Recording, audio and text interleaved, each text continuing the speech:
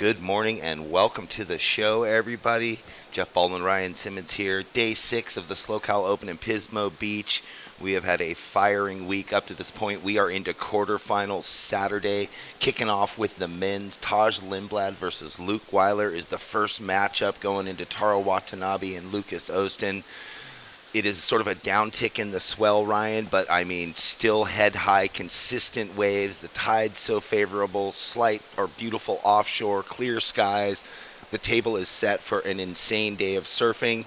The level has been so high through the men's, women's, on both sides of the QS3000, the juniors, and all quarterfinals are established. So that's what we're going to be getting into today. All quarterfinals done, moving into Sunday, 7th day, finals day, all the way through. Whew, I know that's a lot to take in with the 4 divisions, and it has been just an incredible week. A little bit of Groundhog Day today with the surf, absolutely firing, as you just mentioned.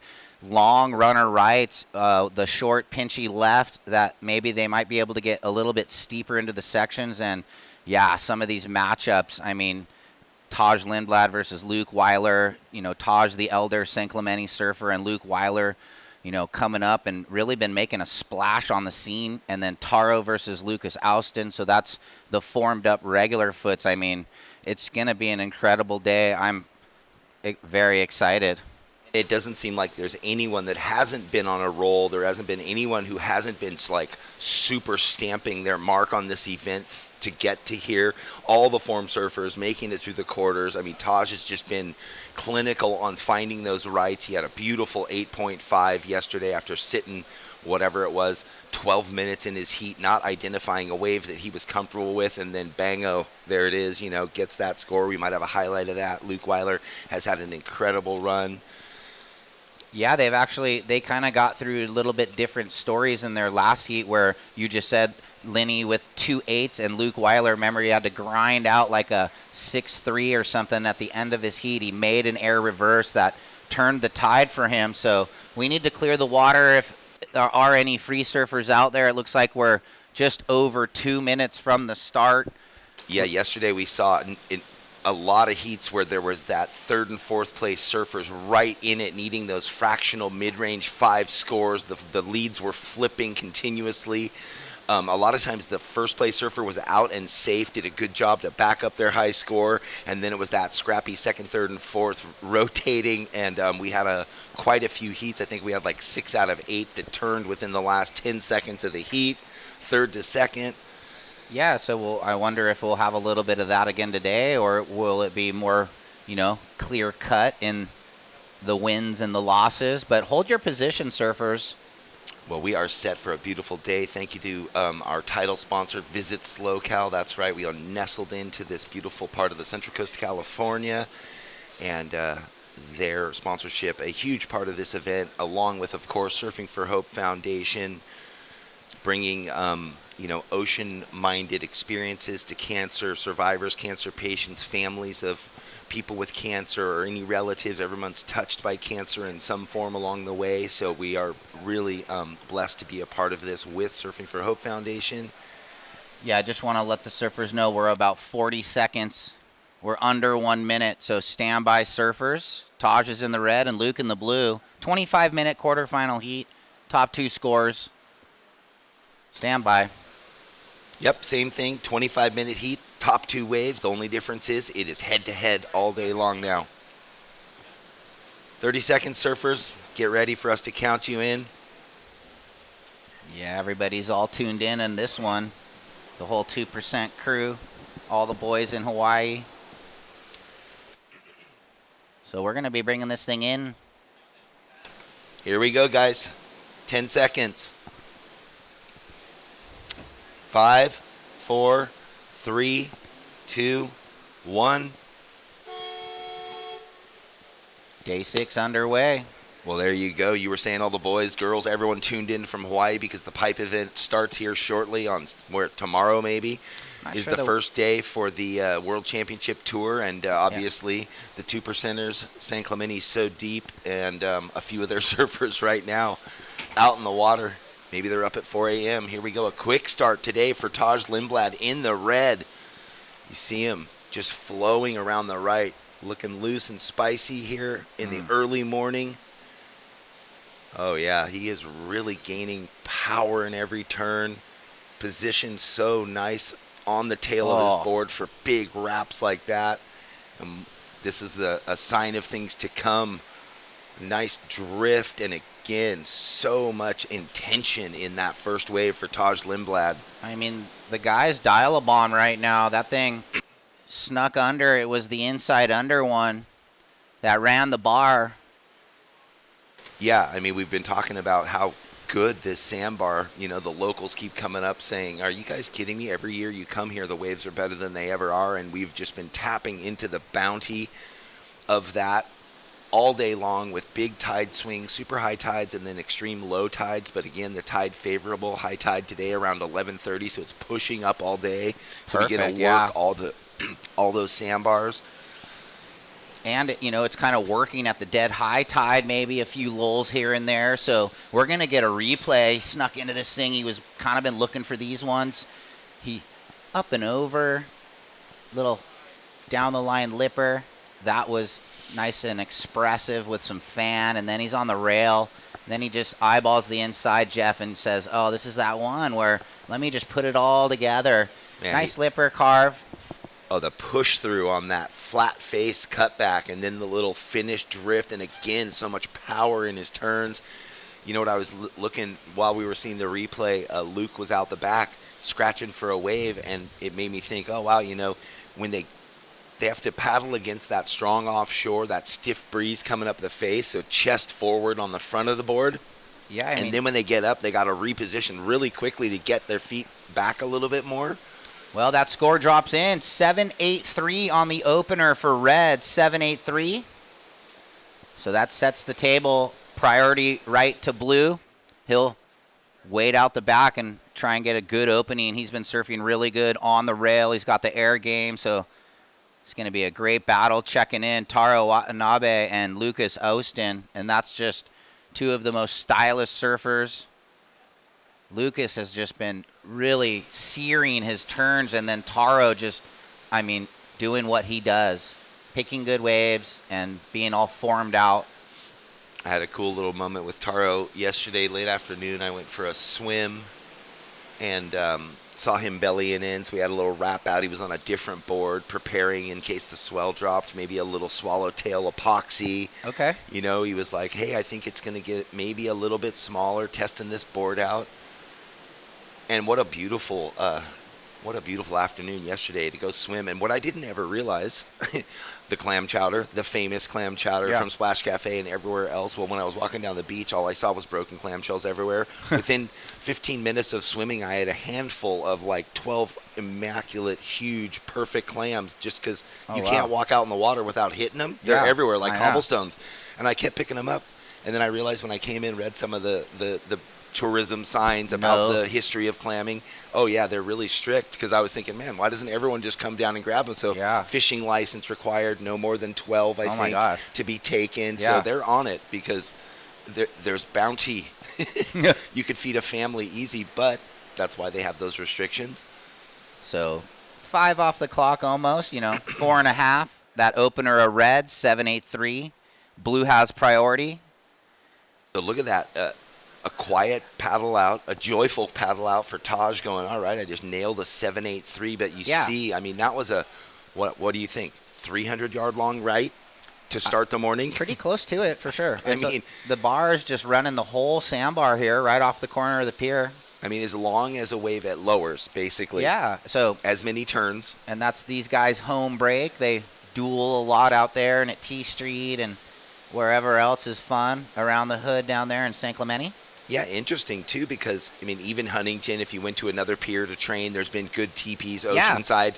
Neither of them have this. Well, Oceanside for the juniors had that long right, but this one seems like it's even more defined and even longer, a la lowers. It's kind of a broken record, but I guess is it the best Pismo ever for the event? But, yeah, it's been just So fun. And then I keep taking little sneak peeks on the north side. The I know. right is well, just and there's roping. that far bar left. I actually saw like 4 in a row this morning, just roping that one, down the beach, the free surf area for when we were on the north side when this event, the inaugural couple years. That's right. We kicked that off with Corey Aaron Beatty winning it, and that was amazing. And then we, when it went into the second year, Kira Pinkerton. I mean, it's just, you look down the beach and could be anywhere. It's a beautiful morning. There's some misty haze down there to the south of us by the sand dunes. Well, a quick shout out to Matrix Mobile TV, our production company, bringing us this beautiful live feed, connecting the dots for us and the replays. And thank you to Run Amok Photography for always so dialed in on the drone angles that he provides. Not only is it, tight with the surfers, but it just shows the beauty of this whole entire area. All right, Taj not wanting to sit around under priority. He's got to do some work, but you can see the speed from behind. He might make it across this whole section. That Mayhem looking amazing under his feet. Again. Big drift spin. Nice. I don't know if he's digging deep or if he's just hyper-focused, but he is on point. Yeah, it's just one of those things you can tell when the knees are bent, the forward left shoulder is kind of over the front knee and they're locked in. So nice backup, a little inside runner. Yeah, it's tricky technically because you have to kind of have that front shoulder weight. He had to think about it for, a day and a half and then decided, this thing might just decide to run the bar, and it did. So he's just pumping here, running, seeing it right there. Great speed extension, and then got that in. So that was a nice rail turn, and then clean finish. So nice backup. We got a couple lines approaching. Priority with blue. Luke's going to want to strike here. Hopefully one of these waves lines up for him. Well, I was saying that because it's kind of flat, because it's running away. Here we go. Go Luke Weiler. All right. The blue, his opener. Well, straight to it, bangerang. Yeah, patented, tail high out the back. So going to the strengths there to post a number on that, it ended up being just a wall, but, beautiful air reverse. Oh, paddle battle. Look at this. We love it. And they're friends, but not now with the jerseys on. Looks like red a little bit in the lead, blue just a little bit behind, but no, blue's going to catch up. So critical. We love a paddle battle, and the reason that they're doing that is because there's a sort of a defined line outside that the priority judge will determine who gets first priority, who gets second. Quick replay of the short wave. Priority went to red there. Quick wave replay. Luke Weiler, doing what he does so well, but just one quick click out the back. Taj now backs up the 783 with a 6.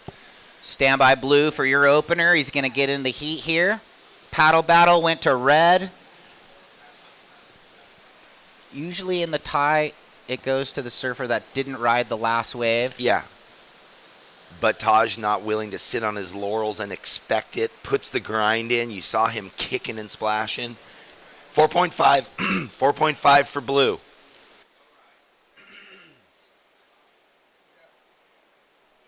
Yeah, so the priority judge has a sort of a determined line across the outside bar that they sort of think is that what is the outside. Taj kind of got there first, and then there is that factor of who got the last wave.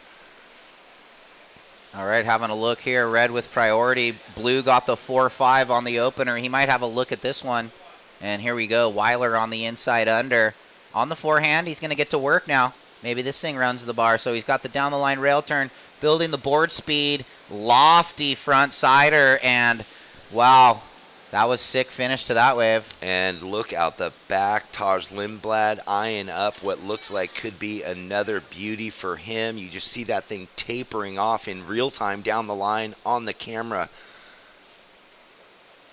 And you know what's been so impressive? Taj, so connected from his shoulders to his hips, swiveling, carrying the rail speed through those sticky sections. And again, buttons it up tight at the end. Yeah, the boys are on right now. Not missing a beat, neither of them. So stand by. Blues last sick finish on that one. Had the down the line rail gouge with it. And then Taj looking to better the 6. So, whew. Boys, It's not easy that. I mean, look how slopey it is right here. Let's break this thing down. So Weiler, he says, I'll go on the forehand here.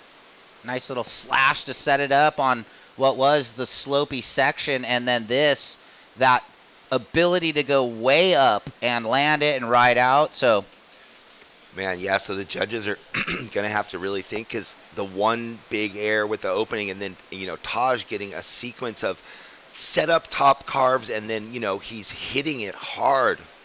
yeah, nice pulled back rail gouge. This is all setup work. Little behind it on that one, kind of the same thing. And then nice finish on the inside under. But even in the setup work, you can see he's pushing it extra hard. He's not cheating on those, like front footing it, keeping it flat. He's trying to get that little bit of rail engaged. I hear you on that for sure. Taro did that yesterday to turn the heat, to get himself into the quarter. He needed a high 6. He ended up getting just over a 7. It was a flat wave, and the judges are rewarding him for putting the extra effort into every flat face slash. He wasn't just front footing it, so to speak. Well, Blue came in 627. Blue 627. You're now looking for a 757, and he's got what looks to be a stacker on the bar. Here we go. Weiler, this thing might run. So here we go. Drifts the fins, and that slopey section caught him. And then last of Red 607. So tiny improvement for Red. Now Blue needs 764 with just nearing the halfway point, 12:50 on the clock. What a heat. Well, it's amazing. I mean, Taj using a lot of energy on all 3 waves. Luke, if you were to compare, amount of turns, force through the turns, has really had one top turn on the 627 and an air reverse. The opener was just bottom turn air reverse. Yeah. And now he comes unstuck, and that you see how difficult it is in those flat opening top sections. Luke will have first priority with 12 and a half minutes on the clock here in quarterfinal heat number 1 at the SLO Open in Pismo Beach, the QS 3000. Man, big jump in the points for those that advance into the semifinals here. Big implications at this stage of the tour for these guys trying to get up into the Challenger Series and their rankings. Yeah, second in the heat here. It's 14-23. Excuse me. They'll really keep that $1,000, but of course they want to make it. Equal thirds, 18-25 on the point scale. Second, 23-40, and of course a win and a 3,000 points. So they're not thinking about that right now. And when you were talking about, Weiler not having used a lot of energy, but that's the firepower of these young brigade these days, where they have the ability to get almost 11 points and now settle in. And if he finds the right wave and can do that surfing, that's why they're such threats. Yeah, and you think too, I don't know, a little lighter maybe than Taj. It could be about way the same. I'm not sure. Oh, you think? Okay. I don't know. No, Taj is kind of thick. He's a strapping laddie. You have to command the big noble beast, right, that he rides all the time. I mean, I think Weiler's like 5'9", 150, just, and then Taj maybe a hair shorter, but maybe might weigh more. So a couple lines. Looks like Blue's got priority. Look at so happy that we're here again, and it is not walled. It is just A-frame. Right now, the right is the feature. We know the left's going to come into play at some point. It's undeniable. So the judging panel straight on, identifying what is important. Here we go. Blue using that priority. Looking for a 764 to get up into first. Nice. Cruisy opening roundhouse sets him up for that 2-turn combo. Oh, boy. And there's the difficulty in the timing. There was a little rib coming up the wave, so Luke Weiler doesn't maximize using his priority on that one. He's going to get under it's a straight 3, doesn't factor in. All right, so Taj Lindblad out the back with just under 10 minutes with priority, feeling good, has a 7.83 and a 6.07, two-wave total of 13.9. There's no formula or right. You could have a two-wave total of 18 and still lose a heat, but the stats kind of are in your favor when you get way up past the 15 and 16 range. You'd be tripping, though, if you got 18 and lost. It reminds Doesn't happen me of often. Pat Gadauskas, a complete year on the tour, having like every the highest 15 points and or more. But we love Patty. So yeah, you wonder if the boys are up and the girls in Hawaii. It's early there. I mean, what, 2 hour difference? Maybe they're up. 5:45 a.m. Getting ready. They're on the cups. They're getting ready for the day. One or 2 days out. I think Monday's the first day of the wait period. Oh, Monday. For some reason, I thought it was Sunday. Okay, well, it's the 29th, I think, and I'm not positive. Oh yeah, and this finishes on the 28th. Yeah. There we go. You're right. So blue in second priority, looking for a 7.64. Time call 8:45 in this fun one. He was on his way on the last one. Just got that thing went kind of soft down there down the line.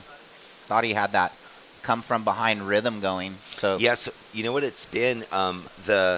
The rights that Taj got, there had been no set left that comes into that channel before, so his were just green face through. Luke's, the opening 3 turns were in the green face. There had been a left that came through 4, so then the green face went into that like rib Soup, channel yeah. and the soup of the left previous down the beach, and that's when he came unstuck at the top. So we know Taro and Lucas are checking in down the line. Alan Cleland and Ryan Huckabee. That's going to be a battle. And then in the quarter 4, Philippe Chagas and Josh Burke. So a couple goofy foots in the draw here on the quarterfinals day. Kai Kushner, he has been on a Yeah, he's heater. in the junior, I think, still. Yeah, he's in quarter 3 of the junior. Here we go. Looks like Red going to hold him off. Yeah, Red's got priority, so Taj trying to better the 6.07. And it's speed run.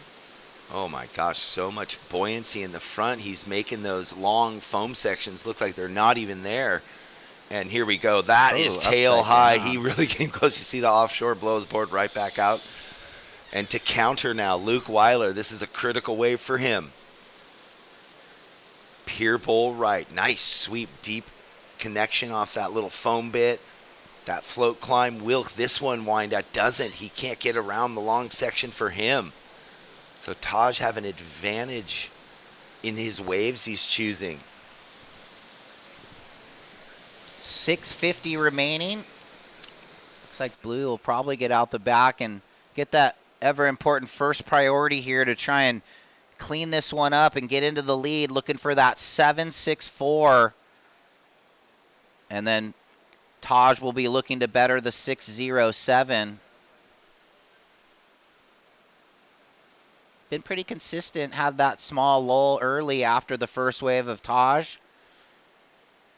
And that was the first wave of the set, like you were just saying. So not that they're trying to factor that in, but it just seems like, yeah, you want the clean wall. You want the one without the whitewash kind of making your board cavitate a little bit. Always a bit tougher to ride those. I always feel like you kind of have to go into like a lockdown mindset to make sure that you don't slip out. So it just changes a little bit when you get the clean wall.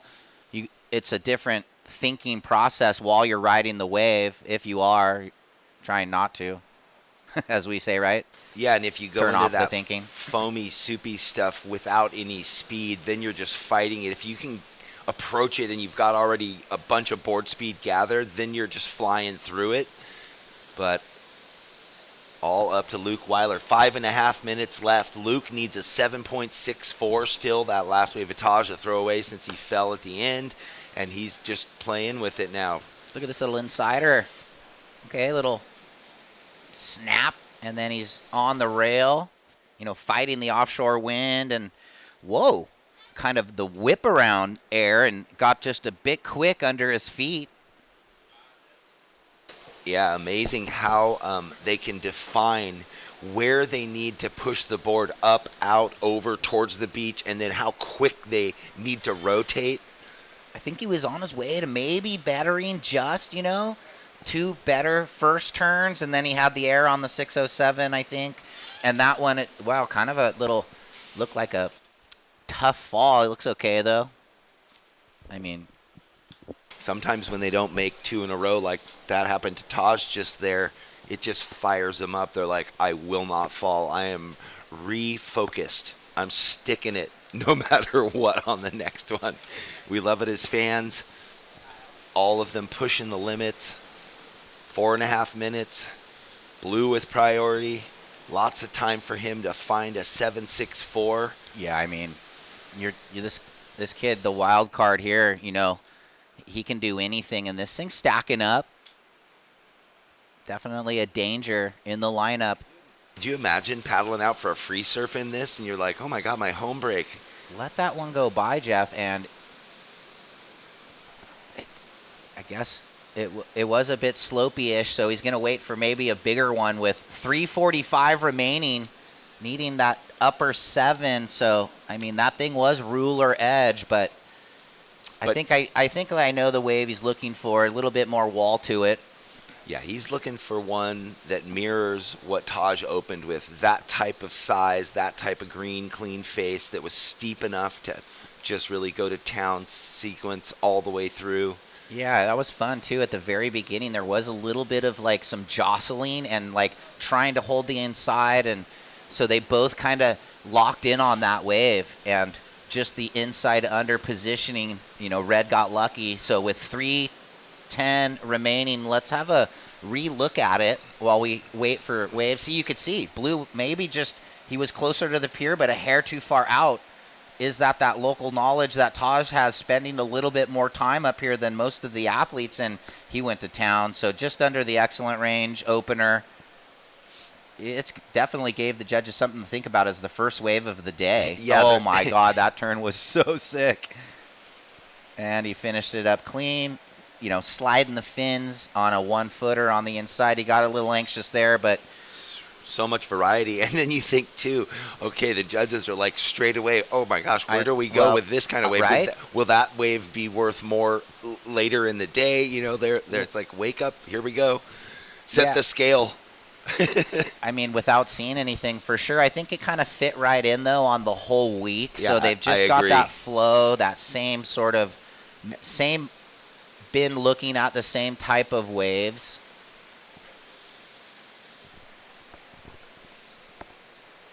Two minutes remaining. Or Seeing if there's any waves. Only 2 minutes, so let's just hold off because we want to make sure we're on for Weiler if he gets a wave. 1:48, guys. Priority with Blue, looking for that 7.64, and Red would be looking to better the 6.07. Stand by, Taro and Lucas. Hang by the pier, guys. You'll have that 30-second or around there switch over time period where the in-between women's quarterfinals coming up after these men's quarters, and then maybe junior men's quarters and then junior women's. So it's men's, women's today. We've been flipping it back and forth every day, which is kind of cool. So you have to deal with the early cold, and then you don't. Little cat and mouse in the lineup. Ooh. Taj paddling him around. Luke does have priority, and at this point with a minute left, he has to go. This wave, kind of like that one but is not as clean of a line as the other wave that he didn't go on before. Now up against the clock, but he throws it and doesn't even quite ride out, so that one won't do it for Luke Weiler, needing the 7.64, 45 seconds on the clock. Looks like some lines approaching. Let's see if he has enough time to hustle out with 38 seconds. Well, and you think, Simo, like sometimes they can sneak out, and well, get that inside under runner right. Yeah, 30 seconds. Red holding priority, but he's far from Blue, so see if he can find something here in the dying moments. 20 seconds. Great first heat of the morning. It looks like Taj might just get through it with 13 seconds. He might even find a wave here with 10. We'll watch the clock. I'll get the countdown. You see if he's going to get into this thing with 5, 4, 3, 2, 1. Well, he's definitely up and riding, but he doesn't need it. He just gets to cruise on his backhand. Casual 2-turn combo, but wicked nonetheless. And that is it. Quarterfinal number 1. Taj Lindblad taking down Luke Weiler, moving into the semifinals here at the SLO Open in Pismo Beach. We're going to go to a quick commercial, and then we'll join you for Heat 2. Welcome to the land of big-time natural beauty and intermittent cell service. Here, cowboys drink Cabernet, farmers surf the breaks, and everyone breaks for roosters. It's a wide open and welcoming place. But that's not to say we don't have any hidden secrets. Welcome to the land of truly living, with a million things to do. Or not. SLO, where life's too beautiful to rush. Since 2012, Surfing for Hope has been helping families navigate through cancer using the healing benefits of surfing and the ocean. Each year, we host a number of surfing-related community events to shine a spotlight on the fight against cancer. Visit surfingforhope.org to sign up for one of our free beginner surf camps. And if you'd like to help out, you can donate on the site too.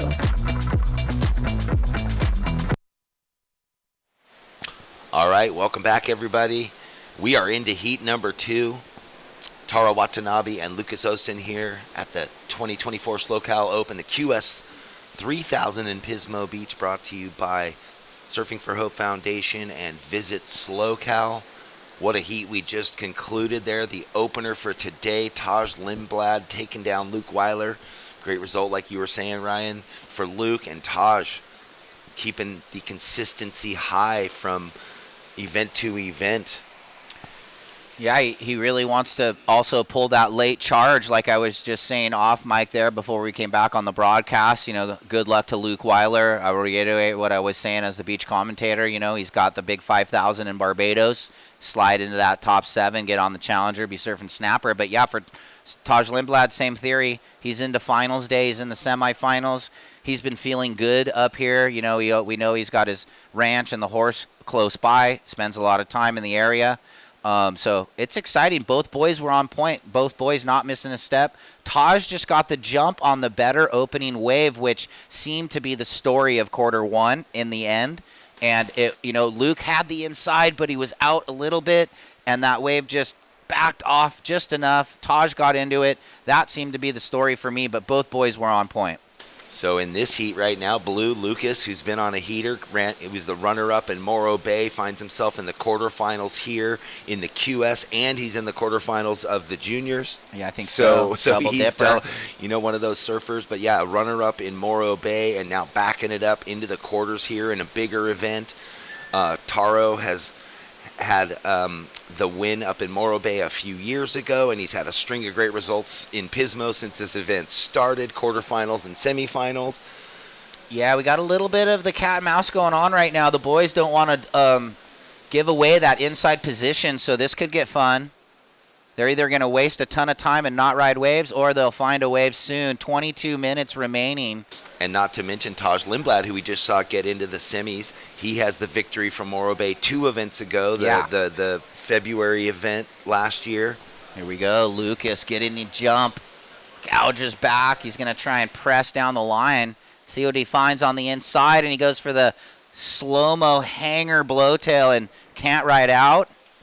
Now Taro's got priority. That was fun. Taro kind of gave him that little evil eye as he paddled into that one. As he's going to wade out the back.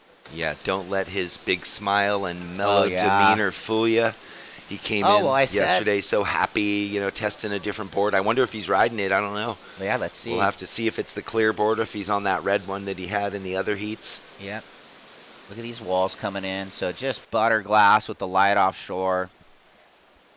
217 for Blue, 2.17 Blue. Oh, I was just kind of chuckling just because a couple events there. Taro had to sit on a surfer there near the end, and he was being pretty aggressive with his hassling, which totally fair though. You know what I mean? because he wanted to make it. Duh.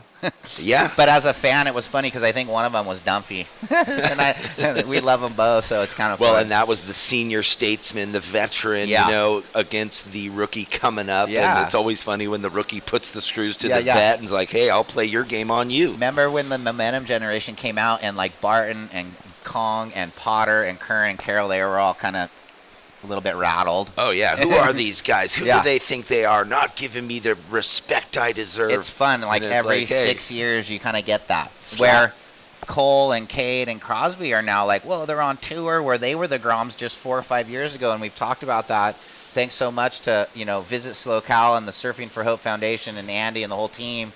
That is happening, getting more Americans to the tour because of these events. So we can't say, enough about supporting all of the supporting sponsors that are a part of this event if you can in your daily life. And you know what's so fun is going back to our original conversations years ago before the first event here with Andy McKay when he reached out and said, hey, what do you think? Yeah. And it was right on the cusp of the tour redefining how the qualifying Going to series the and the regional. challenger Yeah. and all of that was going to happen. And this has just been such a big part of it. And I was thinking when the whole Visit SLO team was down here, all 30 of them having their field trip at the event, it would be cool to have a thing on their wall that maps it out with pictures of the young surfers from event to event to where they are now. That could And be they pretty could cool. really like go, oh, wow, we've been a part of we've been a background player of how these surfers achieve that. That's pretty cool. They should be proud of it. So thank you, Visit SLO.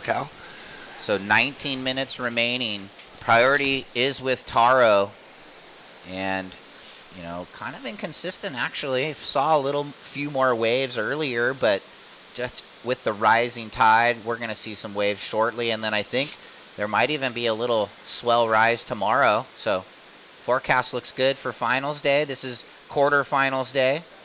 Yeah, because in the flow of it, there was like 3 events or 4 events between like Oh gosh, the Ron Johns and then the East Coast one, and then they go ECSC at Virginia, and then they go Outer Banks. Yep. and that's what it was. And then all of a sudden there was this, and then there was this in Morrow. Yeah. Then Santa Cruz came into play, so talking there's about Santa when Cruz this was now all implemented. Yeah, so each year there's been an add to. Jax has been going on for quite a while.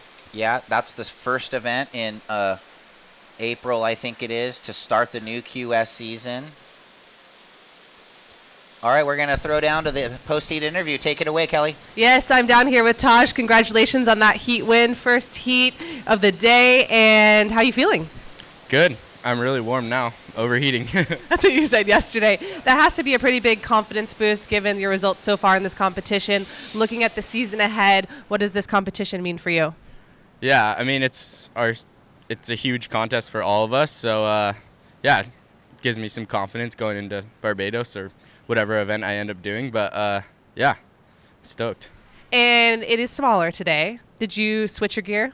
Nah, I just got a magic board, so I just stick on it. But I feel like the waves are almost better right now. It's like smaller, but comes across the sandbar better, so it's pretty That fun. first wave you got, that was a pretty far ride, and it's so glassy and beautiful out there. I heard you did some roping last night. Yeah, every night I just surf my heat and then go and rope. What does that do for you as far as focus, getting your mind off surfing? I don't know. Yeah, I'm not thinking about surfing at all when I'm roping, so I guess it's probably pretty good. There you go. You heard it from the Surfing Cowboy. Congratulations. We'll see you later. Back to you guys. Yeehaw! I love it. He's proud of that, the Surfing Cowboy. Nice work, Taj Lindblad, into the semifinals. Tuck in the shoulder. He had a great run up at Morro Bay. In the last event, came down. I think he was a semifinalist, so continuing that run. And like you said, he's got his horses up here. He's up here a lot. He's familiar with the area. But, I mean, I'm sure if he comes and swings by to check out the pier, it's not always like this. So he's like, Actually, we're going to look at some waves. But, yeah, psyching for Taj. Got a fun story to talk about. But we got some really good waves. So this is what I was talking about. It wasn't going to be too long till we see more waves. And they're on the approach right now. Well, I think in the history books of chair-ups for a champion, he holds the mantle on his own horse up in Morro Bay last February. Here we go, opener. Second wave for Lucas. That's right. Nice. So now this is back to what he was doing all event. Big, strong turns, open face, sweeping, connected.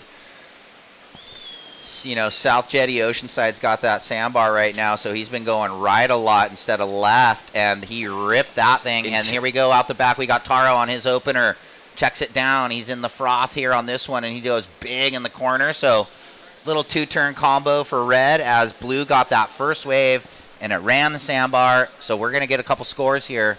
Well, this should be interesting because, unfortunately, the finish, he came off. So the judges definitely scolding the surfers for falling on the last section, which they should complete, but everything up into that point. Let's see how much work he got done. Nice gouging rail gouge, up and over, builds the board speed. Like Taj in the heat before, finding the first wave of the set. That combo was mental. It really was so that beautiful. Too, the tuck knee power carve. Not really sure that right there will affect it a tiny bit, yes, but stand by for the second of blue and the opener of red, which was this. Well, we'll have to see. And then, yeah, the two-turn combo for Taro. Nice little off-the-top gouge, and then he's in the lip and just trying to get a little more out of the two-turn combo there with a little fin drift. Well, we saw in that last heat, Taj with the long second right came in around a six, and Luke got the carved down air reverse on the outside, and also got a 6, I think. Well, I guess that little bobble at the end did not affect Lucas's score, an 8.33. So blue right back to his standard. Yeah, and red's first 5, 6, 7. So wow, the judges really vibing on that sequence of tight pocket surfing and explosive. Yeah, 5-turn connection. The finish not affecting the score, or maybe it did. Who knows if he would have, but an 8.33. Excellent surfing, excellent score. Yeah, I mean, could have just been maybe upper 8 with the finish. So still, as you said, 8.33 blue. That's going to feel good. Now trying to ditch the 2.17. And Taro got a nice 5, 6, 7 opener, so kind of elevating his score, I feel like, on that hard wave to surf out the back with 13:30 on the clock. Yeah, big time. So it's like no one really has advantage yet, since that there's going to be one of the long rides for Taro to work his magic on. Something big's going to happen. Hope for one. Well, we've seen quite a few. He's looking here.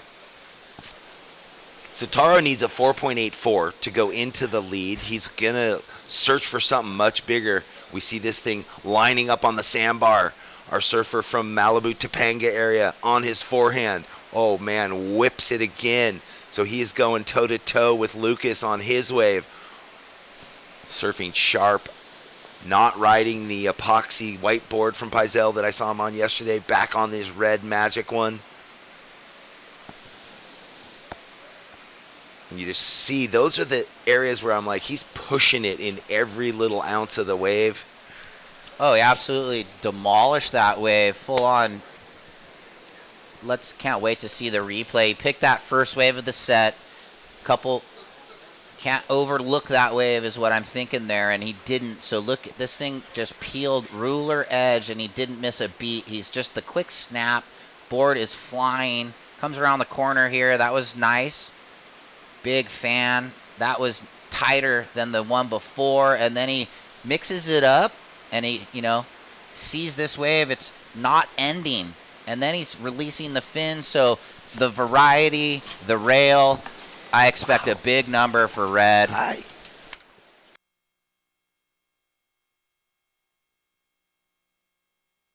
This heat is game on.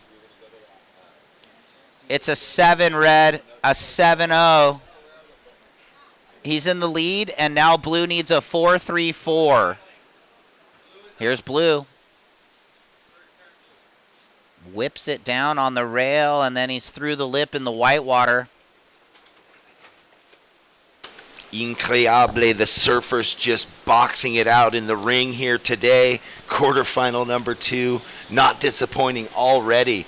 Taro with a 5.67, his last wave a 7 straight across. Lucas going to get rid of the 2.17 and his best wave, the 8.33. Where will this go? 2 turns, a ferocious first turn, and a strong finish. Yeah, looking for the 4-3-4. Here it is. Sets it up. whips it around and flies over the whitewash there on the. I think he rode out of that. 10 minutes 40. Well, that's up. We got That's bigger than my pay scale. Who do we got today? Breakfast is coming to me and you and all the staff. Thank you to Brooks Burger in Pismo, serving a premium burger for a great price. And it's today's donated meal, obviously. It's an egg sando and taut night. Perfect. Keeping us plump in the box. Thank you very much to all the vendors. And they will be supplying our lunch too. Oh, cool. I was vibing. Those tacos from Tito's yesterday were amazing. I had one after the event. Yeah, I ate my lunchbox for dinner. Thank you so much. The last of blue, 267. Red still in the lead, looking to better the 567. Blue, you have priority. You need a 434. Wow, so I looked away. I didn't even think he didn't make it when you said, did he ride out? Well, the judge is definitely determining that he did not complete the wave, riding in front of the whitewash clean. Yeah, he fell into the whitewater. And he fell back, so a 267. So Lucas with priority still needing the small 434.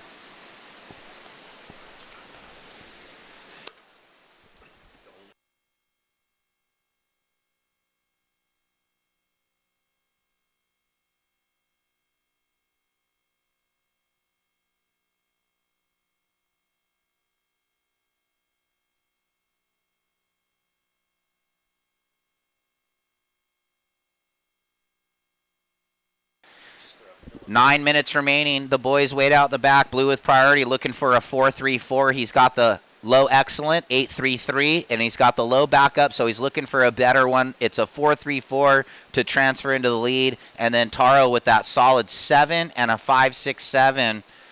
Did a lot on that wave, got the 7, so he manufactured. Yeah, and you think, okay, a 7. He did so much amazing surfing. I guess just in the critical sense of the judging, there was 2 of those top turns that he clicked it, right, and he just for a millisecond had to transfer weight to his front foot and kind of push down in. It didn't just flow full rail down. And so, anyway, Taro in the lead with second priority.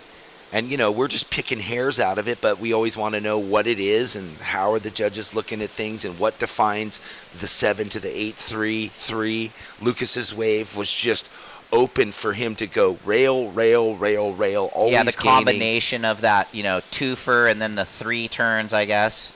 So, anyway, Taro in the lead, looking to throw away the 5-6-7 so he can better that to make it tougher. But right now, Blue looking for that 4-3-4, and then we've got the good one coming up next. Alan Cleland, quarter 3 in the red, up against Ryan Huckabee, so that's going to be fun. The Olympian in Cleland from winning the ISA World Games in El Salvador last summer. He will be at Chopes, and he could be a threat, actually, because he is a tube master hailing from those barrel lands of mainland Mexico. A different kind of barrel, right? Sand peaks to slab, no back to a wave thing. But the no fear in him, right? That ability to kind of push yourself over the ledge on a heavy one. Gotta go. Drop the rock. But yeah, I liked his interview yesterday saying he's going to try and get over there a few times to practice. Maybe he'll get some government help, right? Mexico's pay his way, set him up with the whole crew. Pride of Mexico into the Olympics for surfing. All right, a little bit sleepy at the moment. The tide ever increasing until around 11 or a little after.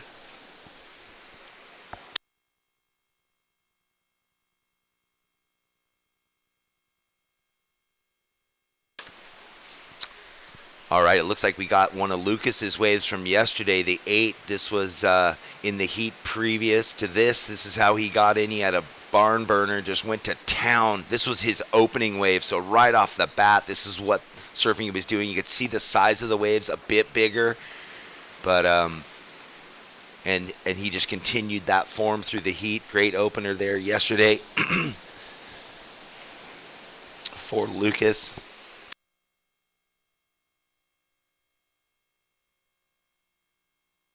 6 minutes left here in quarterfinal number 2. Taj Lindblad in the first heat, advancing into the semifinal.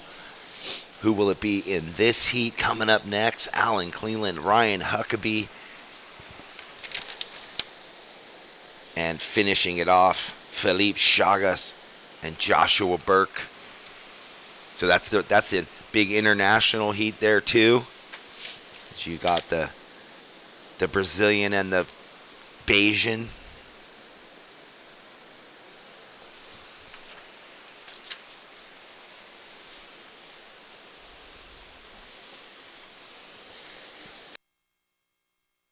Walking around in town last night, everywhere I went, I'm like, oh, there's Cool Cats, there's Splash, there's Tito's, there's the pizza place, there, Ed's.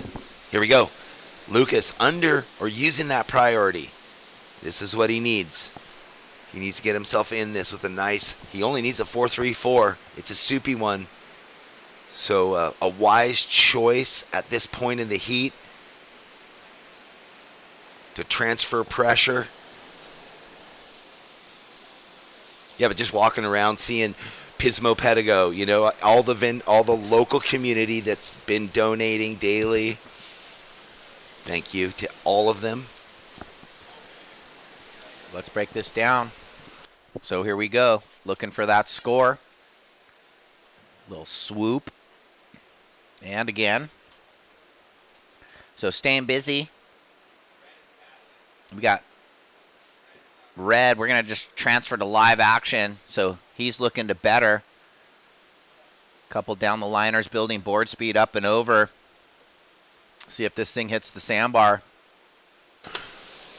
Well, he surfs so powerful, but he can be so light too on his feet and connect the dots easy. Taro Watanabe.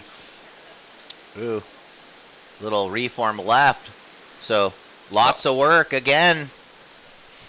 We got to owe these surfers a couple scores here. So this thing's going to 330. Is it going to shake up or not? Stand by. We'll know soon. It'd be nice to have a split screen after the scores come in to see them side by side. Have a peek at this wave again. He wraps it around. Couple aggressive turns up through the lip. So just looking for the 4.34. I mean, lots of action. And on this one, quick wipe and another one. So he buttoned that one up. He wasn't going to leave that one hanging. Zero faults in any of that. A tricky wave to surf. Taro getting what looks to be, a cleaner wave where he could carry a bit more board speed. But the beginning of the wave, having to go horizontal. And, then it's just a series of wrapbacks. So it could be pretty close. He did get the little bonus extra just to show the judges, hey, I'm in this, man. So exciting with 2.5. We're waiting on numbers. No signs of the scores yet, surfers. Well, and when Taro does get out, he's going to have a minute and a half, and he's on that far bar. They are separated, so priority won't even be a factor no matter what happens. Wow, blast of blue, 4.27, Under. not enough. So that means if Taro betters the 5.67 on his last wave, which we don't know, it would up the ante for Lucas. So in Lucas's position, he's got to anticipate maybe he would get a better score, and if he doesn't, he's still surfing for a 4.34, but no doubt he's just wanting go and get another 8, another 7.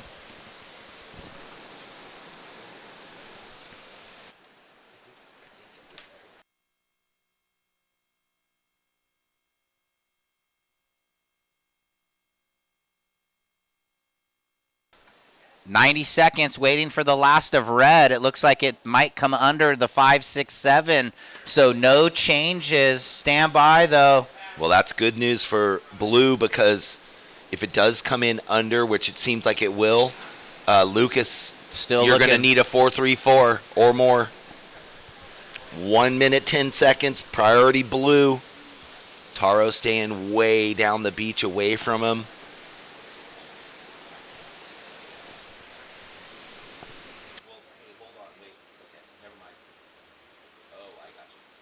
So this is red's opener.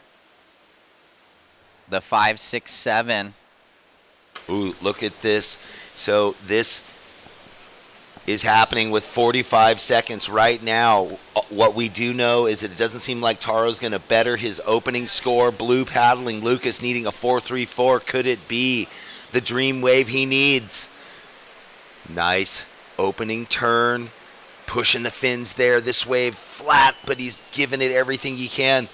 Nice sequence, keeping connected, carrying board speed down the line. That's the money turn so far. Again, tight in the pocket. Taro is going to get an opportunity out the back with 10 seconds. You watch, I'll count. Wow. So he's up in the lip. 5, 4, 3, 2, 1.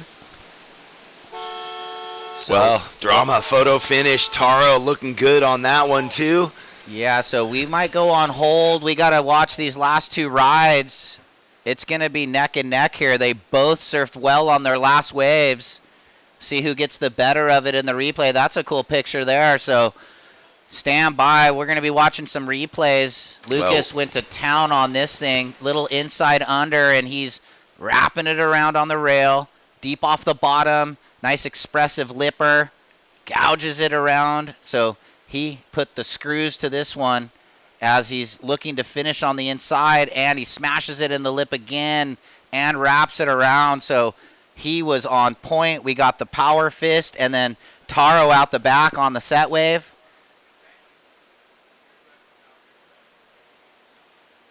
So he gets the down the line lipper, the on the face slash, high line slash, and the deep bottom turn to the finish. So and almost poked the nose right at the end. We'll see where this goes. Well, Lucas got a 5.73, so he went into the lead. Now it's all about where the score goes for Taro. Looking for a 7.07 on that last wave. What? So it's a 5.93, not enough. It's Lucas Austin into the semifinals. Wow, clutches up. Now we're going to throw to the break, and we'll be back after the messages with Heat 3.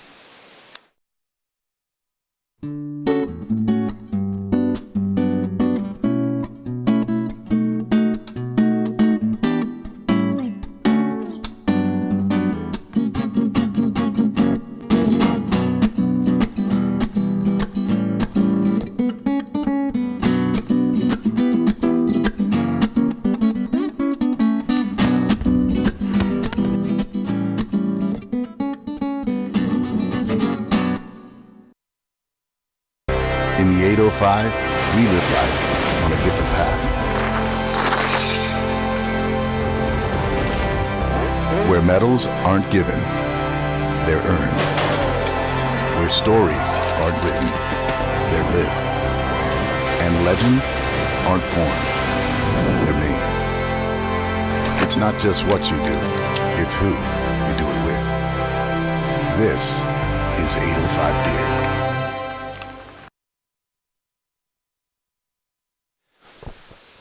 Okay, everybody, welcome back. Thanks for joining us here for quarterfinal heat number 3, SLO Open in Pismo Beach, presented by Surfing for Hope Foundation and Visit SLO. Jeff Baldwin, Ryan Simonin buckled in for the action. Oh my God, what a finish there for young Lucas Austin. And this was during that commercial break for the fans at home. Ryan Huckabee gouging down, and then watch this huge layback blowtail and rides out with authority. And then this is live action. Al Cleland right behind. And Lucas Austin ripping his quarterfinal heat 2, getting the jump on Taro. They both were surfing well. Lucas just a bit more on the rail and searing, and maybe had just the cuppier waves, I guess, because Taro had to fight the slopier face wave, but did really well on the waves he had. Yeah, and that he had to go with 10 seconds left on that set that he was in position for, and like you said, it was just a little flatter for him. He was pushing it like he had to, but he ended up needing a higher score than he could just find through that wave. It's almost like you can only do so much. Looks like we're ready with that heat winner. Take it away, Kelly. Yes, I'm down here with Lucas. Congratulations on that heat win. That was a nail biter. How are you feeling? I'm so excited. I'm psyched right now. Talk to us about that last wave. What were you thinking? I don't even know. I was just super thankful for the opportunity. Like, I got a wave at the end there, and I needed to score, and it just felt really good. And when it goes from 4 people in a heat to 2, so you're head-on-head with a fellow athlete, what is that like? Yeah, there's a lot more space, and you get to be a lot more selective with your wave selection. With the 25-minute heat, too, there's so much opportunity, so it's there's a lot of surfing. Well, it's great to see you, and we'll see you later. Thanks so much. Back to you guys. Well, good job. What a heat win for him. Lucas moving into the semifinal. So consistent surfing. Like I said, he came runner-up in Morro Bay at the QS 1000 a month ago. Well, he's getting no less than a third here at the QS 3000. Yeah. Big news, though, that blue Ryan Huckabee's opener, 817. Big score for him to start. Yeah. Al Cleveland, a 417. Your last right, 357. Yeah, judges loving the variety of that attack in blue there. Ryan Huckabee, 817, and red, you have a 417 and a 357. Coming up next, quarterfinal number 4, Philippe Chagas and Josh Burke. And then we'll slide into the women's quarterfinals. We've got Leilani McGonigal versus Matea Olin, Noah Clapp versus Bella Kenworthy, Zoe Chait versus Talia Swindal, and Eden Walla versus Sanoa Olin. But we got a couple quarters here. We got to settle. So red with the 417 and the 357, and blue's got the excellent Ranger, 817.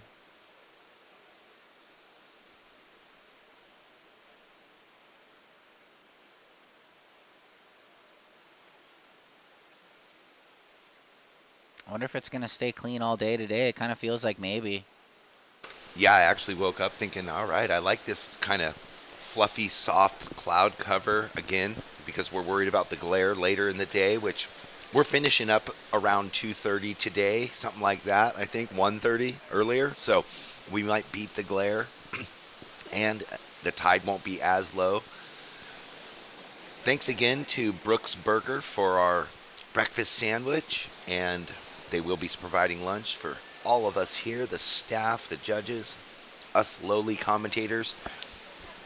Ryan Huckabee in a rhythm now with that priority. He gets to go to work on this one. Big sweeping. See the spray in the offshore there. Down the line, check turn, carrying board speed. Where will he go to finish this one? A nice attacking finish. Sharp. Pulls that front foot down, and you just see the spray fly high.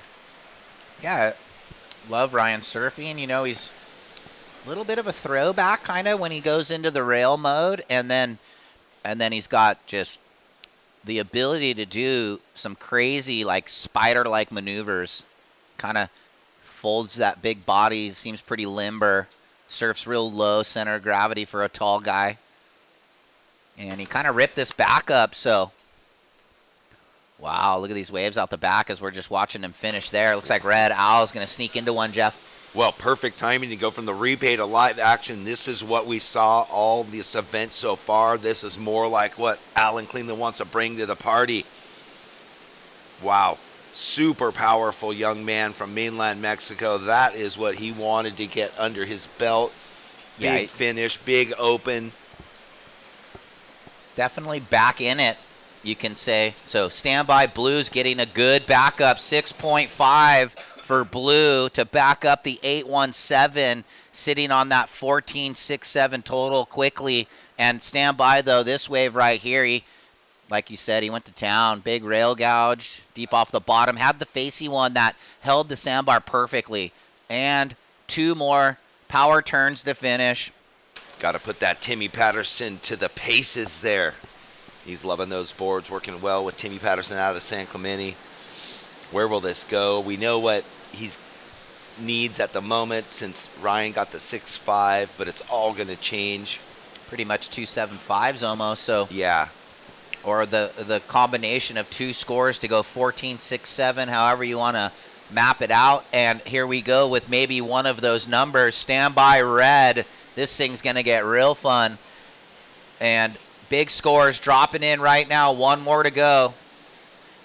8-3-3 for red, and now he's just looking for a 6-3-4.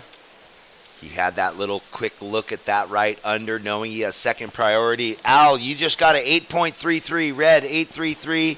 You need a 6.34, but now Huckabee has something to say about his 6.5. Look at these waves, ladies and gentlemen. We are having too much fun up here. Two-wave combo, throws it, layback, slides the tail, and pushes it. On rail, we are getting so much variety from all these surfers this morning. I mean, big rail gouge cutty and huge. Just wait till we see the replay of this. The boys are on game right now. Red with the 8.33. Look at this thing. So I saw this thing lining up and was like, he has to go, and he did. Right there, he just kind of gouged and then whips it, and then trying to better the 6.5. So giving the judges a think about it with the excitement and the variety. So a two-turn wave for him. Where will that position itself in this? And it's going to be good. It's a 7.27. I was thinking so low now, 7. Yeah, low 7. So there you go, blue. A 7.27 on that last wave. Al, your last wave at 8.33. You have priority. You now need a 7.11. So these guys, heavyweight fighters in the ring, just tick for tack, blow for blow. Huckabee underneath right now says, I like the look of this little thing. Yeah, stay busy. See if we can form out and better that last wave, but we can't. So last of blue, 7.27. Red with priority now looking for the 7.11. Has the 8.33, so he already knows the wave he'll be looking for. Well, I'm confident that something good's going to happen. We have 16 minutes left in this heat, so there's no time crunch, and we get to watch these guys go to town, back and forth. How will Cleveland answer? So we've got semi 1, Taj and Lucas. Wow, so that's a nice matchup. That'll be tomorrow at some point. Well, I love these kind of heats where, depending on how Cleveland responds, if he gets the score he needs over the 7.11, then instantly it means Huckabee's going to need something in that same kind of range, a high 7. So then they're really surfing to their highest potential on every wave to get the lead. This one might hit it right. So Huckabee on the inside. No, he's just a bit behind it. Every wave is different at Pismo Pier, so that's fun too. This right really producing this morning on this rising tide. Yeah. Not one left surfed to this point so far. At some point, those lefts that wind into the pier might come and factor in, but so far, it is. And we've had all regular foot, so it's a forehand dream. All surfers riding with that left foot forward. We got some goofy. We have Philippe Chagas coming up in the next heat. He's a goofy foot. 14 and a half minutes left. Red with priority.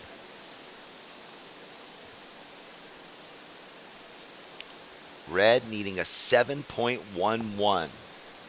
And he knows they're out there since he just got an 8.33. Ryan got an 8.17 and a 7.27. So lots of ways to get these scores. Two big turns can get you up in that number. A complete ride down the sandbar with a lot of connectivity can get you in that excellent range.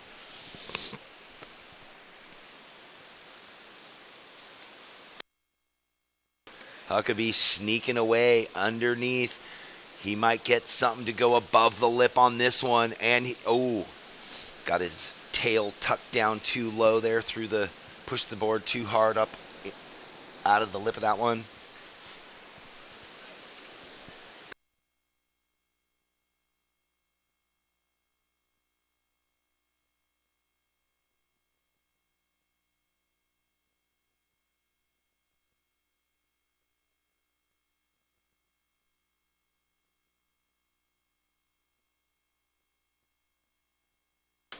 Looks like Cleveland. He says no. Ooh, and that might have been a good choice. Will this one behind it give him a little better line if he's in the spot? Oh, all right. Nope. He thinks that one was little too bending out to sea and flat to get the score he wanted. Why waste time, energy, and the priority, which is so crucial, needing a mid-7? Yeah, just at the halfway point. So blue with the 817 and the 727, so that's the low blue working on, and red we know needs that 711 score. Halfway through the 25-minute heat. And coming up next, Philippe Chagas and Joshua Burke.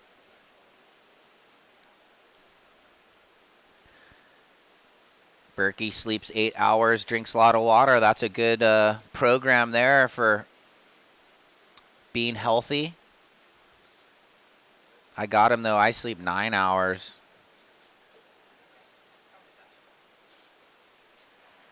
So just about 12 minutes remaining.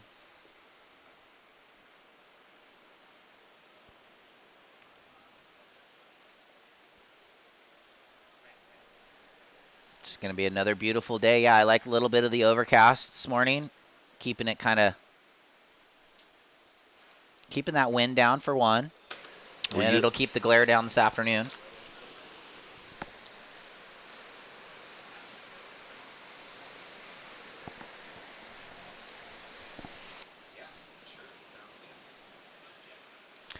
Time call, 11 minutes, 20 seconds, surfers. Priority red, looking for the 711.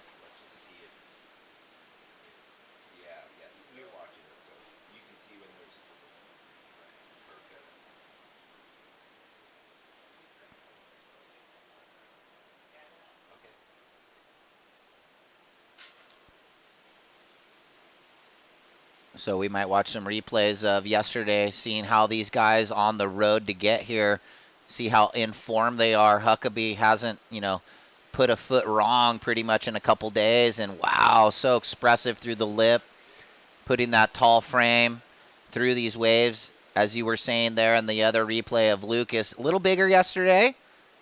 Still head high as it moved through the inside there. So that was the road to the quarters for Ryan Huckabee.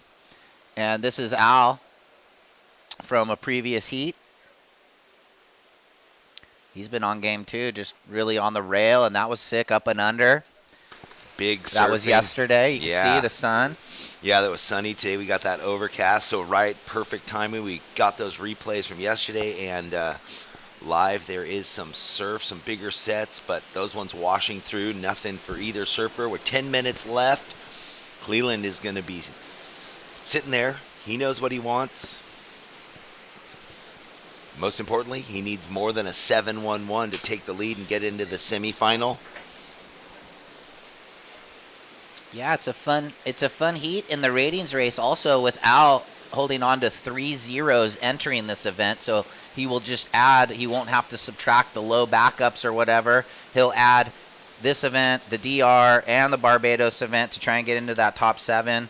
And then Ryan Huckabee sitting in 5th with all 4 of the top ranked surfers bowing out earlier in the they may have bettered, but so he could potentially jump way up in the rankings, and then Taro just behind him, just lost in the quarters, right? So it's interesting, because we knew 7 of the 10 had dropped out early of this event, so the 7 of the 10 top ranked. Right now we've got both of these guys 5 and 9 in there, right? Yeah. And Cole Hauschman, who's not even surfing any of these, he's already on the championship tour, isn't even a factor. Yeah, it'll just go past him. He's in the ranking still from a couple events he did last year. So, yeah, fun. Luke Weiler was sitting 20th. He'll definitely jump up with a major result. And Josh Burke sitting down there, needing a big result here, and then he'll be looking to go big at home. So. And what about Ostie? Where is he going now? Well, Lucas Austin is definitely going to be way in the mix. He was 12th, looking to throw away 60-point result, and the worst he could do is 18.25. So no matter what, he's putting at least 17.50 on the board there. And with his forehand at Suit Bowl. Talking about ratings jump. That's a good one. And he's not done. Ooh, here we go. All right. Priority with red, no taker. Blue is going to go again. He's had 3 waves before this. Our first left of the day. It's not going to amount to much there since he already has an 8 and a 7. Well, the pesky high tide that is creeping up. We know there's going to be waves. We got just under 8 minutes here in quarterfinal number 3. Yep, and coming up next, Philippe Chagas and Joshua Burke.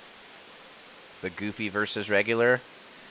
The lone goofy footer left on the pro side draw on the men's, Philippe Chagas. He's been on just ripping, really on rail. He's loose, he's fast. And then Josh Burke, you know, had that club sandwich for the big score the one day when he needed it in the dying moments. And then yesterday, he just seemed pretty solid. Didn't he go 9 and 8 yesterday? 17 points or something? So kind of one of the guys to beat, I guess. And when you were talking about that earlier in the pre-show when we were bringing it in, there isn't really no one who has they're all equal in the 8 that were left. Anyone could win, in my eyes, equally, where sometimes you're like, oh, this guy might win, and they sometimes do. This one's a bit more fairly bunched up between all 8. And now we've seen already 2 get through, though. Yeah, even because we've seen them all go into the high excellent range through the event, be consistent and dig deep, find the waves, comebacks, or lead from the beginning. Look at this. Huckabee, not content to sit around in second priority. He wants to look to better the 727.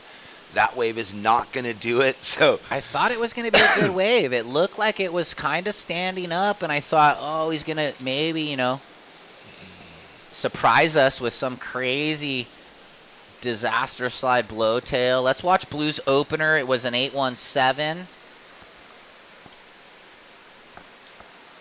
And I mean, that, even though he was down the line, he kind of got a lot out of it. And then, I mean, to get an 8 on that wave, he really surfed that wave up. And it's funny, again, I've said it through the event, that angle from the pier flattens it out. When I was watching it live time, the steepness of the wave and how he pushed it across that oncoming section was so committed. Kind of like Dane Reynolds a little bit. Yeah. So 5.5. And I think it's a little bit slow-mo, too, in the replay. Yeah, which might throws slow down it a off hair, too. yeah. Okay. Wow.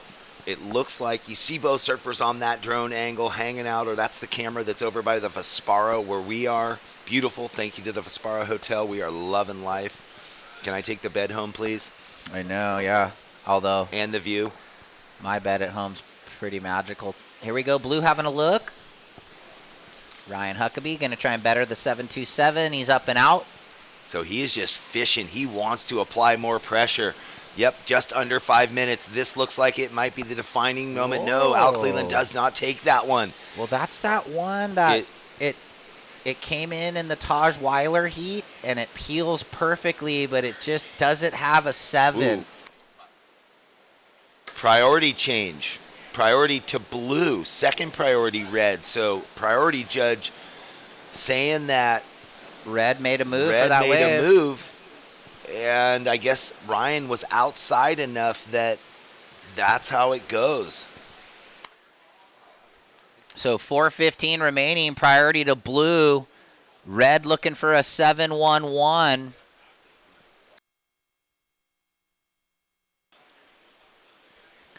Four minutes, guys.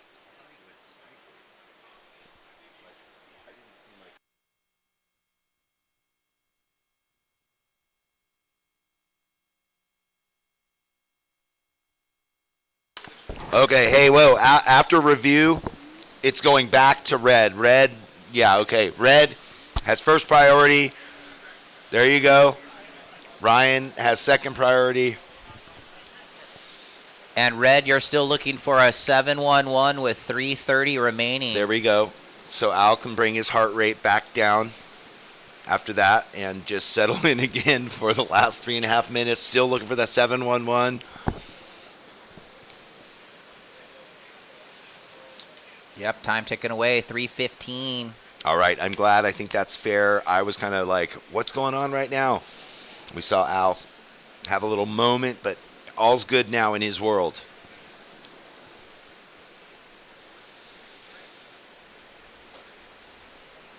Oh, boy. All right, these are the things we want. Big old set. He is stoked. Al Cleland on his forehand. Got that 8-3-3 on the first one. This is what he's been looking for the whole entire heat. Another power gouge. Pushing hard through the tail, and this thing is just going to continue giving him more bonus sections. What a finish. Al Cleland right there. Mexico's own gold medalist. Where will this go, ladies and gentlemen, with 2.5 minutes and the set's now washing through, so Huckabee isn't even going to be able to ride a wave for a minute anyway. Well, just when he needed a wave, Alan Cleland. And how critical was the priority, for that minute to lose it and then get it back, and the composure then to get this wave. Take it away, Ryan. Yeah, nice rail gouge, quick snap. I mean, it's a dream wall. Gouges it there. He saw that he could kind of breathe and relax, and he's just throwing multiple maneuvers, even to fit that one in. And the big finish, timed right, standby red. Double flex. And, I can't imagine where his heart rate went. We saw after the little priority bobble, he slapped the water. He was definitely emotional knowing that was so pivotal in the heat. It's an 8-8-7, and now blue with priority looking for a 9-0-3. So red into the lead with a huge score. The wave of the heat so far. And now blue looking for a 9-0-3 with 90 seconds, Ryan. Man, I wish we had a close-up of him paddling out, I want to know what he's doing, what he's saying to himself. He's pumped up right there. Is he speaking in English or Spanish in his head? Maybe it's a combo, Spanglishing it all the way out. So 1 minute, 5 seconds. Ryan now has to answer with the 9-0-3. Give him that wave is what he's thinking. And, the composure in that little emotional roller coaster minute of the priority flip and then back to pull it together and go, okay, here I am. He's an Olympian, and you don't win an ISA gold medal. That's true. But we know people get rattled. For sure. 35 seconds. Maybe he's becoming unrattleable. Well, 30 seconds. Priority is with blue. Needing a 9.03. Couple lines approaching, but with 22, 21. 20-second surfers. This thing winding down. He might have to go soon with 14, 13. Well, he's going to force him into it. That was smart. Here we go. Ryan's going to get a shot at the 9 with it. We're going to count it out. 5 as we watch him rip. 3, 2, 1. So he had the gouge, and now he's looking for the big finish. And he goes for that patented blowtail, and it's going to be Al Cleland into the semifinals. What an incredible heat.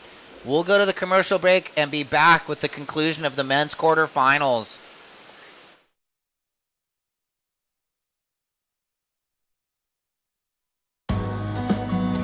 In the land of SLO, you can go from kicking it poolside to snuggling up seaside. Start planning your journey across the land of SLO now.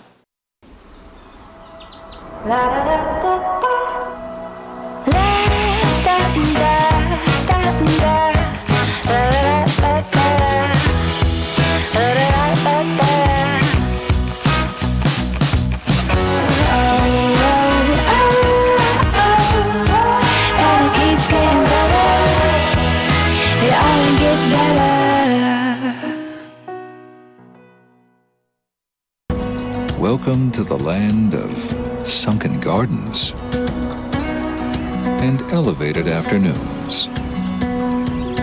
Welcome to SLO, where life is too beautiful to rush.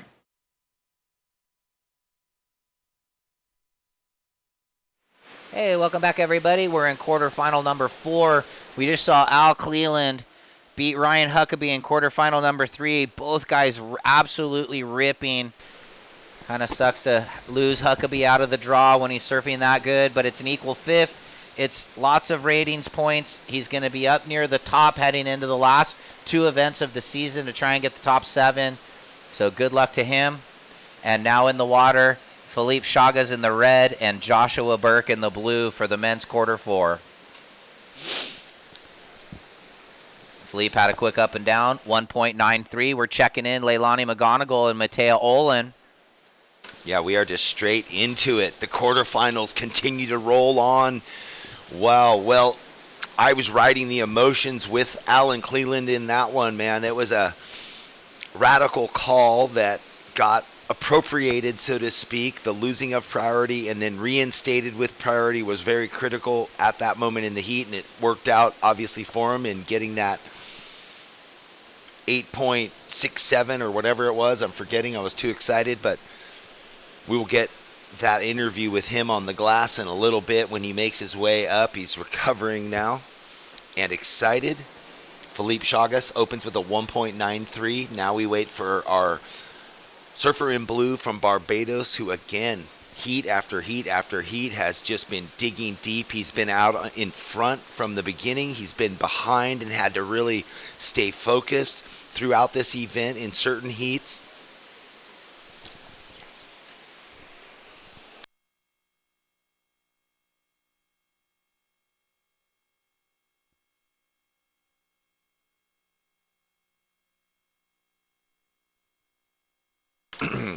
Well, again, thanks to all of the Surfing for Hope Foundation staff and volunteers for providing your time to be here. There is so much that's going on at this event. Right now, though, Joshua Burke on his forehand from Barbados. A big, searing, down-carve, cutback combo. His board's looking amazing again.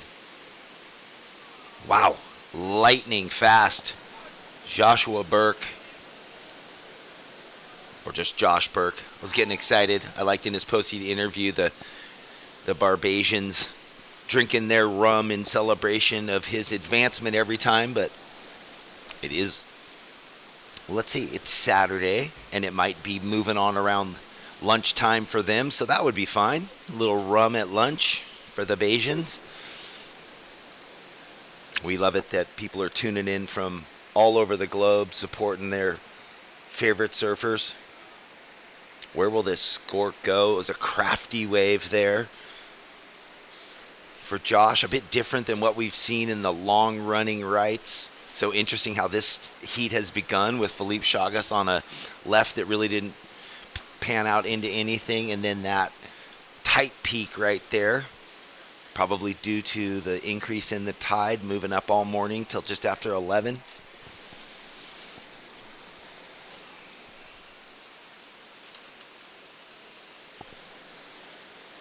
So the sole goofy foot left in the event on the QS 3000 side of things. Scores in. Josh, you got a 5.33. Blue, a 5.33. Priority is with red.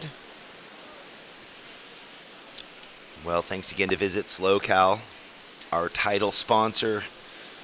If you've been tuning in and if you've ever adventured up into the Central Coast area, there is so much open space, beauty, nature, incredible beaches. Yesterday I was out on a little beach walk, went for a swim, and you've got horse riding, kayaking, trail walking, bird watching, health and wellness spas. Obviously, we've got the ever increasing wineries, the region up here. So yeah, there's everything you could need for an adult trip vacation, for a family trip. Come on up, tune in, check out visitslocal.com. They got a great website with all sorts of things you can get up to here in the Central Coast. Great hotels, incredible bed and breakfast, the VRBO scene. But right now, all eyes on Philippe Chagas on his backhand. Our Brazilian from Hawaii, living in Hawaii. Oh, wow. He blows the tail over, comes unstuck, and uncharacteristic there for Philippe Chagas.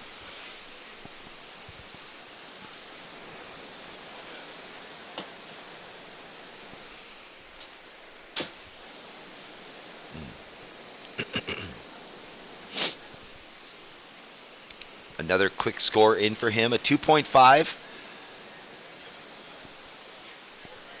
Priority with Josh.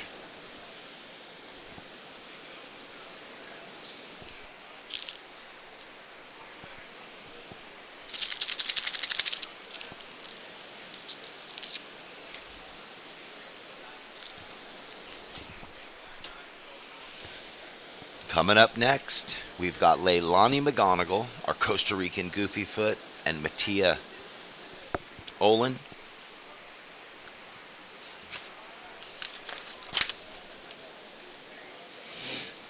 So that's another cool international event. So the North America region covering from down in Panama up to Canada. Leilani McGonigal from Costa Rica and Mattia Demfleet from Canada. I'm going to...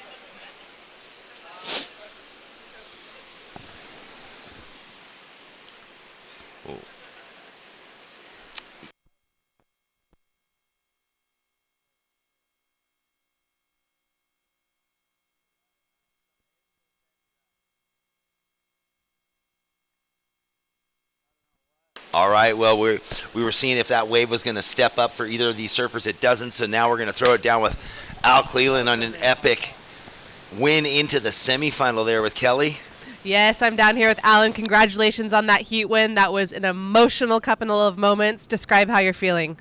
Yeah, no, that was a roller coaster of emotions in that heat. You know, I got a one wave, and then I pretty much sat for 15 minutes, which was crazy, but I kept my composure, and then that priority change kind of tried to get me out of the rhythm, but I have a strong mentality, and I knew what I had to do, and I heard it switch back, and once I saw the wave coming in, I knew what I had to do, and yeah, I got the job done, and hopefully keep it up. Stoked to make it into the semis. You know, this is a big point event, so definitely have 3 open slots to fill up, so this is a really good result, and I'm really stoked to be where I'm at right now.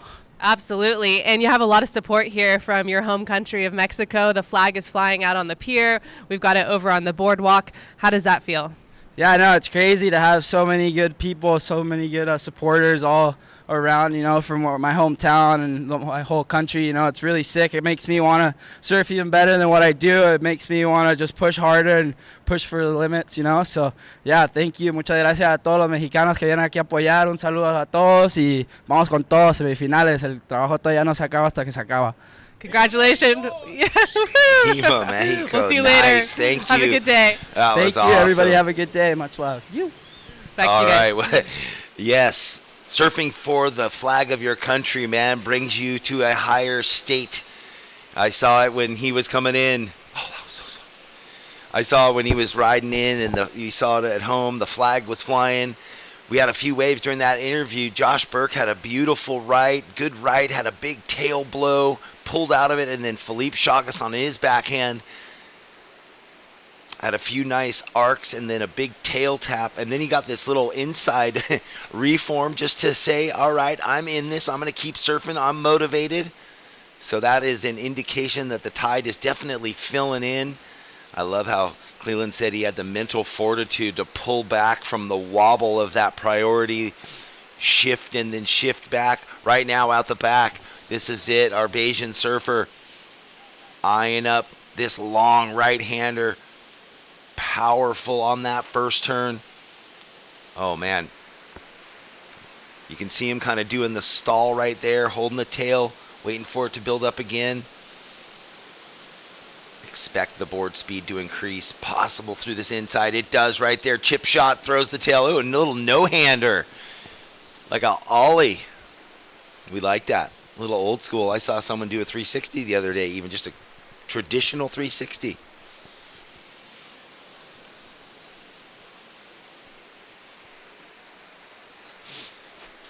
Straight away on the replay, that quick check back that set him up for the steeper part of the section.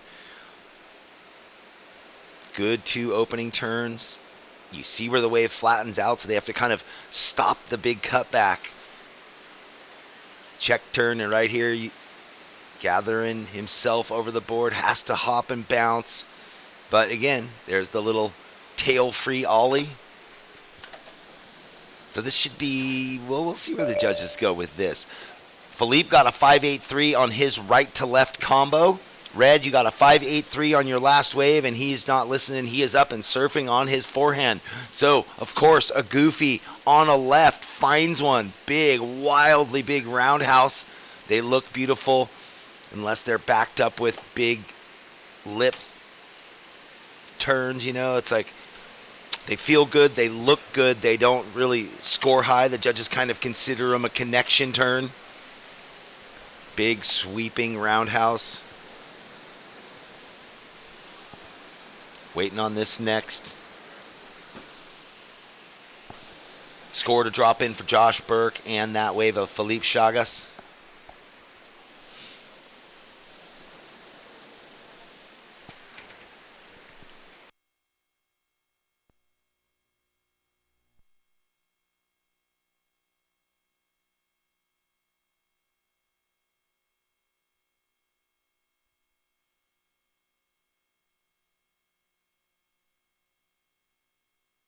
Oh, here's the replay there. Oh, is it? No, this is the replay. Oh, first wave. They threw.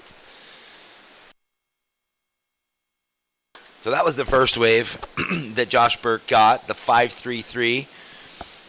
Now he has this next score coming in, a 6-6-7. All right, so he is building, climbing up the ladder. Now Felipe.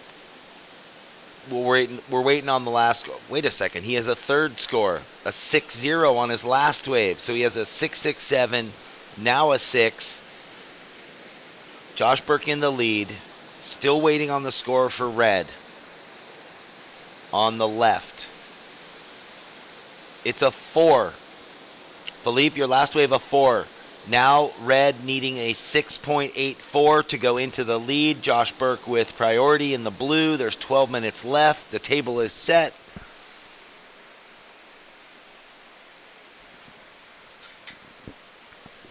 So just under 12 minutes and a pair of 6s drop in for blue. 6-6-7 and then a 6-0. Red, you need a 6-8-4.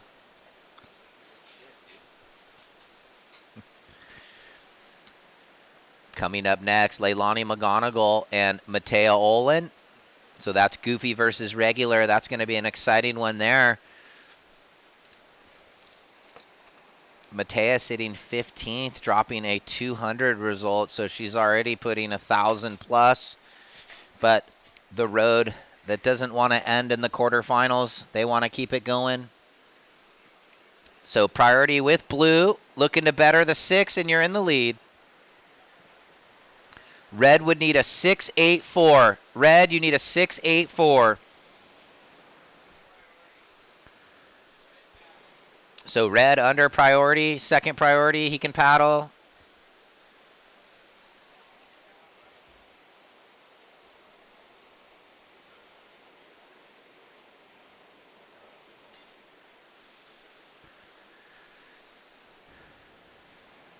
So these always feels like there's time, and then all of a sudden it whittles away. Here's Red looking at, he's sort of been looking both ways, and he's going to go on his forehand. Throws it on the rail. Here you could almost sense it was looking for the throw tail air reverse on the second section. So looking for a 6-8-4 or anything better than a 5-8-3.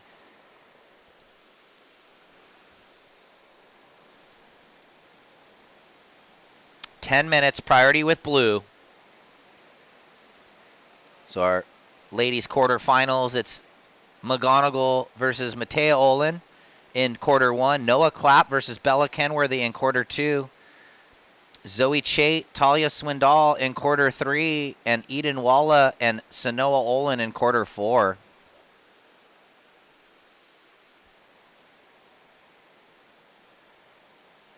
Standby Red.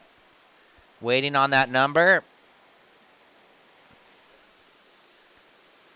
Have a look at it. Deciding to go on the forehand.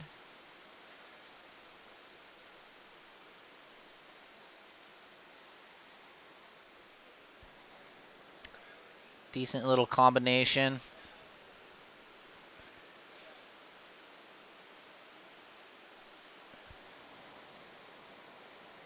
He was up and down again right there. It was a 4-6, so he still needs the 6-8-4, Red. 8 minutes 45. Blue with priority, looking to better a 6.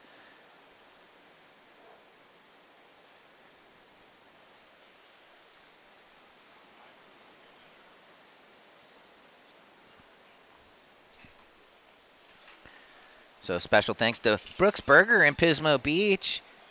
They serve a premium burger for a great price. We had some egg sandwiches this morning with some tater tots. Thank you so much.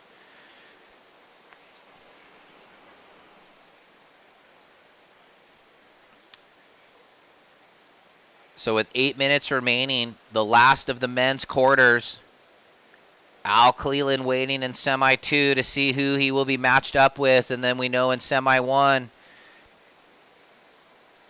it's Lindblad versus Ostin.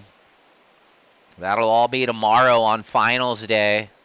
It's quarterfinal Saturday today with the quarterfinals of all four of the divisions.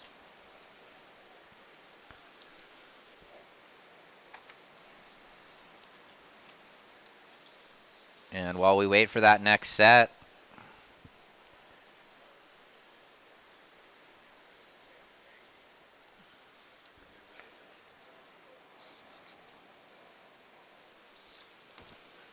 looks like some waves on the approach right here. You can see the run-amok drone angle. Flutter kicking to try and get in position. See if any of these waves have some corners on them. Looks pretty walled up, but with that rising tide, sometimes you want the look of a wall. And here's Red looking for a 6-8-4. Nice backhand snap, and then he's up and over. So some backhand surfing there.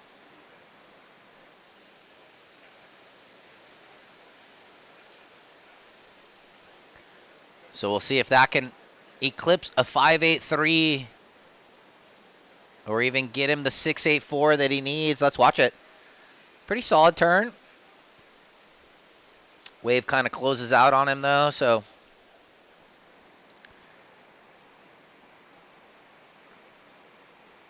not sure if that wave might factor in. I think his 5-8-3 had a couple turns and a big finish, so it may or may not be close to bettering a 5-8-3. It's a 5-7-7, so Red still looking for the 6-8-4 at 6 minutes remaining.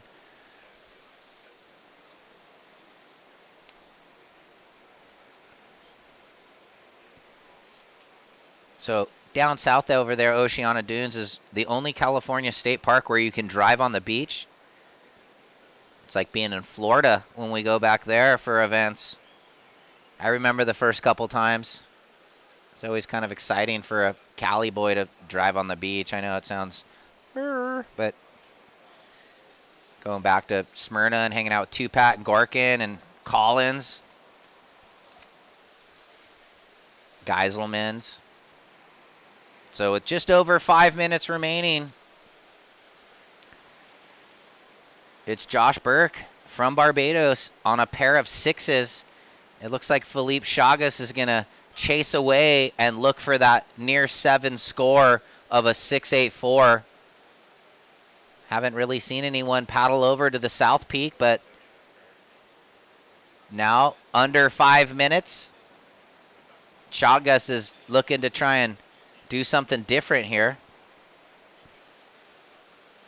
But Josh is going to keep a close eye. Maybe follow him around the lineup.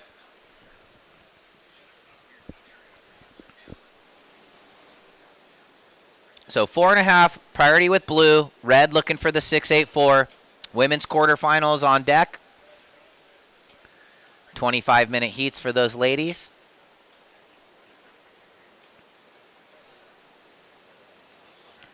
And then we'll round out the day after the women's quarterfinals with the junior men's quarters and the junior women's quarters. Those heats will be 20 minutes for the pro junior competitors. The first event on the 3-event tour where the top 2 ranked surfers on the men's and women's side in the pro junior will qualify for the WSL World Junior Championships, where we just saw Jet Schilling and Sierra Kerr take the wins at Oceanside Pier. Oh, now it's paddling back. It's a paddle race now in the lineup to try and find the open water for Red.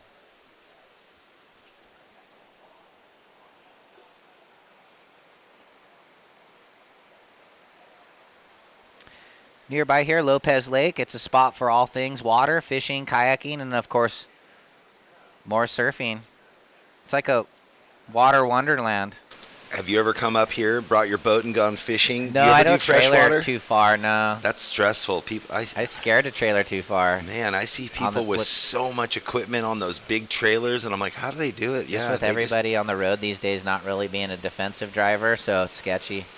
But we did come up here. I think talked about it one Thanksgiving. We got a pad in Arroyo Grande and brought the dogs and spent a couple nights with the family and caught some fun waves down by the river mouth, and so it was fun. Man, we have so many connections up here now. I definitely need to utilize that, leverage that a bit more because I love it up here. Thank you to all the locals for giving us the break all week long. Probably some of the best sandbars there's been in a while, and we get the pick of the litter for 7 days straight. So thank you. Blessings to the local surfing community for coming out and supporting the event. Time call, 2.5 minutes. Wow, Shell Beach got its name because of all the cool shells you can find. It's like a treasure hunt. Collect some shells, build a sand castle, soak in the good vibes. I'm actually a shell collector, but here we go. Red on the backhand. Nice big hit. He's going to try and get around the corner. He floats it. If this thing gives him some love on the inside corner, here we go. He's going to try and work. Well, we know how he can manufacture scores because he is sparky all the time, putting it up on rail.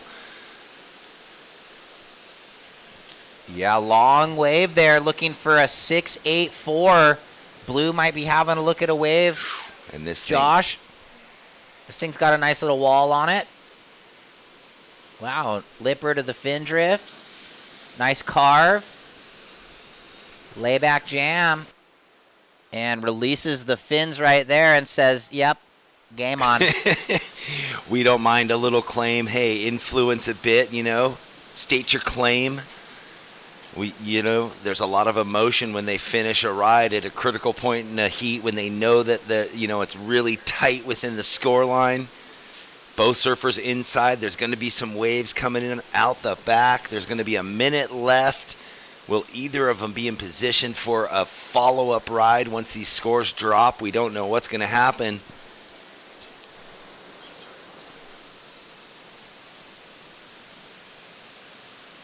Well, we'll wait for this wave to go through. We got to try and call the free surfers down south to move a bit further south. Oh, a quick turnaround. 40 seconds left. Josh Burke gets that opportunity. This thing's carrying a ton of speed. You see him flying. Superman, what's he going to do? Wow. He pulls it, everyone. Wow. Oh, no. Almost pulled it. Almost pulled it. I jumped the gun. 25 seconds. Standing by, waiting for the last two scores. Berkey took off on the way back out and just had like a 8-foot psycho air, but I don't think he rode out of it. And there's 10 seconds, so we're going to count this one out. We'll see if Red can find a corner with 5, 4, 3, 2, 1. So next heat, stand by, paddle out, hold your positions. Yeah, all we know Here is there's a short hole. Scores are coming in. We see Philippe Chagas on view on the camera just bellying in. Josh got an opportunity but fell. It's really about the last two waves that were finished for both surfers. Yeah, looks like Philippe looking for the 6.84. Wow. Might not get there. 6.2. Philippe got a 6.2, so that does not get him what he needed in a 6.48. So regardless of Josh's previous wave, he's still moving through into the semifinal. Yeah, congratulations, Josh Burke. 6.23 on that one before. We'll go to commercial break and be back with women's quarterfinals.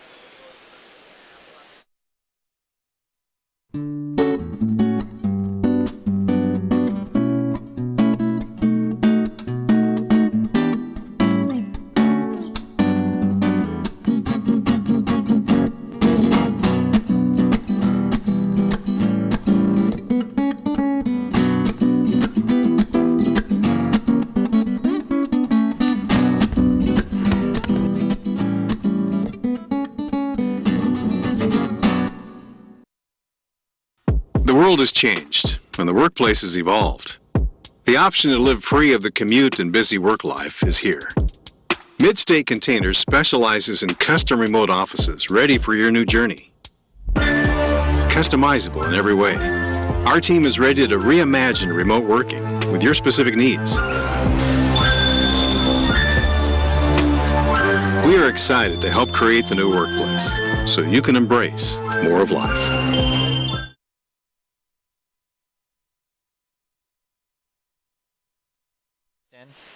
Hey everybody, welcome back. Day 6 here. It's quarterfinals day, Saturday. We've got the women's quarterfinal number 1. It's a minute into it. We just saw Josh Burke get through Philippe Chagas. Quarterfinal number 4. He'll be matched up in semi 2 against Al Cleland. So it's all happening down here, day 6. Look at this thing, a little paddle battle. Well, we've seen that inside use come into play, be critical.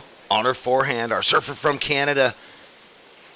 Won Moro 2 years ago, and this wave not really panning out for Matea. That's right. When you were here and I was in Australia, that was the final with the sisters, right? Yes. That's pretty cool. It doesn't happen very often, or if ever. I think we alluded to that. Bruce and Andy in France. I don't know if the Ho brothers had a final ever. We don't think the Lopez did. We weren't sure about the Hobgoods. And with them both on the other side of the draw, we don't get ahead of ourselves, but it could be again. Oh, right. That's right. Yeah. Opportunity. Sister in quarter 4, so they won't surf against each other in the semis if they happen to make it. 2.17 blue. We're talking about some things that you can do up here, the lakes. There's the Pismo Preserve, which if you're up for a big hike, it might be open today. I know it was closed just from the rain earlier in the week. We've been hitting up the Muni golf course down the way. My girlfriend went to the Butterfly, the Monarch Sanctuary, just to the south yesterday. That's fun. And they walked in, her and her friend, right when the woman was starting the tour. So they got all the cool information about the migration of the monarchs. I know there's the other monarch sanctuary up in Montaña de Oro right before you go up into the national park. Ooh, Red digging. So that... She's going to... We'll see. Yep, priority does switch from red to blue. Yep. So that was a great example of when the priority surfer fully paddles for the wave and misses it. They will lose priority, and it goes to the other competitor. We saw that in the heat before where Al Cleland, No, he paddled, but he was outside of the next surfer. He was outside of the next surfer, so a little different situation. Okay, blue. Matea using the priority quickly, knowing that things have slowed down as the tide is increasing. Wanting to build on that 217.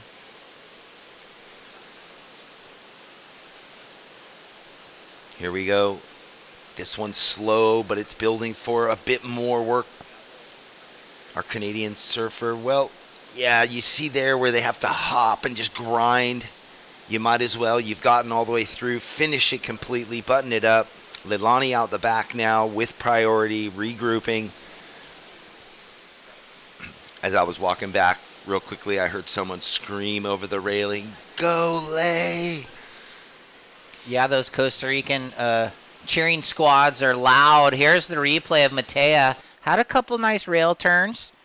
Sees this little right, stacking right there. She's always got a great style. Cuts it back and then buttons it up on the inside. So waiting on that second wave of blue. And nice snap there. Not sure if she's riding the same board. I thought she was on the pink model yesterday. This thing... Or it's just that light pink, I can't tell. But anyway, that was that replay of the wave. We're waiting for the score. And now we're going down to Kelly for the last heat's winner. Yeah, I wonder if they're drinking rum in Barbados right now. All right, congratulations on that heat win. You're now in a better position going to surf the competition at your home break in Barbados. Describe how that feels. Yeah, it feels good, but I'm just thinking about this Connex right now and my next heat. And fun fact, when I first got here, me and Al are really good friends, and we told each other that we're going to meet each other in semis. And we've been eating dinner at the same exact place every single night. So we finally made the semis together. So that feels pretty sick to surf a semi-final in a fairly big contest with one of my really good friends. So yeah, I'm hyped on that. Where have you guys been eating every night? Hoagies. Hoagies, great choice. I have to ask you, did you switch up your gear for today as it's a bit smaller? No, same board. The second day thing is just like the same size as this, and this board is good for like these waves and the little bit bigger. It wasn't quite big enough to change it to like a step up, but this board's been working good. This board's actually a year and a half old, so I only surfed this board in contests, and it's doing good this year for sure. Well, congratulations again, and we'll see you later. Yeah, thank you so much. Go get a Hoagies. Yeah, Back to you guys. supporting Hoagies. Well, it is a community favorite. What a sandwich shop. You get one thing and you eat it for 3 days. The portions are gigantic. Yep, that score came in. Matea, your second wave, a 4.5. Here's Lay going to go for the lefts as things are kind of changing. But these lefts, she got a nice little gouge there. They're just tough to surf, and you could see a couple edge catches. So not the steepest of waves, the lefts into the pier. So interesting. Philippe Chagas took one in his heat. It wasn't a score of any importance. Maybe it was just to get her feet, just to feel the rhythm, get in tune again, ride a wave, not sit. Some surfers stay warm in the heat. Some get a little chilly while they're sitting there. You never know. Have you ever heard of Bubblegum Alley in downtown San Luis Obispo? It's like a psychedelic explosion of chewed up gum. Locals say it's been growing since the 50s. It's groovy and kind of weird. So I wonder if that's where people it's like continual place your chewed gum. Isn't there like a tree or something somewhere? Oh, there's things all over in different cities. I know down in is kind San of a Diego, little bit there's a couple poles that are just coated, and the city doesn't clean them. They're like, it's becoming, it's. So we're just looking at fun fact sheet here. Impressionist art. Yeah, what do you do? Do people make a mission of it? Do they go search out special colored bubble gums and chew them as they're on their way? Canyon. Yeah. Well, check this out. In the heart of Arroyo Grande, there's this swing bridge in the village. It's like a piece of history that still swings open for pedestrians. It's been around since 1875. And then there's this super quirky hobbit house in Arroyo Grande. It's like a fantasy come to life, nestled in the hills. Frodo would approve. I would approve. So many fun little Big things. fan of The Hobbit. I'd love to get up there and check it out. We're just always strapped to the seats here, though. Dude, we're buckled in. Here's Red looking at these lefts. Again, we're kind of Too close to the pier on that one. Trippy wave choice. The waves we've seen that over the week that were the left that were good came deeper for sure. I think we're seeing a little bit of that south. Look at the angle on that wave, sort of straight at us, not swooping. So there was that little south forecasted. It is still out of the northwest, but I think we have a little sprinkling of south angled swell. Well, the Goofy's always looking for that left. Why not? Feels good. Neither of those waves of any consequence. A 293, a .67. Tight heat so far. No one's really got the jump. Mattia with the 4.5 so far. Leilani, you need a 3.75. The ever-changing conditions as the tide increases with this swell that's it's probably half the size of yesterday, although we have seen some of the wash-throughs. Anyway, pristine conditions, light winds, if any. Tide increasing. 3 foot, 4 foot face, consistent waves. Yeah, I mean, really fun out there. 16 minutes remaining. Blue with a 2.17 and a 4.5. And holding priority now. Matea looking to better the 2.17. Lay looking for a 3.75 right now. So with just a 2.93 on the board for Red and just needing under a 4 score. See what happens here with a couple waves approaching. Priority with Blue. Isn't it funny? When we read off that list of all the cool things you can do up here that Visit SLOCAL provides, it's probably the same at home. If someone gave us a list of some Bureau of Tourism from somewhere in OC, you'd be like, what? I didn't even know all this stuff existed. But totally. there is a lot. There's plenty to get up to. And yeah. It's kind of you think about the Hobbit and the bubblegum wall and the old bridge, throwbacks to history. Yeah. I love looking. When we were at Giuseppe's the other night in the bar area waiting to get seated.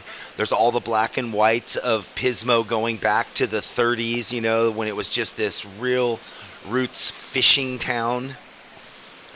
Yeah, Ricky Blake has his Instagram, the one handle where he posts a lot of the pictures from the early 1900s of all of the surf breaks, so it's pretty cool. Love that.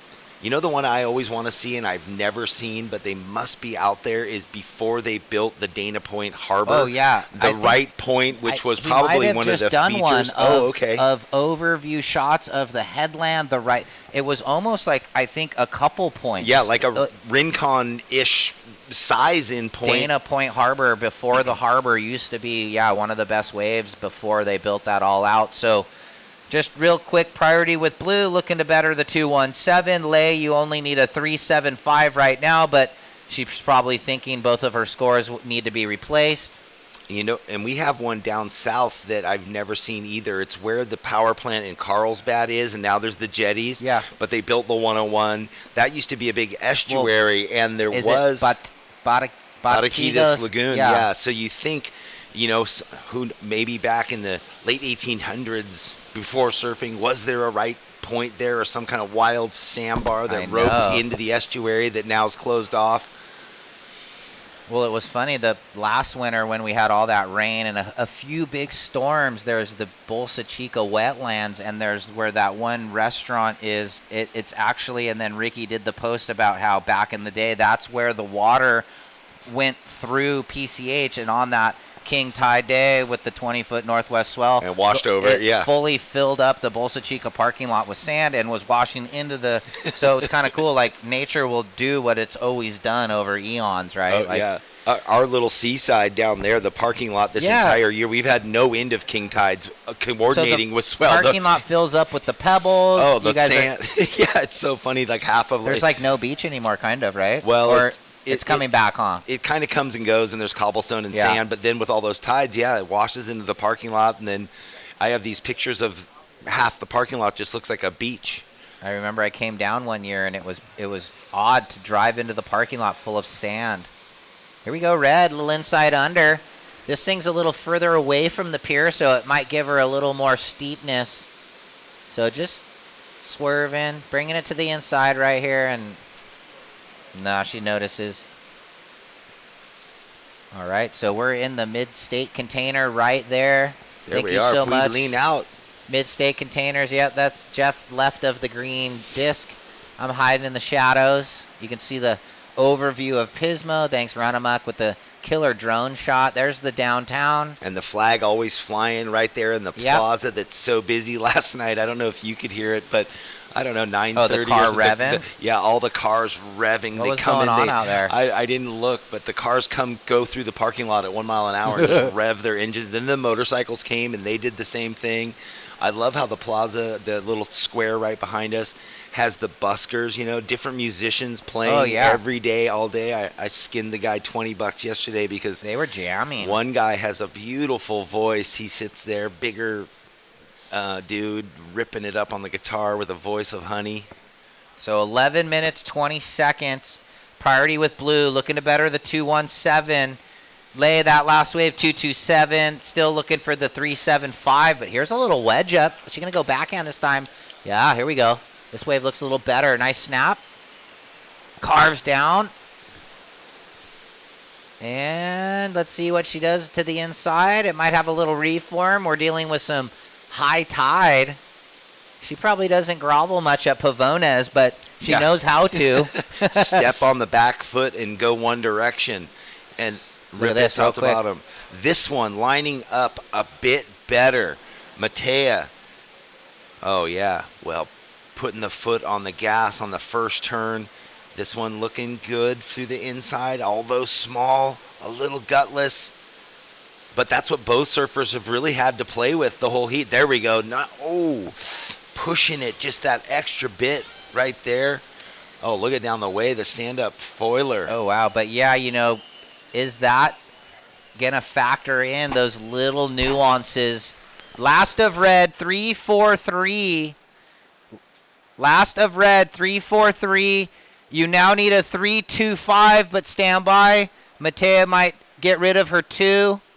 Well, both surfers just grinding in this heat, a real workman's heat, or workwoman's heat, I guess you would say, as the tide coming up completely changed from You saw it sort of halfway through Chagas's heat and Josh Burke's. Yeah. It went inconsistent. The scores were lower in their heat than they were in the previous heats. So a little adjustment taking place in the lineup, and the servers now have to adapt. Priority and first wave seeming like it's going to get more and more important as the tide increases here, Ryan. Last of blue real quick, 4.1, blue in the lead.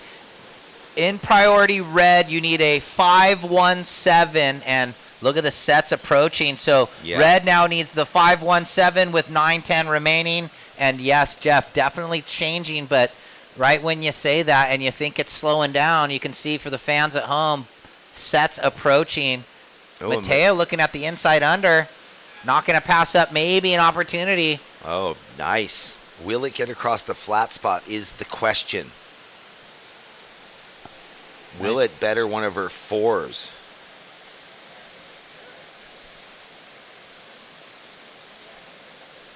Well, she does ride through. It's touch and go. It's hard for us to say if that's better than the 4-1-0. Good news for Lei. She's out the back. There's 8.5 minutes. At this point, she needs a 5-1-7. You just know that whoever gets that next proper wave is really going to set the mark in the heat, because it's been a challenge for them, obviously, to come out and above the 4-point range. Yeah, so Mattea working on this one. It was a slow start, but a nice finish. Stand by. It's right there. And what do we talk about all the time? The judges aware of the changing conditions from heat to heat, so that the scale always fluctuating, adjusting for what's happening right now in this 25 minutes. A 5.33. So a smart move on Mattea's part. All that water moving through. A series of cutbacks and a clean finish. A 5.33. Now, Lei, you need a 6.40 with priority and 7.5 minutes. Yeah, so it's all set up for red to try and fight for the 6-4. She has priority with 7.5. Yeah, and then just based on how the scores have gone and the waves they've ridden, if one of those gems come through that we've seen in the previous heats, that one, just clean, steeper face wave, yeah, they can just surf it top to bottom, and the scale's set for them to get the score. Yeah, maybe we'll see a few better waves since it's been a bit wave-starved here in this heat with 7 minutes remaining. Priority with red, looking for the 6-4, and blue, you're now looking to improve on a 4.5. And another good one next, the goofy footer and Noah Clapp up against Bella Kenworthy, the regular footer, who had a great round of 16 heat.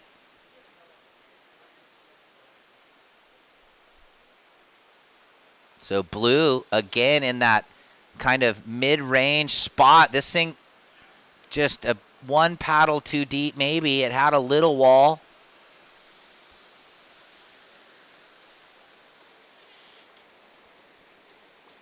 Well, you wonder when the surfers, you see it with Mattea now under priority, hunting around, 15 yards inside of Leilani McGonigal.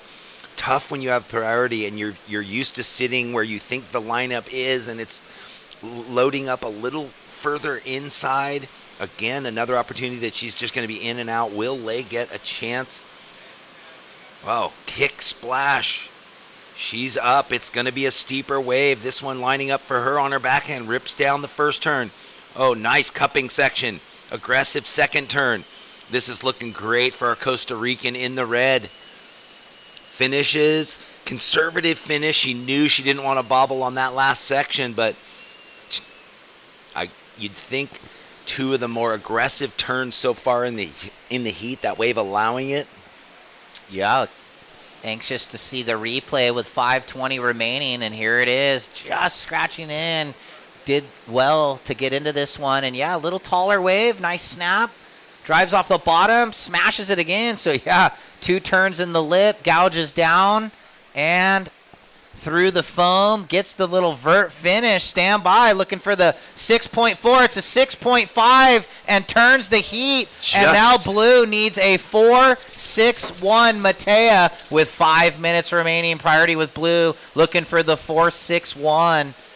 Man, the judges keeping things on a tight leash. You got to say, that wave didn't really offer Lay a big finish. It was a foamy kind of running out of speed, throw it up there, get it done, complete the wave. Yeah, luckily but she had those first 2 turns. Yeah, the setup first carve down. The second turn was the money, bulk of the score in that. So the judges really fair, just over the mark. And now blue looking for a 4-6-1, and red would be looking to better that 3-4-3 as she's looking at a little inside runner on the backhand, clean wall, quick snap, drives off the bottom, hits it again, and she's going to get another maybe. She almost thought it was over and said, wait a minute, trying to just better a 3-4-3 could be a good call. Yeah, super critical in this stage of the heat. That inside, man, it's so... We talk about it a lot. It's really hard for the surfer with priority to be anywhere near that because they want to be on the X marks the spot, on the peak. And if that betters the 3-4-3, then it's going to definitely... Well, the 4-6-1 is achievable. If it pushes it up in the fives, high fives, it's a little harder. She went vertical on the first 2. I mean, it was similar turns to the previous wave and then fitted in. So stand by. I feel like it might be better, but let's let the judges decide. A little bit taller into the section, but late to it again just because the wave was funky, not that she was being late. Well, it is going to be a strong score, a 6-1-7 lay. Matea, now you need a 7.34 with 3 minutes on the clock and priority. It was the one with the cuppy face, and even though it was just the shoulder-high size, she's going bottom and turning the rail over. Judges, And that's what they were waiting for. None of the waves before that gave it was all kind of cut back and struggle, but now it's game on, and Matea needs the 7-3-4, so she's now hoping to find one of those steeper waves, and we know with her forehand she can get that score easy.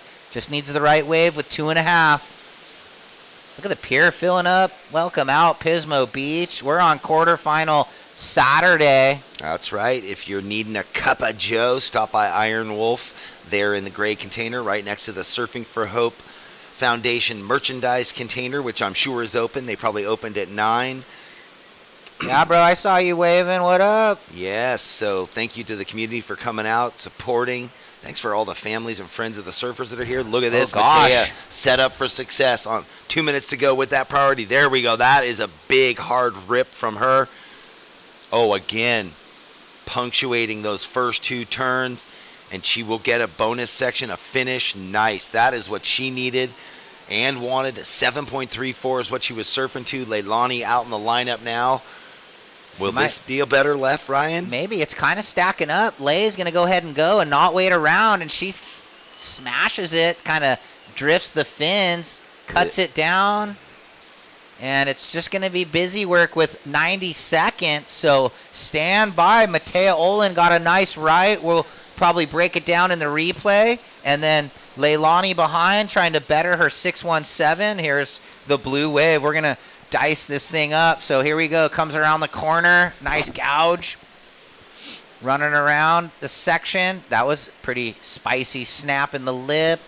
Checks it around that section and then bangs the finish. So hold the phone. Looking for a 7-3-4. Wow, I would think Leilani's on pins and needles if she looked back over her shoulder because Matea got 2 big opening turns, but she got the really strong finish, which Lay didn't get on her waves. This thing going there, a 7.5. She jumps into the lead. 40 seconds left. Now Lay, who is maybe back in the lineup. There she is in the red, just coming off the pier. There's 35 seconds.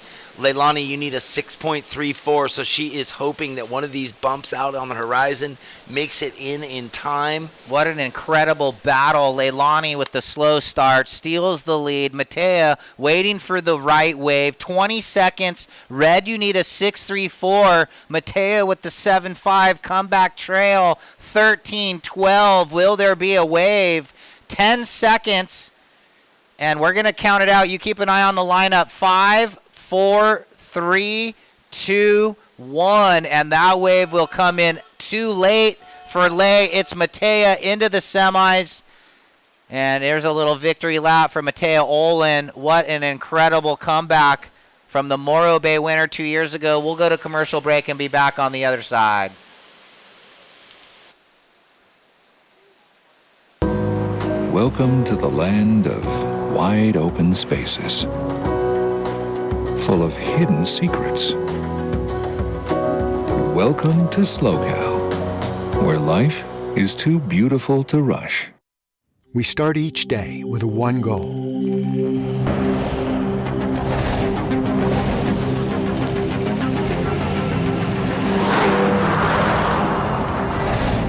With our state-of-the-art network, we provide reliable, high-speed internet to the Central Coast with no contracts and no limits.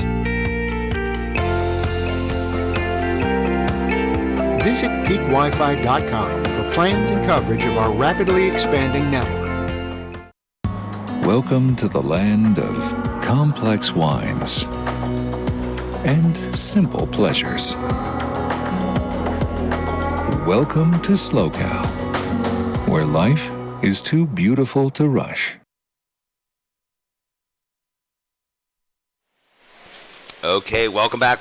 Thanks for joining us here live at the SoCal Open in Pismo Beach, QS 3000. We are into quarterfinal heat number 2, up and riding straight away. Bella Kenworthy up against Noah Clapp in the red. This is the first wave of this quarterfinal number 2. Bella Kenworthy been on a heater, well, and consistent throughout a lot of events in a row. This one really challenging her right now, getting through that flat section, but look at the knuckle she's coming into. So goes for the drift, lays back, casual, shakes the nerves into quarterfinal number 2. We just saw a seesaw battle in a really challenged beginning, like the first, 18 minutes of that heat, pretty slow, and then finally the two surfers getting the waves they needed. Leilani McGonigal got the scores, goes into the lead, and then the best wave of the heat comes from Matea, and she just surpasses the requirement she needed. She needed a 7.41. She got a 7.5, goes into the lead, and Leilani was left in the cold. The waves just died out in the last 40 seconds.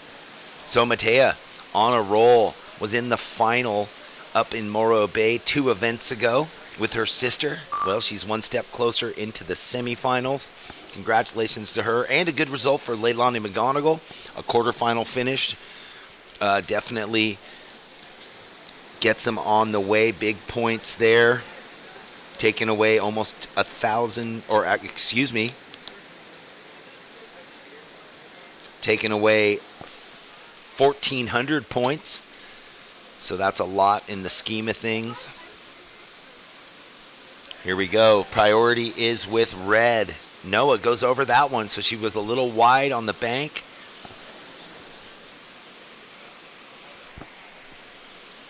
I've got the whole Surfing for Hope Foundation brass right in front of me. The founder, Bob, sitting with Andy McKay. It's always great to have Bob Foglin here. Bella, your first wave, a 5.17. 5.17 for blue to open. Just a few minutes off the clock, and it seemed like that last heat was inconsistent. The tide always has that moment for certain heats that it just decides to get a bit sleepy for him, but right now, bigger waves coming through. Noah Clapp out the back. Living in the Malibu area, surfing for Germany. Here she goes, strong, goofy foot. Oh, wow, that was a very aggressive first turn. She's definitely going to get onto the open face again. Staying tight to the foam there. Look at this, standing up for her. Comes to it a little late, but does well not to get bucked off. All the work done on the outside. Bella Kenworthy not wanting to wait around. She's thinking, get a backup score quickly. Good vertical finish. So straight away, she'll have 2 waves in that score line. Will that go in the kind of the same range as her opening wave? And where does Noah Clapp's wave go? Noah will get it back out first and establish priority, which will be a good thing for her. So both of Bella's waves had a bit of that soup moving across them. Noah's just a big open face green wave.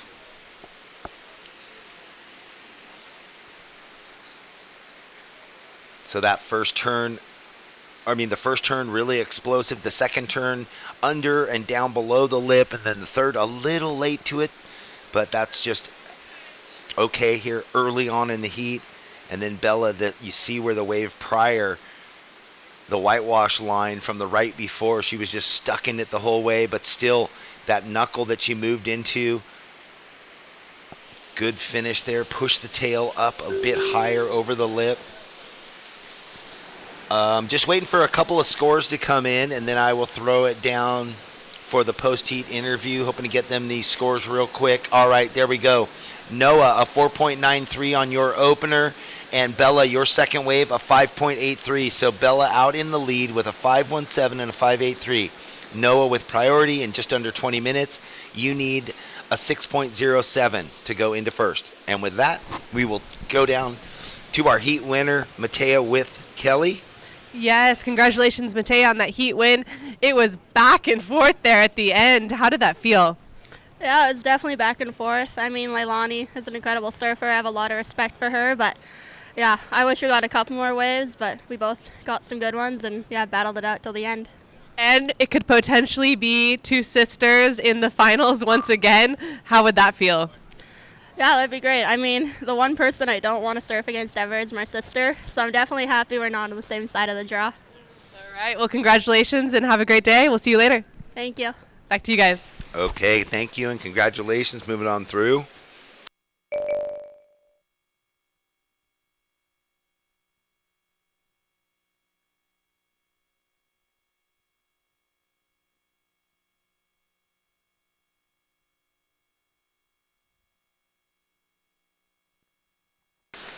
So quick turnaround there. 2 waves for Bella. That last wave, a 5.83. And Noah out the back knows she needs a 6.07. Coming up next, Zoe Chait and Talia Swindal. Quarterfinal number 3. Moving on through, plowing through the heats, chipping away. The semifinals all set on the men's side. That's what we're about.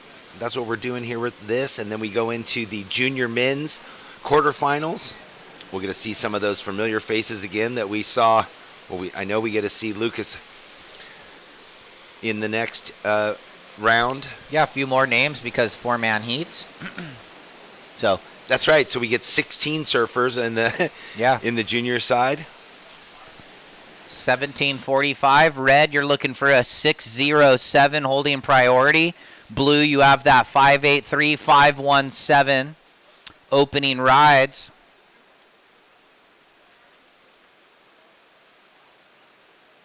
And they've decided to sit over a little bit, and this wave might run. So red looking at a more of a set wave.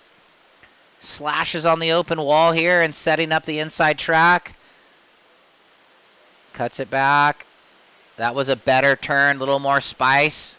Oh, and again, is that one even better? And looking to button up the finish through the whitewater, and with the look in, she liked it. And we like those inside backhand snaps, so stand by, red.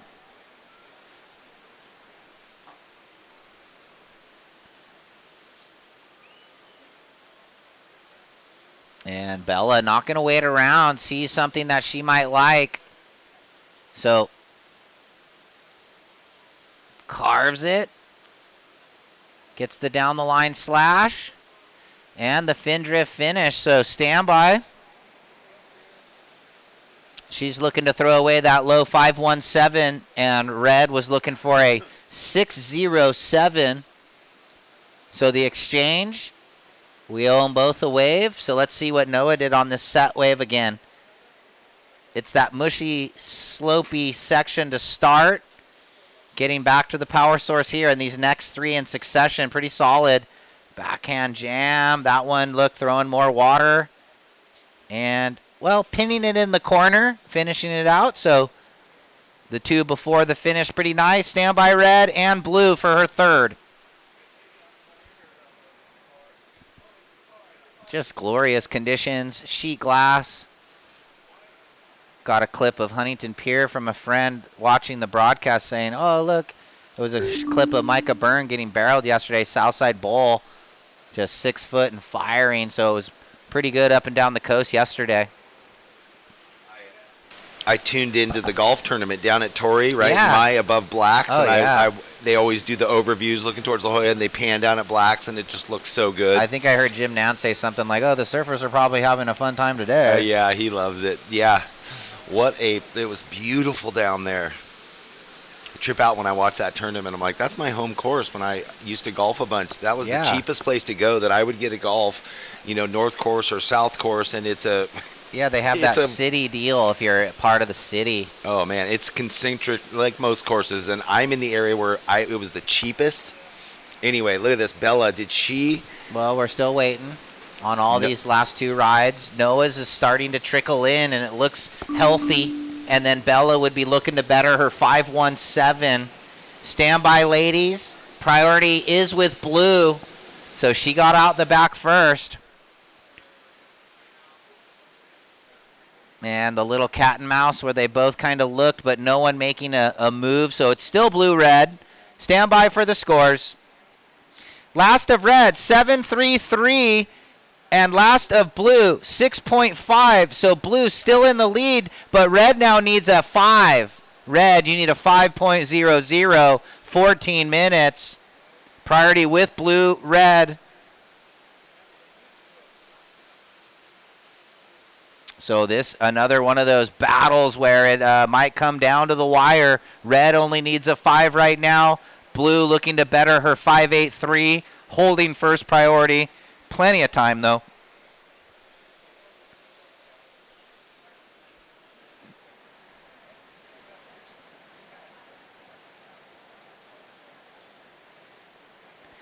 So the exchange, 7.33 for red, 6.5 for the last of blue. And now red looking for a 5 or better. Coming up next, Zoe Chait up against Talia Swindal. Look, something lining up possibly in front of them. Yeah, you never know. I mean, they kind of all look the same. Little bit of hit and hope. So blue holding off red, using priority, looking to better a score. Going to the rail. And cutting back here. So looking to button up and clean up this inside as it's moving through the dead zone, but she will press way down the line. You saw that like midway through. She was maybe about to do a full roundy and go the low road. She elected to go over the bubble and, try to get down the line for that bit. Little bit of tactics, though, I think, just keeping Noah off that wave. Because I don't think it's going to better now that she has a 6.5 and a 5.83, and it doesn't. So priority shifts to red, looking for a 5 or better. And look at Noah now scurrying across the lineup. That's where she got the 7.33. It was a little wider. Yeah, that second base peak right on the bigger ones. Well, both these surfers kind of playing the field bigger, where last heat they definitely were just right there near the pier. That was the zone in that challenged heat before that Matea ended up getting the big score that she needed. Yeah, saw Leilani. She'll be heading over to Puerto Rico for ISA World Games, surfing for Costa Rica.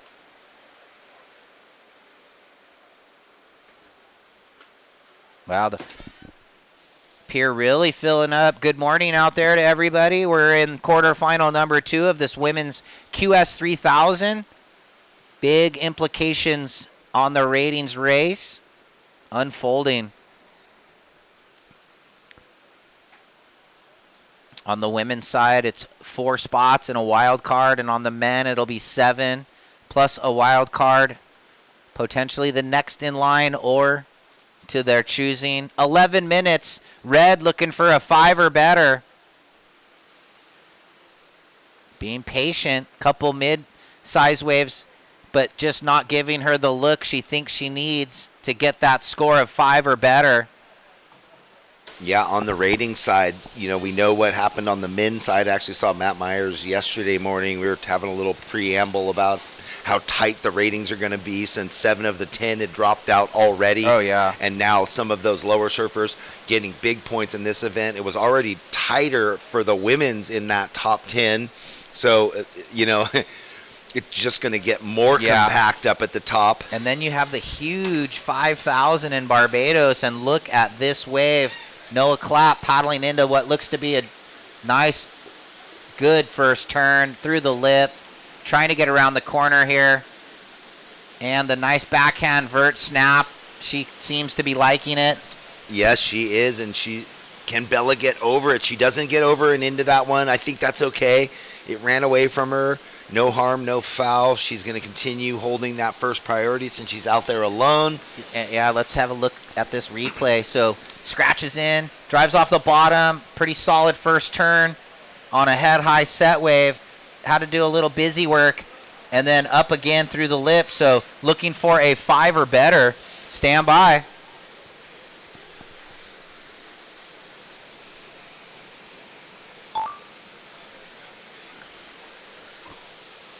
Nine and a half remaining. Priority shifts into Blue's hands, waiting for the last of red, the third wave.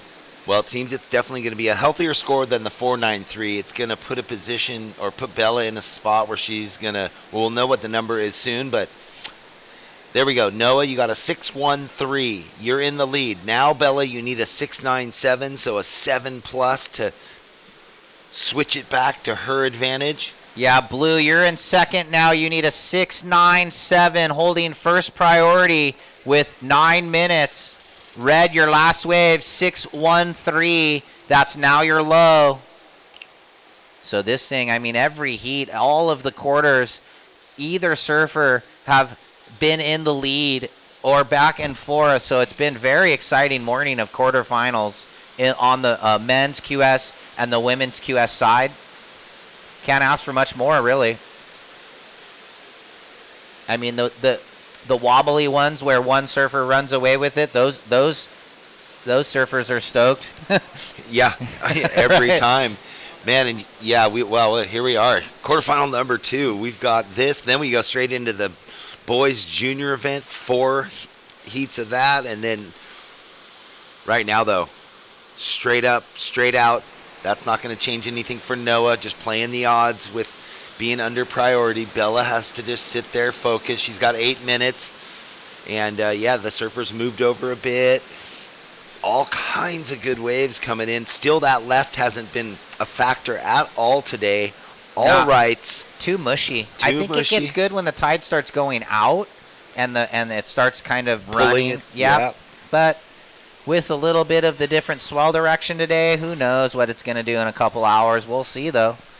We'll be in the junior men's or junior women's quarters because that's what we've got all day today, quarterfinal Saturday.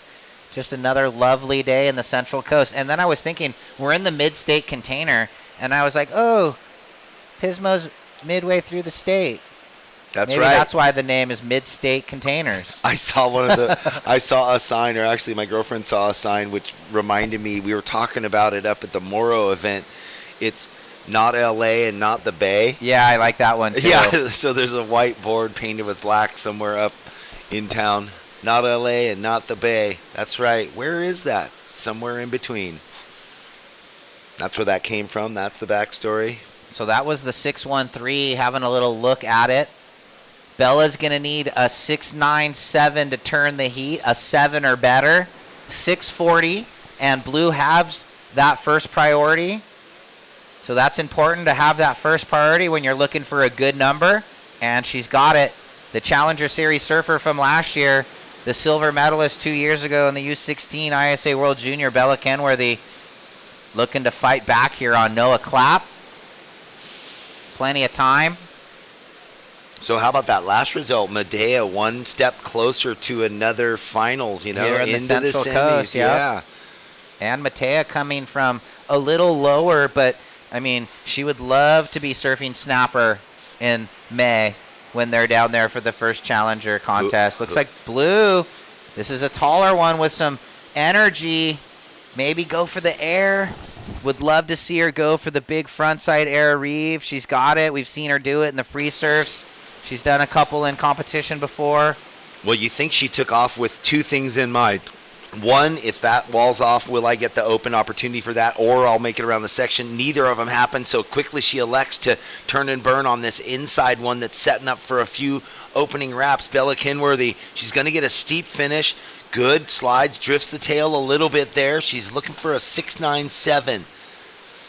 Yeah, staying busy with 5.5. Hoping that wave kind of stacked up on the inside. She had a couple cutties and a nice little fin drift finish, but it almost felt like it's a mental reset. Like, okay, I used priority. That wave that I took off on did not work. I was out. There's a right in front of me. Let's just surf. Recompose. It doesn't look like it's going to go to the 7. So with 5 minutes, you're still going to need a 6.97, Bella.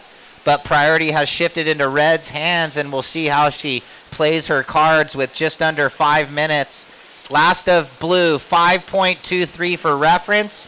Still looking for the 6.97. You know what? It seems like, too, this is that time of day with the high tides. I talked about it through different periods of the event. When this tide came, the goofy foot almost seems like it has an advantage with the slopey faces. They can stay tighter, go more vertical, right in there and turn the weight over on the inside rail and come down real 6 to 12. That's harder to achieve on flat, mushy waves on your forehand. Yeah, I mean, you can get a bit more vertical backhand on slopey, slow waves. I mean, and could be a factor right now. She could be torquing up, but, you know, Bella just looking for that 7 or better with 4 minutes. Priority with Red, looking to better the 6.13, ladies. You know what I do know, though? The Surfing for Hope Foundation merchandise booth is open, and there is the Pismo bike raffle happening. So if you're stopping by there to get some hoodies, tees, good merch from beanies, all the events, the hats, everything, yeah. Cup holders, mugs, I don't know. They've got all kinds of goodies. But right in front, there's a bright orange electric bike.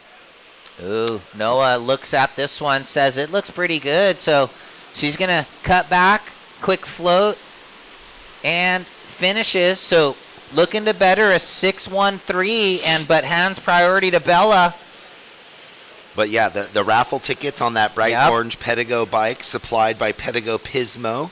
That thing's worth quite a few grand. Anyway, it's $5 for a ticket and 5 tickets for $20. That drawing will happen on Sunday, and they will notify you when it happens. You don't have to be here live, but yeah, my last little quick break, I saw someone throwing some money in for the Pedigo e-bike. We'll have that drawing on Sunday. Yep, at noon.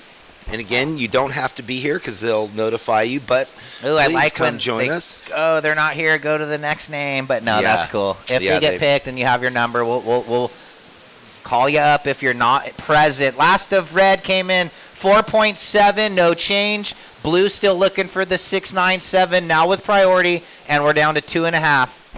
Coming up next, Zoe Chait, Talia Swindal. That's a fun one there. 2 of our top names on the USA Junior National team. They're going to be battling in this big QS 3000, fighting for points. Talia sitting, she was way up in the rankings, 6th, and looking to make a jump into the top 4. Well, that's the way to do it. Wow, here we go. Blue on what looks to be a nice pure bowl right. Comes around the corner, nice gouge on the rail. There we go. Smashes the corner. Oh, she needed that. 2 big hammer turns. Love it. What a finish. And she had not even had a wave that looked anything like that up until this point, needing the 6.97. Will it take her there? Let's have a look at the replay, and the score is already in. 8.67, and now Red needs a 7.85. So Bella waiting and getting the opportunity. Red, you need a 7.85, and she's got a bomb herself. So here we go. My turn. Love this. The seesaw battle straight into it. Oh my gosh, so much extension in that first turn. Sets up for the second, the third. She is in such a rhythm. She times it right, and oh no! She comes undone on what felt like on her way to the number, but stand by. I think that would have been the... Well, 7.85. I mean, you kind of feel that, but stand by. Last of Blue, 8.67. I'm confident it was that score. It was going to go beyond, and somehow. Let's see what happened. Here we go on the replay. Comes around the corner, jams it, throws a nice bucket, up and under on the transition section, hits it there, and then you're kind of feeling like, oh, she's on her way. I don't know what the arm motion was on the finish. Bella up and out. Wow, with 25 seconds, will we see any other waves ridden? Red is trying to get out the back with 20 seconds. She's got it. She's turning. Something could happen for her. Well, it's just going to be one turn and done. So 10 seconds. We're going to count this one out in 5, 4, 3, 2, and 1. So we're just waiting on the Reds wave. What? Well, yeah, that last wave isn't it, but what happened at the end? We're still waiting on the one prior. Oh, that's right. It's actually pretty close. I think she needed the finish. It's just not enough. 7-4-3. So just as we thought, she needed to ride out of that wave. It's Bella Kenworthy into the semifinals. What a back and forth battle. We're going to go to commercial break and be back with quarterfinal number 3. All right, hold your position, surfers, in the next heat, because we'll probably count you in here quickly. All scores are in.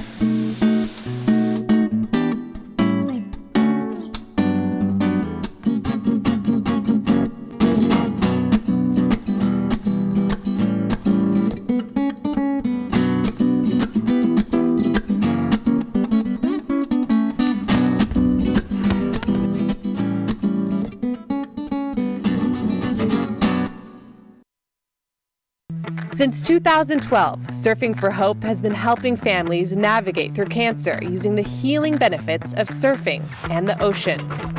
Each year, we host a number of surfing-related community events to shine a spotlight on the fight against cancer. Visit surfingforhope.org to sign up for one of our free beginner surf camps. And if you'd like to help out, you can donate on the site too.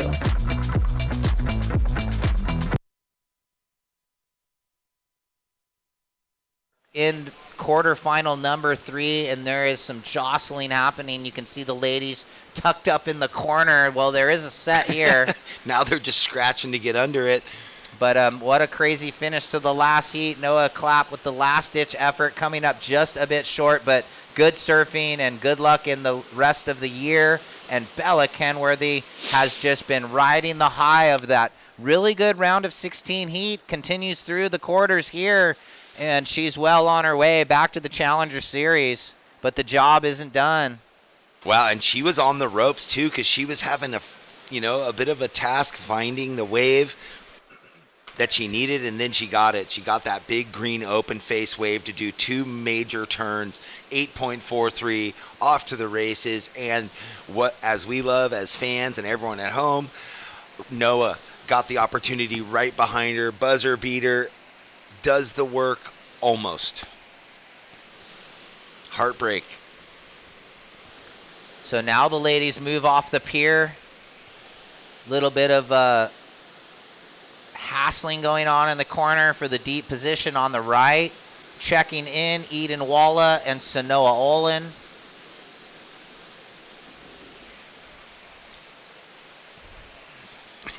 Well, we hope you're having fun, because we sure are. Baldy and Ryan, we are having a good day. We've had an insane week. This is day 6 here up in Pismo. We arrive on a Sunday mid-afternoon, check in, and then just buckle in. And we have had no end of insane surf action from the heat 1 of day 1. Look at this, the inside battle. Yeah, but they put themselves behind the little you see chip. it. Look at, there it is. That was a good wave, but they're a little bit too focused on each other right now, maybe, with 22-15. What is it? Kanoa and Gabriel up the point at Chopu or something, or who was that? Where they just paddled themselves out. Wiggly Dantes? I don't know who it was, but... Well, like Nat Known in the channel Lowers the one year, they wouldn't paddle over to the peak Yeah. for like 15 minutes. I was screaming at the TV, like, just paddle over, who cares? Well, in those situations, if there is ever going to be a potential restart, the But judge is like, heck no, I you ne- guys missed 100 waves. Then they did that Sorry. then. But I never did get to tell the story, which is I was referencing earlier. We can go back, and the reason this happens is Lindblad was jostling with Luke Weiler this morning, and even though Luke was deeper, Taj got the first wave on the inside under, so he played the game correctly. But in the World Junior, he was battling with his in the equal ninth round when he lost with Leo Casal, and Taj was holding deep for 5 minutes, and then he let his guard down and thought he was going to paddle this way to get a wave, and Leo got the first wave, and that ended up being the score that was probably the difference in the heat. So you sometimes have to be mean for the whole way. You can't just, feel like, oh, I'm going to not play the game. Snarling. How I love the old days of the character surfing, Potts and Gerlach in Japan, punching each other's boards underneath. We don't go for that these days. No.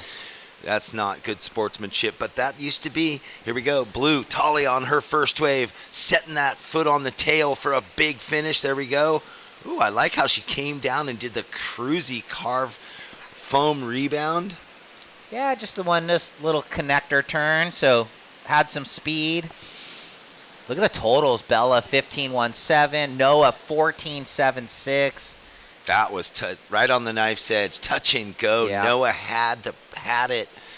Comes unstuck. Bella breathed a sigh of relief. She did the surfing, getting that 8-point she might have been ride. holding her breath out the back watching that one. Here's Talia's opener.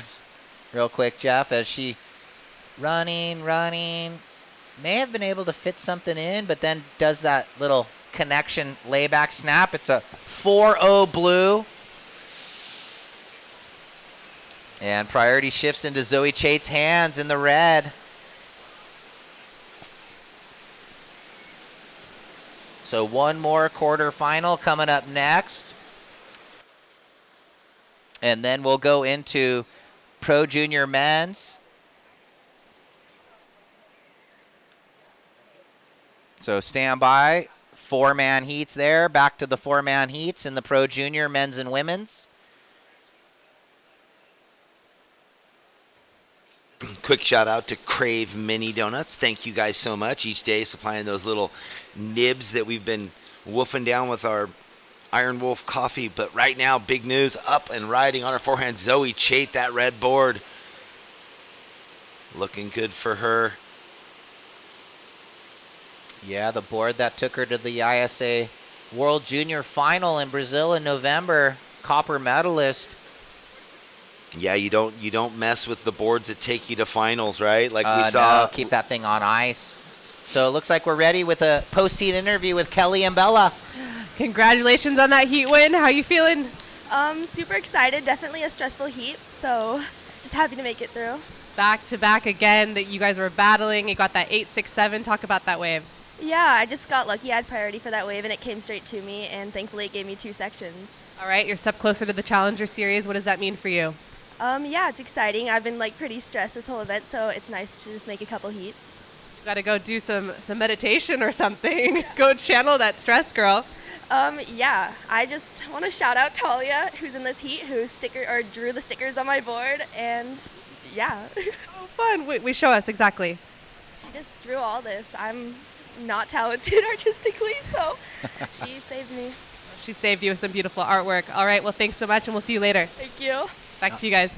All right, thanks, Kelly. Good job, Bella. And I guess good artwork from Talia. So, Talia, you got a 4, and Zoe Chait got a 3.67 on her opener. 17:45 remaining. Yeah, Bella would have been a little nervous heading into this event. She was on the Challenger last year. You don't want to not make it the next year. She had an open 0 and a 200, so this is really going to help now.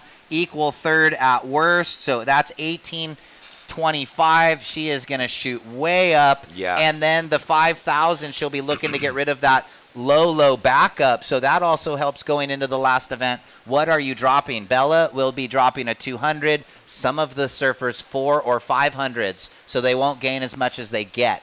Here's Talia up and riding. Oh my gosh, she thinks she's back in Oceanside. I know. The same kind of two comps in a row, these sandbar right-hand peaks. And it's the same board. It's the magic equal third for her. And a nice finish. And she might even get a couple more because she's not done with this. This sandbar, well, now it is, but did have that one little snap. So we'll see where that wave goes for blue. So what was the deal? No stickers? It's funny. I mean, yeah, where's her sticker Back in the packet? day, I remember Maybe they forgot it. I remember surfers getting scolded for drawing Yeah. it, and then it became the trend. Dane Reynolds are Oh, like, yeah. it's cool if you do it, but if other surfers, you're in trouble. Yeah, of course. How much money do we stick? You know, the stickers are expensive. A company orders 10,000 stickers, man. Those things cost a lot. Okay. But yeah. And then you've got the classic stories of the just tragically hopeless, could not figure out how to even take care of themselves surfers that like wouldn't sticker their boards, forgot, they'd put it on with sand, it comes off. So then the manufacturers just start doing it for them. The board manufacturers have a sticker pro that just comes in and dials up their boards. Last of blue drops in 5.5, Talia. So now red needs a 5.83. I remember having to get a call from Paul Nade and Graham Stapleberg at Billabong because we ran a cover of Andy Irons on a pink fish at backdoor because he grabbed like Sally Fitzgibbons or someone, and he just got the most epic shot. We're like, we have to run this. Well, of course. They got mad. They got so bad that we ran a cover with their rider with no stickers on the wrong board, and we're like, well, sorry. It was a whole deal. Yeah, things have changed a lot. Well, yeah, I said so it much for recently, artistic freedom, right, in publishing. It's been 30 years since the mid-'90s, and isn't it like the 30 year the cycles come back around? So I've been trying to manifest the longer rail line and the old school power surfing, mix it back in, not just air reverse every wave, and it's kind of happening.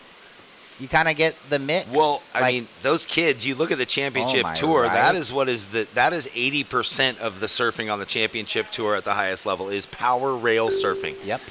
And Talia looking for power rail surfing on this far bar right. So couple cutties just looking to throw away a 4, and it might run the sandbar. Nope, she's out of there.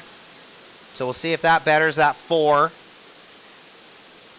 for Talia Swindal out of the Malibu Zuma area. Yeah, foundational surfing first, and then go to the airs. There was that whole little area, that time frame of so many surfers that you're like, they don't even know how to bottom turn or do a cutback, and all they do is chip hop. There was that window, like terrible, 2010 to 2017, where it was. Yeah.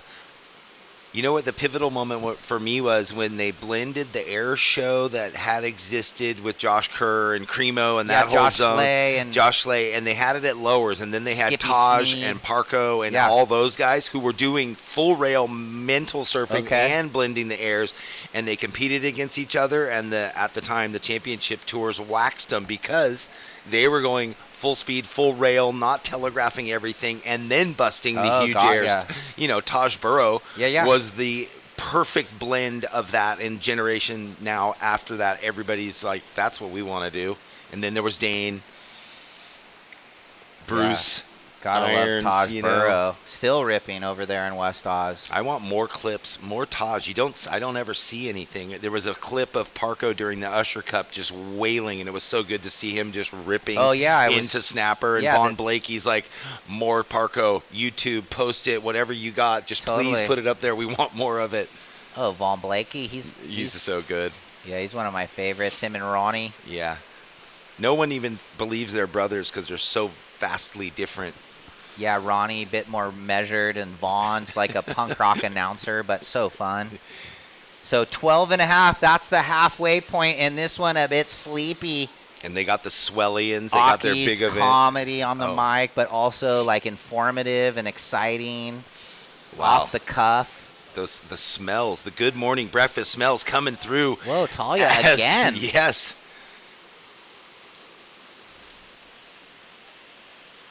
So just going through the motions here. And here we go. Zoe Chait behind her. We've just got double action. We love it when they get a ride waves back to back. Both waves kind of similar. The Zoe seeming like it's giving her a bit more, spraying her competitor. Always out of generosity do you do that. Nice finish for Zoe. Her roommate down there in Brazil for the USA team, they traveled together, but now they're competing against each other. You know, it was a classic takeaway during the commentary for that. There was Aki and Bugs and Ronnie or Von Blakey. Yeah. They were talking about technology, this, that, and Aki's like, mate, I've never sent an email. That's what you said. And it was like, how Never is that sent an even email. possible? But it is true. I believe him. He is an honest bloke. Yeah, and he doesn't why would say he it. say it? Yeah. Yeah, he's like, nah, I've gotten plenty. I've got an account. I just never respond. Never have. But I guess at that level and being such a legend, he never really had to. He had handlers. He had an entourage. Yeah, he's got like a clerk that does that for him or whatever. And during his times of wobble, he had Luke Egan and everyone else, Gordon Merchant pulling his hair out going, can you guys take care of him, please? So these are those replays. Yeah, Zoe had a couple, able to turn the rail over early. That was sick. Snap down. And the Charger that rides big Mavericks and has small wave game. Stand by for the numbers, ladies. It takes a whole other breed, and that's what's so impressive. Anyone can say, yeah, I want to get a big board and paddle out. Well, then that big board gets delivered. It weighs 12 pounds or whatever, and you're like, oh, my God, what? This thing's how big? And then you got to go push over the ledge. You have to paddle out, and then you have to turn around, get cleaned up. Last of blue, 6.00, matched up with a 5.5, has Talia in the lead, and red now looking for a 7.83, but stand by. We owe her second wave. Might be better than her opener. Well, it seems like she's just building. It'll be better than the opener. Yeah, it's don't know if it's not going to go that high. It's going there, though. We know what's defining that high 7, low 8. We saw it in the heat before. It is the ability to go vertical and come out with speed and do it again and again. Yeah, but red score looks really nice. It might near that good range of 6+, so stand by. It's going to wash out with the high, the low, getting thrown out here, and we're going to average it. One more score, 5.77 red. You now need a 5.74. Do it again, and you're in the lead. So a 5.77 drops for red. She now requires a 5.74. Zoe Chait, but priority with blue, Talia Swindal, looking to better her 5.5. Another shout out, thank you to Crave Mini Donuts, giving us the little stash of those powder cinnamon, sugar, chocolate, goodness. They're devilish. They're hard. They're so easy to eat. They're just finger nibs, and that's the. I had like 3. Had to pull the plug. I went up to the secret donut spot this morning for the first time so far this week. Had to get one. Little apple fritter. Since I'm going to sit and just stuff my face all day while we talk. Ooh, so a little repositioning in the lineup. Priority with blue, looking to better the 5.5. Red, Zoe Chait only looking for the 5.74. And, wow, red might come away with this little inside walled looking wave that could turn into something good. Little half layback, wraps it around, and looking aggressive on this one. If she can get a speedy finish, that was sick, but it's out the back, so... And it might not factor in, but look at this. Will she even be far enough out, or is this one just sweeping up too deep? You saw her paddling towards the pier. Now she's racing towards the shoulder. It might not be this one, possibly the second if it doesn't wall out. We've seen it more often than not, though. The water washes through on the first one. And unless there's just maybe that opening, she might see that she can get one big old turn. What does Talia decide to do? Well, that... It's kind of in between everything. So reset for Talia. 7.5 minutes. Score to come in quickly for Zoe. A 3.67. Doesn't do much. It's going to be a throwaway for Talia. That whole exchange is erased, and we're down to 7.5 minutes. I missed in my notes. Along with the Crave Mini Donuts, they're here on the pier today.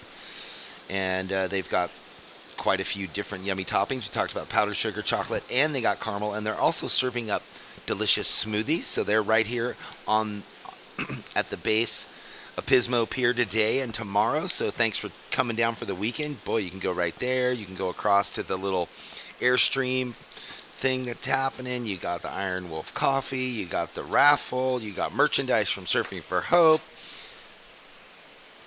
You leave full, happy, and excited with your palate full of amazing surfing, Ryan. Yeah, I mean, it's just been a great week, actually, in all facets. You know, the event, the food, the family, the fun. It's a really good place to be. I might come spend more time throughout the year in this area. Well, that's what I was saying. We've got all the connects now. Maybe we can get we can swing a couple of deals. So blue with priority looking to better the 5.5. Red, you would need a 5.74. So still way in it. That last wave didn't pan out for red, but plenty of time with 6 minutes.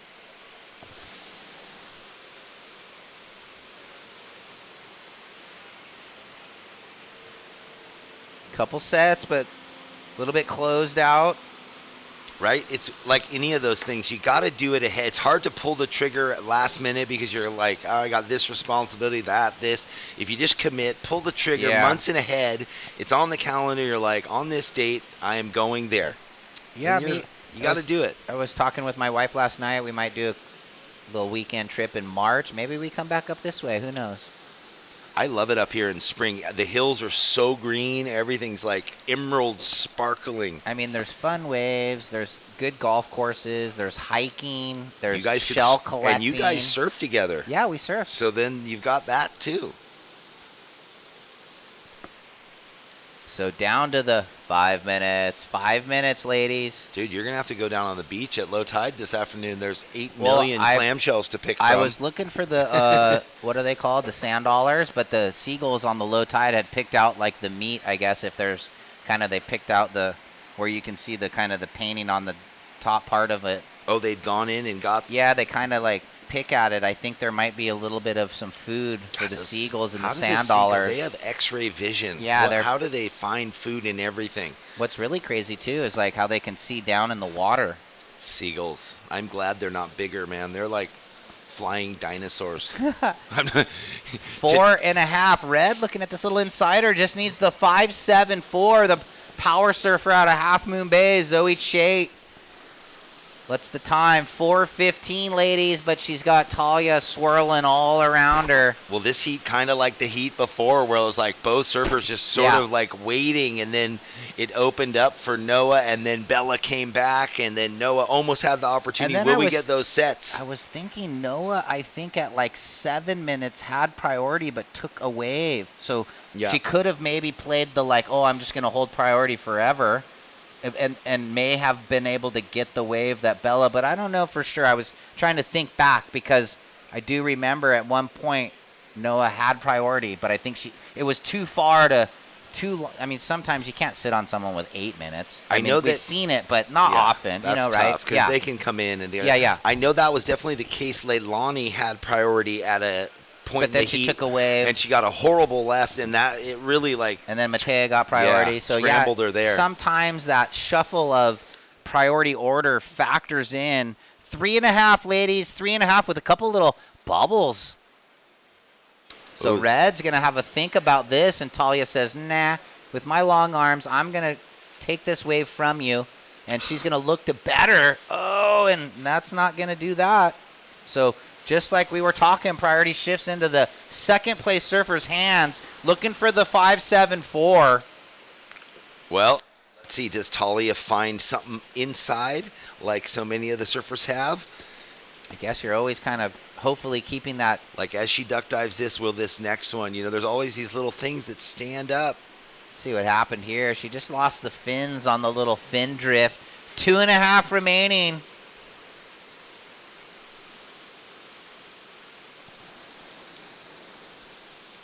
Moving through, grinding through the gears here. Quarterfinal Saturday. We are into quarterfinal number 3, and it is almost done. 2.5 minutes left. Coming up next, Aiden Walla and Sanoa Dimfley Olin. That will round out quarterfinal number 4. The Sunday semifinals will be established for the QS 3000 here in Pismo, and we will be jumping into the junior men's. So another shifting gears, going to 4 people in a heat for the junior men's and women's. So guaranteed there'll really be no wave unridden.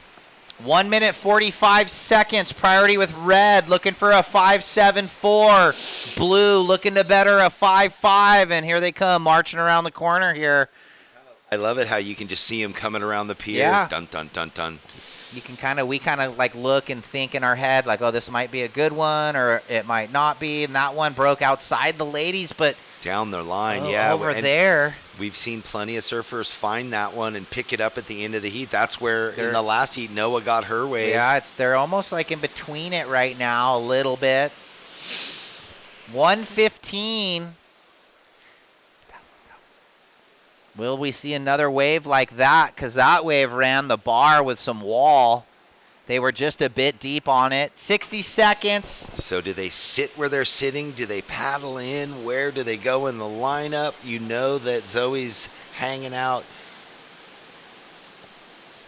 I mean, you would think she would be looking to at least stand up and fight for the number.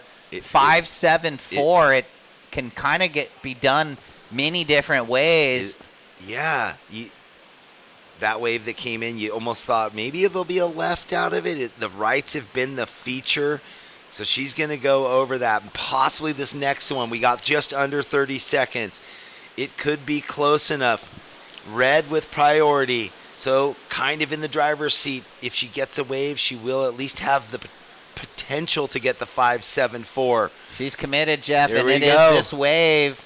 She's a bit stuck behind, but if she can get work done, floats it. 5, 4, 3, 2, 1.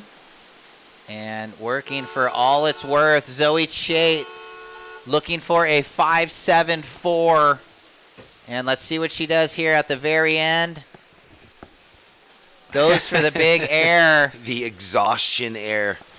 Knowing that maybe that wave was just didn't have it in it. Hey, there's a nice view of the pier. The drone, Run Amok, doing a good job. Thank you to Matrix Mobile TV. And I probably will go to a quick commercial break after this replay. Yeah, after this finishing wave that Zoe was trying to eke out the score, but when it comes down to that, an unfinished wave, we're going to go to break, and we'll come back with quarterfinal number 4.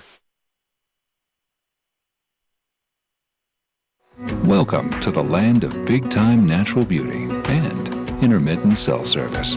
Here, cowboys drink Cabernet, farmers surf the breaks, and everyone breaks for roosters. It's a wide open and welcoming place. But that's not to say we don't have any hidden secrets. Welcome to the land of truly living, with a million things to do. Or not. SLO, where life's too beautiful to rush. In the 805, we live life on a different path. Where medals aren't given, they're earned. Where stories aren't written, they're lived. And legends aren't born, they're made. It's not just what you do, it's who you do it with. This is 805 Beer.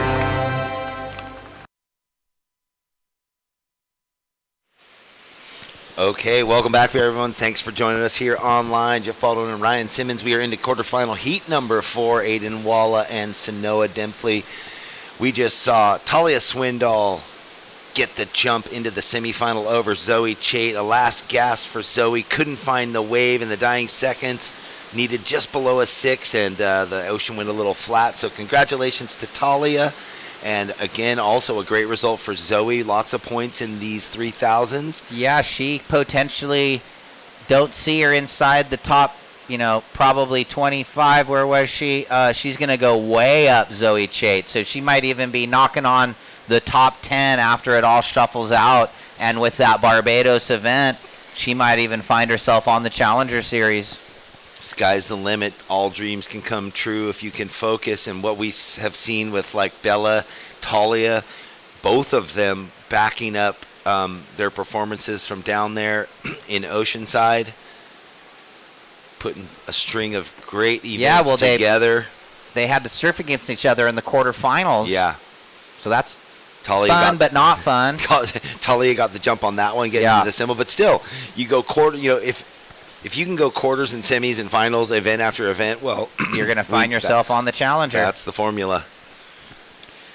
So a couple minutes off the clock, and this one, as we're nearing that dead high tide, is probably the reason. But we're going to see some waves soon. It's only 2.5 off this 25-minute heat. Next heats are 20 minutes. Surfers reset for the Pro Junior. Checking in, Lucas Cassidy, Wheeler Hasberg, Tosh Talbot, and Ryan Huckabee. So Ryan Huckabee going to reset now. I think he might be in his last year of WSL Junior. It's 20 and under in that one. So he'll be looking to get good results in the 3 juniors. So, yeah, Ryan Huckabee losing out earlier this morning in that quarterfinal, but he gets to redeem himself possibly on the junior side. All right, looks like potentially a little... No, nothing. So with just under 22 minutes remaining. All right, take it away, Kelly. Thank you very much. I'm down here with Talia. We're just talking about the theme is stress. I think we need to get a group yoga class going on down here or something. But congratulations on that heat win. Beyond your stress, how you doing? I'm doing good. The tide is definitely filling in a lot, but very stoked to make it through. Absolutely. Into the semifinals you go. Step closer to the Challenger Series. What would that mean for you? Oh, it would mean everything. That's my goal, but just enjoying the moment, having fun, enjoying my time here. It's been like the best waves I've ever seen in Pismo. Just like having fun, and I love surfing, so yeah. Everyone keeps saying that, but shh, don't tell everyone, right? Yeah. And we love the wetsuit. Thank you. We're talking about the color. It's great. Well, congratulations, and we'll see you later. Thank you so much. Back to you guys. All right. Thank you. Always giggling. That's right. Mustard is trending. Bumblebee. Right? Oh, it matches your shoes. I see. Kelly vibing on that. Her mustard Birkenstocks. I mean, you got to love Talia Swindal. Just, she loves surfing. She's so happy. She's into the semi. She's one step closer to the Challenger. She wants to be at Snapper Rock in May in that inaugural or that opening event to this season. Okay. And we don't know who it's going to be. Okay, well, we know, or I know, that you must have seen the underbelly of Talia, that side. All I've ever seen, the smiles, the happy, the joy, right? Kid. You as coach Yeah. have been there in those moments where she was down, when she was up, where she was like fired up, so to speak. You know? And I mean, she's been gnarly. I've had her back as a coach. She's had my back as an athlete working under me. When I surfed her up 2 years ago, people tried to, call me out, but she ended up 11th, had one of the biggest floaters ever done in competition. Probably a main reason why we were bronze medal when I came in with only a month and a half after Brett had to step out. Was that before El Salvador? That was before El Salvador. Yeah. I came in with a month and a half and had to put together the team and kind of huge. Bring that whole thing to fruition there, and she surfed up. We surfed her up. Yeah. So and she won us the bronze. So and I remember those were challenging conditions. Just to reflect. It was 10 foot the Boca one day. Remember? Was 300-yard paddles into massive. It was wild ocean, strong ocean. I mean, when you have like Scion, the guys from Hawaii going, oh my God, it's freaking strong out there. Yeah, that Bocana gets gnarly. And then she surfed on the team this last year with Sarah Frere and Zoe Chait and the U18 girls, and she was our captain. So she just is, one of our darlings on the USA Junior National Team. She will be done after June. So for her to get onto the, after USA Champs, she'll be done in the U18 junior stuff. But so for her to get on the Challenger would be incredible segue, finishing the career right into the Challenger. You know what? It was during that event for the juniors that I was there doing the commentary and all that. Watching the new wave of the names we'd never been introduced to from all over the globe. And what I was saying to Cote during that, and Mitch was, man, if I was the senior surfers, the established Carissa Moore, Stephanie Gilmore, Sally Fitzgibbons, all of them on the tour, I'd be shaking in my boots because the wave of talent is so intense. Because they're dropping and they missed those 2 sets, there would not be. Yeah. Yeah. So just a quick announcement, there won't be a restart if we get to 15 minutes in this heat. There's been too many rideable waves. So just a quick notice. So, yeah,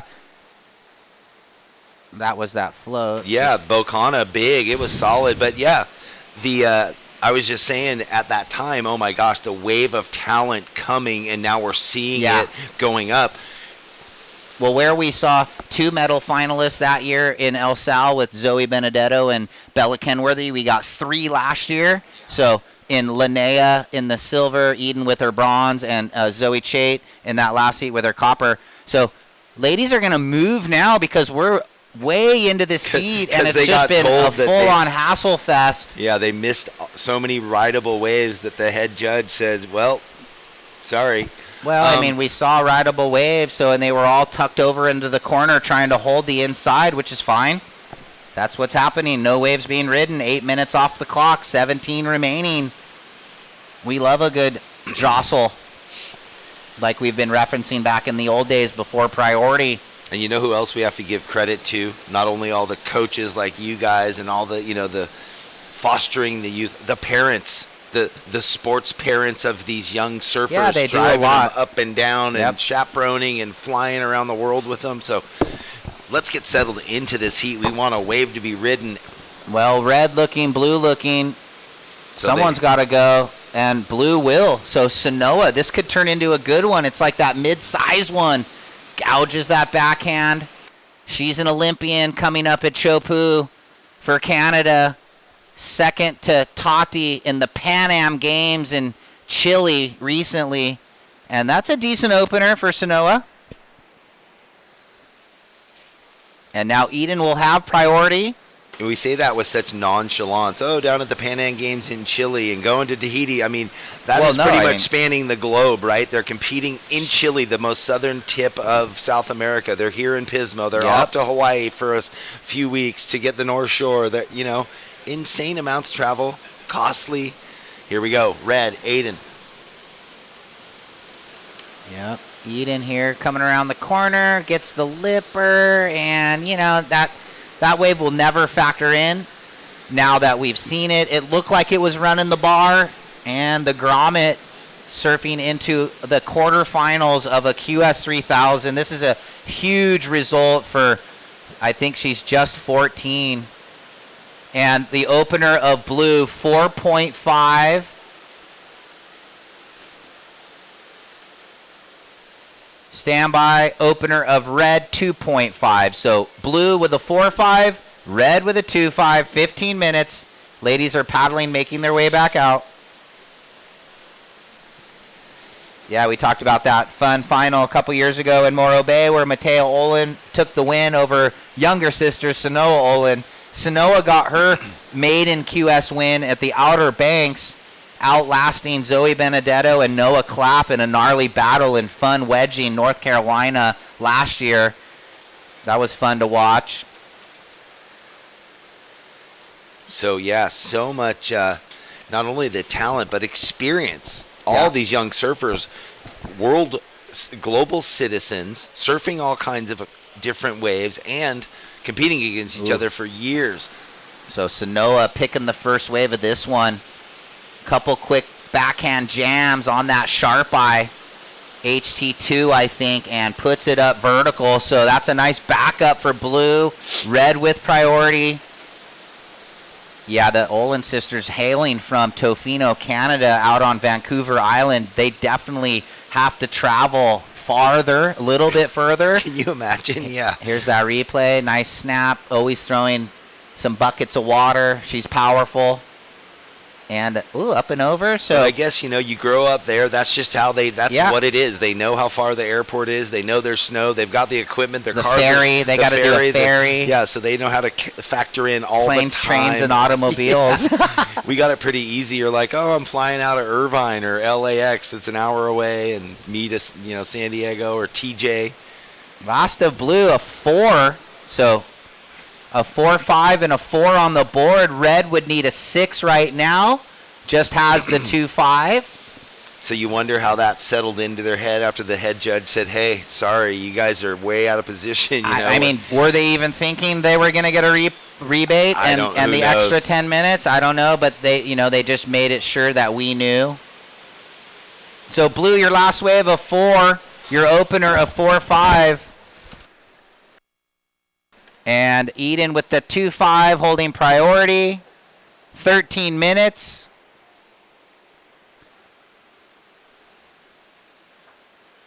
Red moving, looking for something. Deciding not on that one.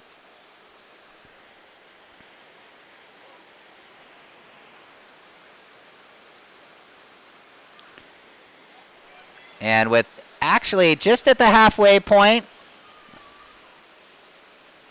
coming up next, Lucas Cassidy, Wheeler Hasberg, Tosh Talbot, and Ryan Huckabee. Just a regular foot battle. Here's Red, Eden. Setting this wave up, floats through that section. Little slash. Checks it down. And gets a finish, so decent surfing there. Here's Blue out the back. And Sanoa turns the rail over. A little more expressive turn there. Slashes down and looking to find the double up finish. So nice exchange. Red and Blue there. Stand by. I think both those waves might factor in for the ladies with 11:30 remaining.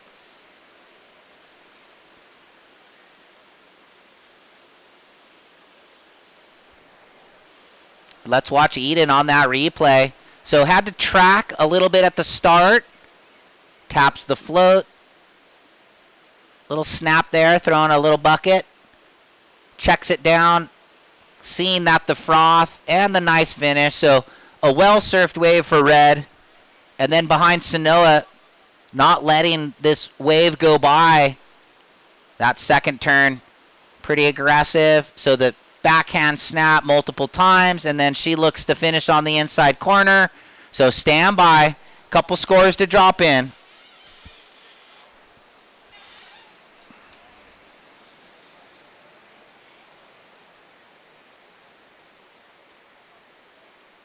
Ten and a half remaining. Check in. Junior men, quarter one. 20 minutes, guys. We'll reset that clock.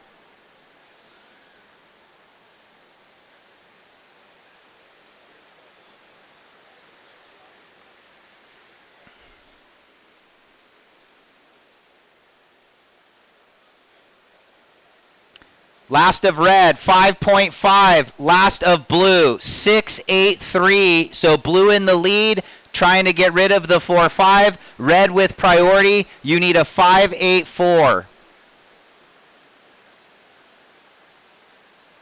Last of Red, 5.5. Last of Blue, 6.83. Red with priority in second, looking for a 5.84. 9 minutes 40, ladies. So thanks so much to Brooks Burger and Pismo Beach. They're hooking up brekkie and lunch today. Really good breakfast sandwich. Can't say enough thanks to the Surfing for Hope Foundation. Visit SLO, our title sponsor. You know, the Surfing for Hope Foundation has been with us since the beginning. They're a nonprofit organization that was created to ease the difficulty of those people battling that difficult disease, and I went through it with my mom. And so, you know, look for people that can help you through the process. Don't go through it alone. Over the last 12 years, they have raised almost $1 million to help local families recover from all types of cancer. Surfing for Hope not only hosts much needed WSL qualifying events, and we've talked about it, the partnership between Visit SLO, Andy McKay, and the Surfing for Hope. They also help families recover in their fight against cancer. And if you want to learn anything more, surfingforhope.org. So Red with priority. So Eden going to roll in here. Nice carve. Hits it down the line. Cuts it back. And a little tap finish, and then Blue behind. And Sanoa gets a finish, so stand by. Waiting on some scores.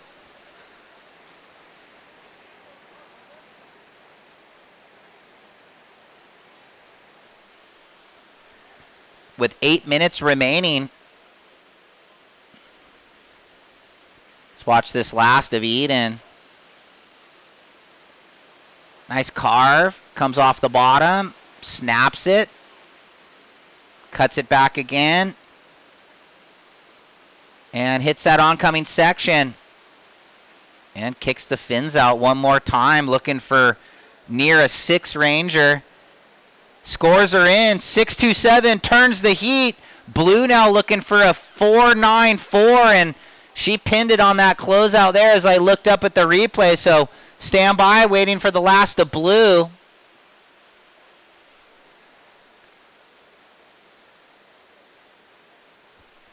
Oh, here it is.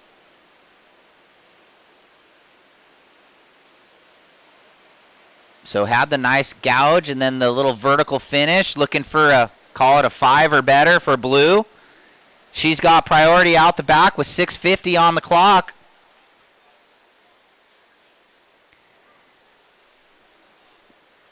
.577 drops in for Blue. It's the seesaw battle. Blue back to the lead. Now trying to better the 577. Red, you need a 6-3-4 now. Her last wave goes 6-2-7. So Eden still in it, now needing the 6-3-4 and second priority, 6:20 on the clock. What a heat.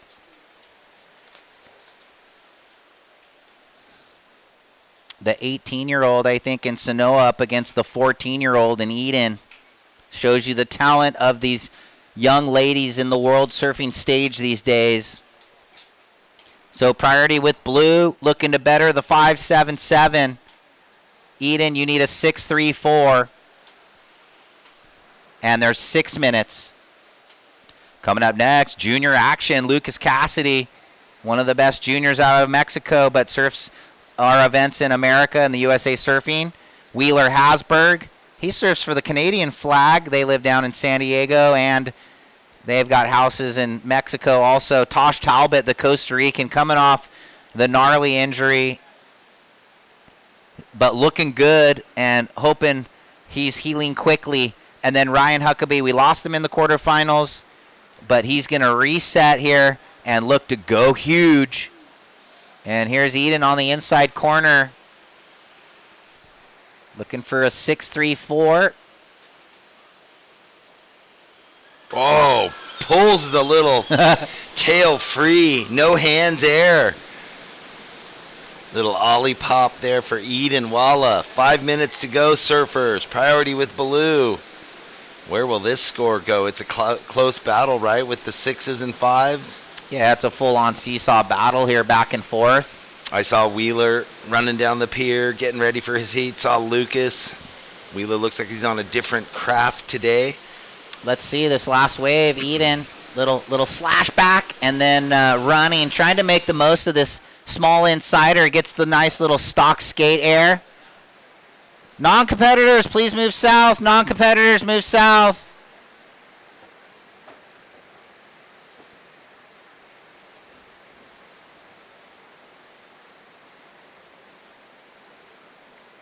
So with 4:10 on the clock, priority not established, I guess. Don't see it on the board yet.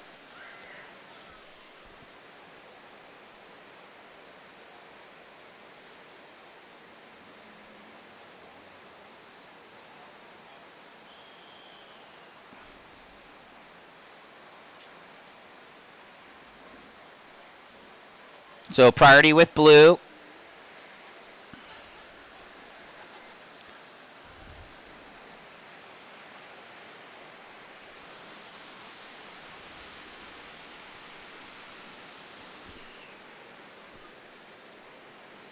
Three and a half remaining.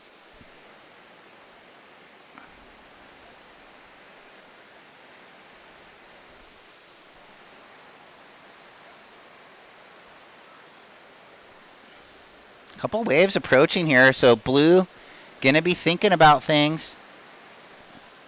Looks like it's kind of moved over. So judges want to see this wave again. Had the cutty.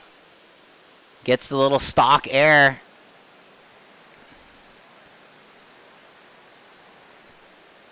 So still waiting on the score from the previous of red.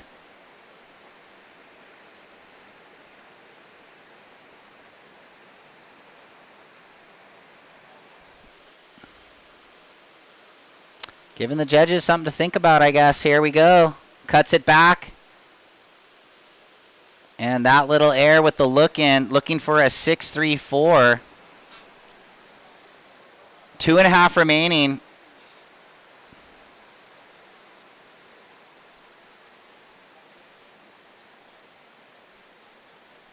It's a 6.4 and gets the score. So now blue needing a 5.84 with 2:10 remaining. I love that. You look out and look at her kicking. Eden fired up once she's delivered that score. Back in the lineup with the 2 minutes. All 4 of these quarterfinals kind of coming down to the wire between the surfers. Yeah, Sanoa in priority now in second, looking for a 5.84. So Eden turns it with the 6.4. Gets the air on the inside, so the judges giving her the credit of the creativity. 1:35 seconds. Will Sanoa have an opportunity to find a 5.84? Well, these ones are deceiving. They do stand up. You can see there's enough water on it. Is she going to get it? She does. So she's got 1:20, but she's up and riding. Big carve down on the first section, putting a lot of effort into that second one, using the full rail. And again, hoping it gives her more energy on the inside. A nice finish turn, getting the board over the lip. And just unable to button up the last, but stand by with 55 seconds. And priority shifts back to red. And we have seen, you see Eden scratching. This one seems like it's definitely going to get to her in time with 45 seconds. And we'll see what Sanoa did, looking for the 5.84. Little Pure Bowl runner. Well, as she finishes on the replay, Eden live, we'll have to do the replay for the webcast. Yeah, so we're just watching Sanoa finish at home.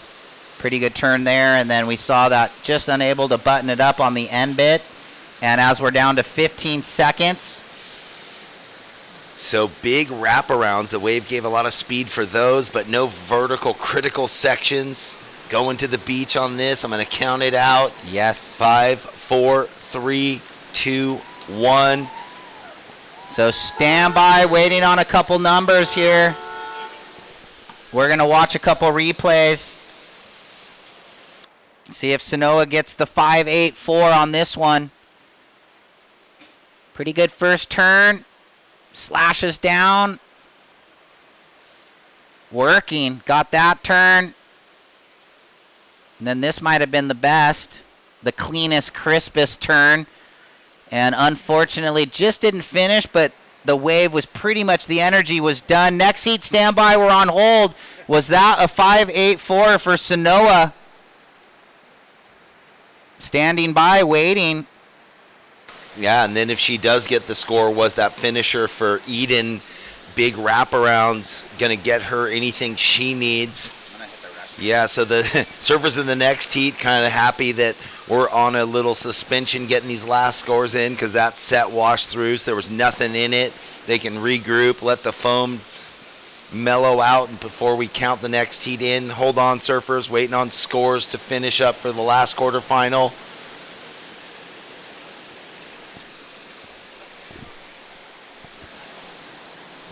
So yeah, both surfers in on the beach, waiting, hoping, wondering.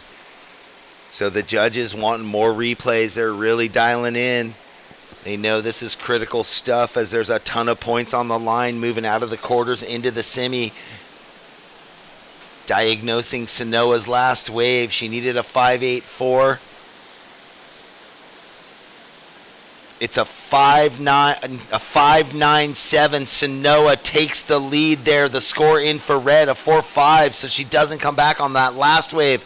Blue into the semifinals. Sanoa, Demphley, Olin, on the buzzer, gets it done. Tossing to commercial, and I'm going to count the next heat in, guys. 10 seconds. 5.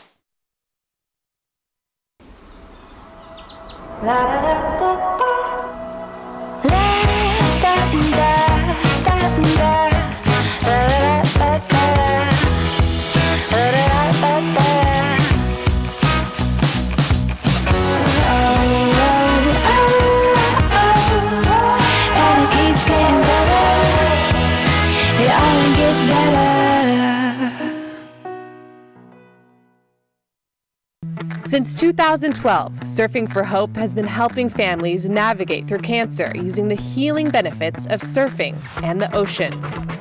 Each year, we host a number of surfing-related community events to shine a spotlight on the fight against cancer. Visit surfingforhope.org to sign up for one of our free beginner surf camps. And if you'd like to help out, you can donate on the site too.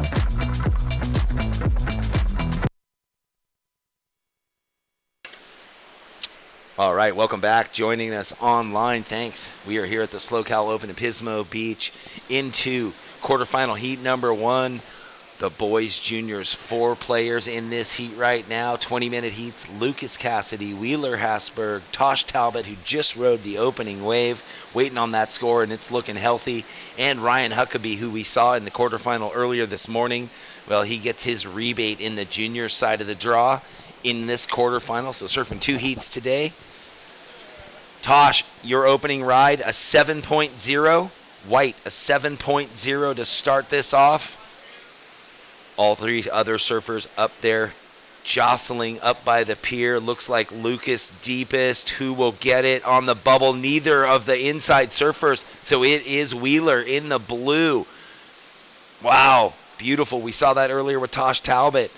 Just further south and inside a little bit, Wheeler. Oh, I love how he's positioned him on the board. Never wasting speed. I think he's riding a different Xanadu than he was during the event. Nice opening ride for Wheeler. Got the jump. The other 2 surfers just outside and too deep.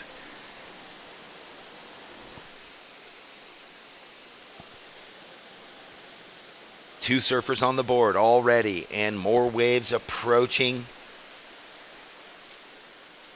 Can Red get over it? So they, again, just a little far out. You saw it moved in another 10 feet or 20 feet.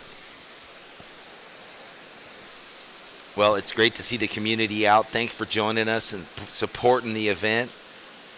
Walked down, saw Pedigo of Pismo. They've got their tent up with a bunch of their bikes in front, and they've got the raffle going on. So get a ticket for $5 or 5 tickets for 20 at the Surfing for Hope Foundation merchandise booth. The buskers are playing music. I saw this young woman singing a beautiful Stevie Nicks song. Here we go. Another wave. Second wave for White.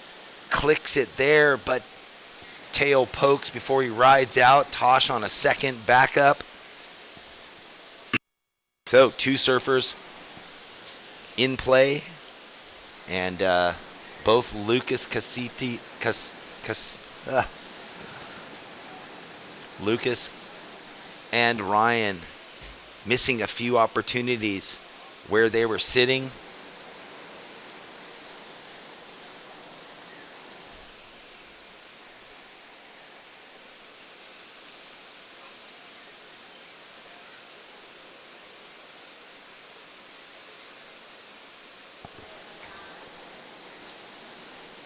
Wheeler, your first wave of 5.83, and Tosh, your second wave of 3. So will we see someone go on the left? It really hasn't been a factor today at all, the way the swell is, and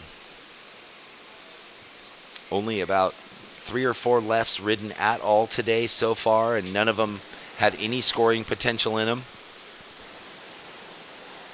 Wheeler does well to get the jump and just stay tucked in a little further away from the pier and underneath the 2 surfers, as all 3 were scratching for that last one. Wheeler comes away with a 5.83.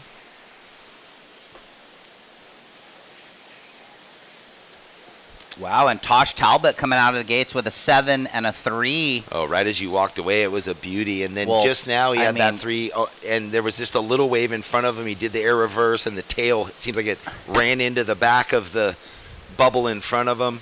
And the crazy finish to the women's quarter 4. I Eden know. turned it with the little expressive air, and then Sanoa flipped it back at the very end. So, And then that wave of Eden's, although beautiful looking, just only supplied big, powerful roundhouses, which wasn't going to get the score. and here we go, red up and riding. Lucas Cassidy out of Mexico. But for Eden, the youngster, taking huge points, 14-23, $1,000. She'll put that in the bank. We got Blue up. Hasberg with the layback jam. Comes around the corner. And finishing on the inside. So, you know, couple different mindsets there in that women's quarter 4 where Sanoa fighting as Wheeler finishes way down the line. You know, Sanoa fighting to get onto the challenger, and Eden just looking to set up the rest of her career being such a youngster. Now, pretty much with this result, she'll get in any event she wants forever. All, And, you know, all next year. She Yes, just that's has what to I mean. maintenance it and Yep. show up, and she'll get points. And I was kind of grow. thinking these young girls are so gnarly. We'll watch these waves. If someone goes, we'll talk. But what if a 15-year-old did qualify for the Challenger? Would they even do it? It's almost like when the youngsters qualify for the Tour and Katie and Taj, and they take a year off. So we're almost in that scenario now with the 3 tiers, the Super Juniors qualifying as Huckabee finishing. We don't want to take it away from Ryan on this opening wave. Such a good, well-surfed wave for him to open up this Pro Junior quarters. And behind, who was that? Cassidy, finally. Oh, he got another one. So he had the quick up and down, and then he got that one. So that's what I mean, that's kind of a, what if a Eden or a Linnea or one of these youngsters qualified? It might happen, but right now we're throwing down to Kelly and Sanoa with the comeback. Yes, I'm here with Sanoa. Congratulations on that heat win. It was a suspenseful end. How'd that feel for you? Yeah, it was definitely a little nerve-wracking at the end, but I'm super happy that I got that little one with just about a minute left. And even though it was a smaller wave, I surfed the best I could on it, so I'm super happy to be moving on to the semis. Absolutely, and it could be a sister final again. What would it be like surfing against your sister in the finals? Oh yeah, I love surfing against my sister. We surfed so many heats together growing up, but I mean, just taking it one heat at a time. But yeah, obviously surfing a final against my sister would be a dream. Mora was, I mean, that was like the best event ever. So always looking to repeat that, but we'll take it one hit at a time. And you don't have any piers on your island in Canada. What is it like pier surfing compared to beach breaks that you surf at home? Yeah, I like surfing kind of like next to a pier. I feel like usually they like create a bit of a rip under it and sometimes can give better sandbars, but definitely different than home. But I don't know. I think the waves have been super rippable and fun here, so I'm having fun. All right, congratulations, and we'll see you later. Thank you. Back to you guys. Thanks, Kelly. Good job, Sanoa. Fun battle there. Yeah, so much dialogue in that, you know, the youngsters, if they do qualify to go out into the world on the Challenger Series, what about school? You know, Well, like, a lot of them what- are homeschooled, or they do those like dual academies where they do a day or two. I'm on PT side of thing on that one. We don't want to get into the politics of it. Graduate. Well, also there's also the first challenger is during the ISA World Junior at El Salvador this year, so we would lose A any calendar- of the older athletes. Like if Talia qualified, could surf her last World Junior. So but that would- will affect all the teams, right? Yes. I mean, Yeah. if the younger junior surfers qualify. But here we go. White, click, big air. Tosh with the knee going to the air. He don't care. You don't care. It was cool. I just saw a local on my break, and he said, hey, you guys are doing a great job on the commentary. He's like, what an incredible week. And joking, he said, this is Huckabee 6.1 green. He said, he said they didn't know if they liked the commentary or the surfing better. So thank you. Props to us from that nice local. Yeah, hey, it's always good to get warm fuzzies from people that come up here and there, the messages we get. And we try and you keep know, it through fun Instagram and yeah, lighthearted. And it's a tough blend because we are double duty. We're here live to the public, to the surfers who are the first, you know, priority for us. Yep. It's a fine line between keeping it positive, keeping it lifted, boosting them, not interfering with their headspace in a heat. There's a lot of pressure on them. And then, a lot of people used to watching the webcast, where the webcast, that's all they're doing is talking to the people watching at home. The surfers are never hearing what they're saying till after the fact. Yeah. So let's break it all down. Last of White, 5-1-7. White, you're in the lead with a 7 and a 5-1-7. Tosh. Wheeler, you're in second with a 5-8-3 and a 5-7-7. Ryan, you're in third with the 6.1. You need a 5-5. And Red, with just the 3-7-7, would need a 7-8-3, 9:40 on the clock. So already some big scores. And Green looking for a 5-5. Ryan Huckabee, he's out of there. He's out of there. Yeah, and just on that tip, the local giving you compliments. Last month up in Morro Bay, to have Tom Curran come up, take me aside and say, man, I love it. You're doing such a great job. I can't turn it off. It's so fun. I'm like, whoa, okay.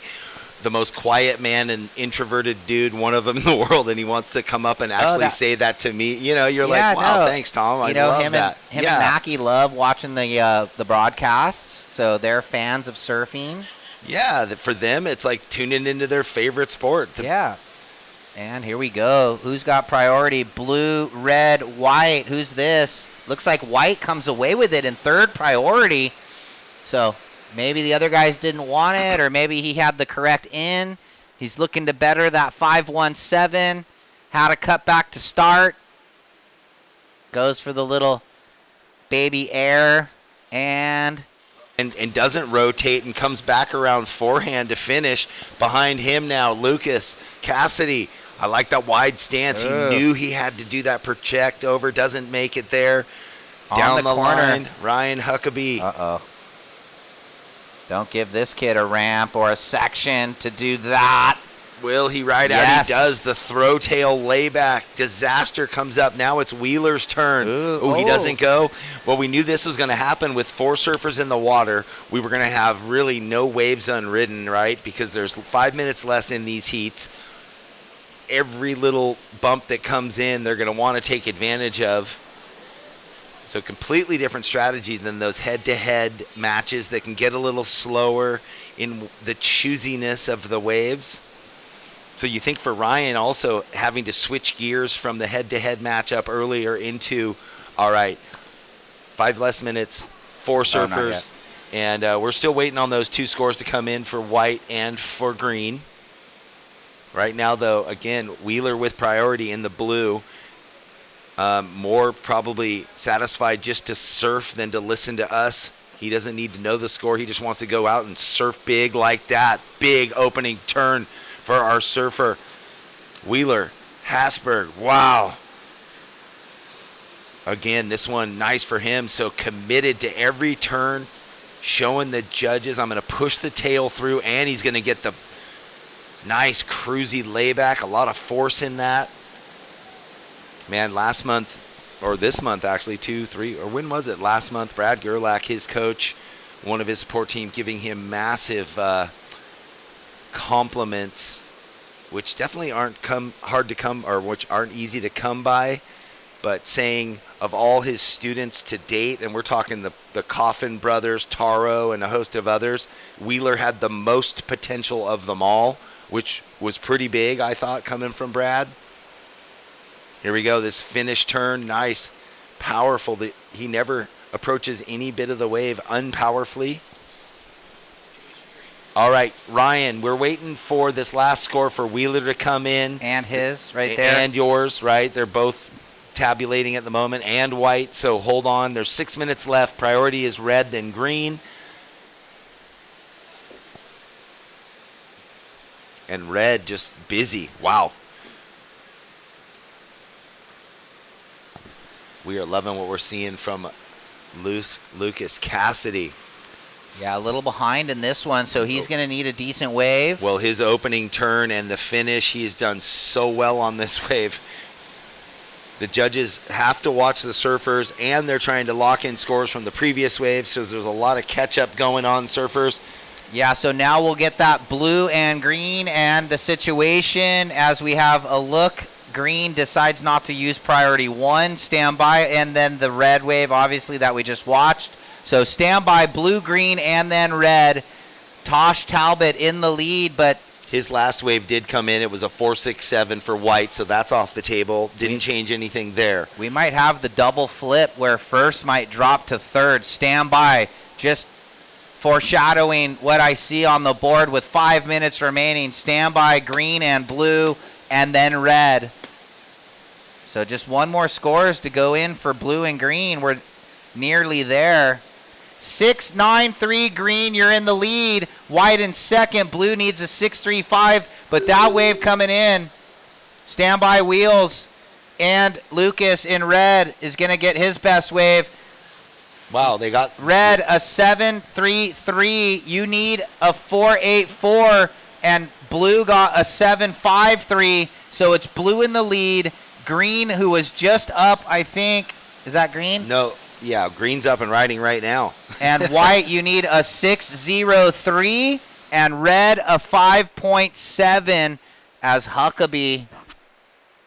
He didn't hear what changed. He was in second, looking to better a 6.1. So it all breaks down. Blue in the lead, green in second, white holding priority. You need a 6-0-3, and red, you now require a 5.7.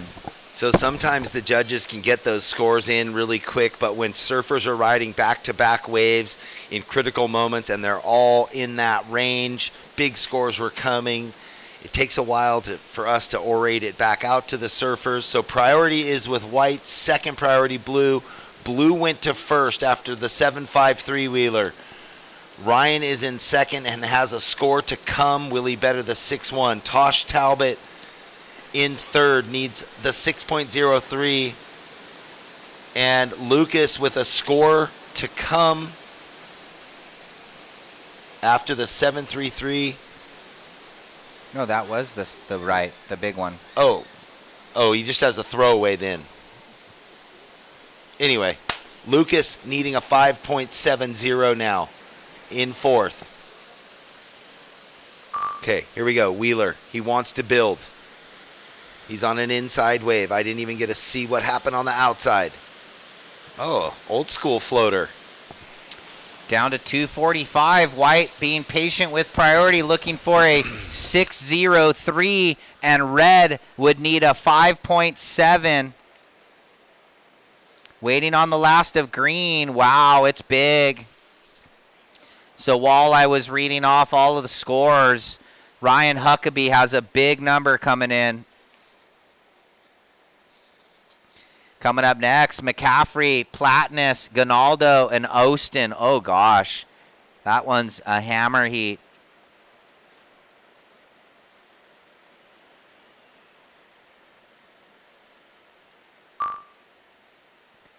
And we're down to 2 minutes. And look at the waves on the outside.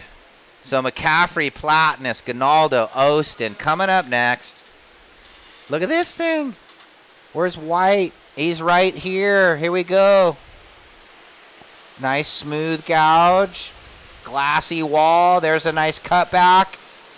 Surfing to a 6-3-7 now as the last of green went 8-2-7. Green in the lead. Blue in second.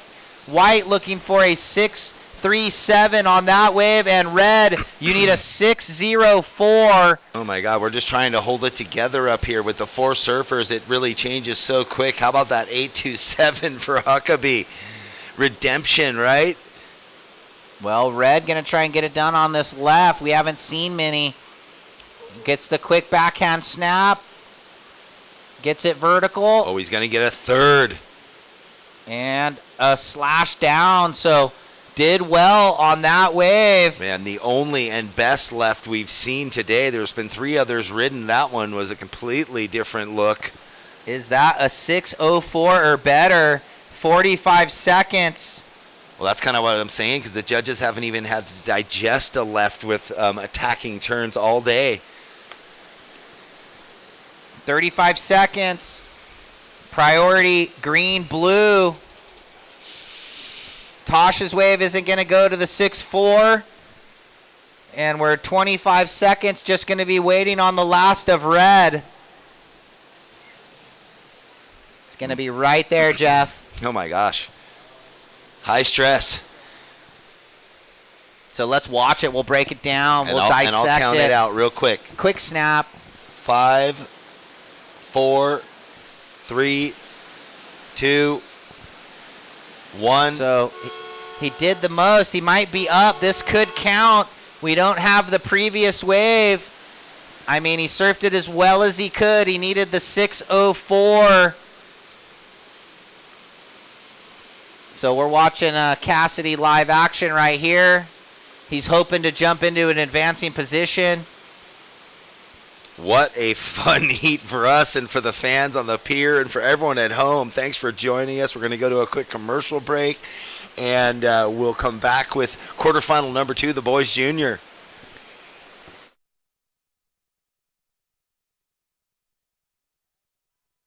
Welcome to the land of big-time natural beauty and intermittent cell service.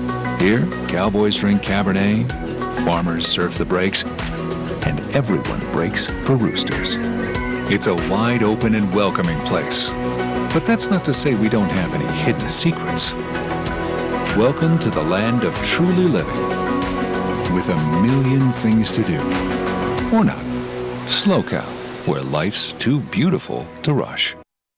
Since 2012, Surfing for Hope has been helping families navigate through cancer using the healing benefits of surfing and the ocean.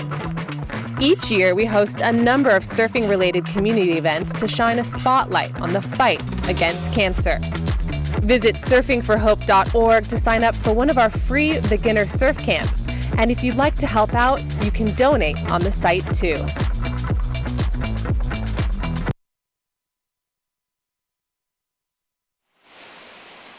Okay, everybody. Thanks for joining us online. Simo and Baldy here calling all the action. We are into quarterfinal heat number 2 of the boys junior. We just had fireworks in the first heat. Ryan Huckabee and Lucas Cassidy moving through. Lucas finding the score he needed on a left. He was like lost at sea for a lot of the heat and turns it. And then straight into this one. We are with Luke Ginaldo, who just had a throwaway. Reed Platenius in the blue. Lucas Ostin in the green, and Cole McCaffrey in the red. Lucas Ostin having definitely carrying form all through this event so far. Advanced through the quarterfinals on the QS side of things earlier, and now finds himself in this heat. Completely different deal, just like Ryan Huckabee in the last heat. Same thing, although Ryan didn't advance into the semis. 20-minute heats, 4 surfers in the water, so lots of excitement. Most all waves being ridden because sitting around and waiting with priority isn't the game in this kind of a format. Yeah, Lucas Ostin, he's been on game for a couple years, but really on point the last few months. Kind of trending in the right direction. If he can get himself in that top 7 and get on the Challenger, he'd look real good at snapper. Here's McCaffrey, backhand snap, up and over.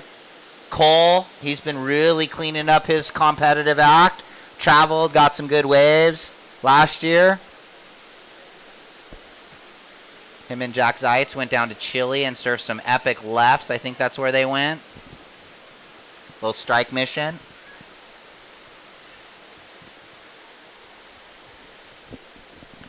So with 17:40 on the clock, Red gets on the board with a 5-0. 5.0 Red.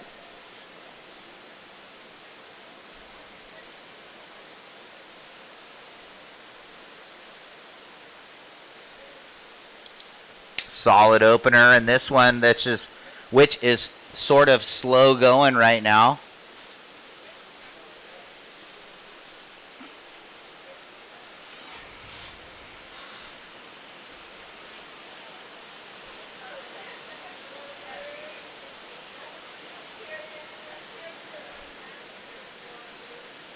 So Ryan, we'll see you on the glass.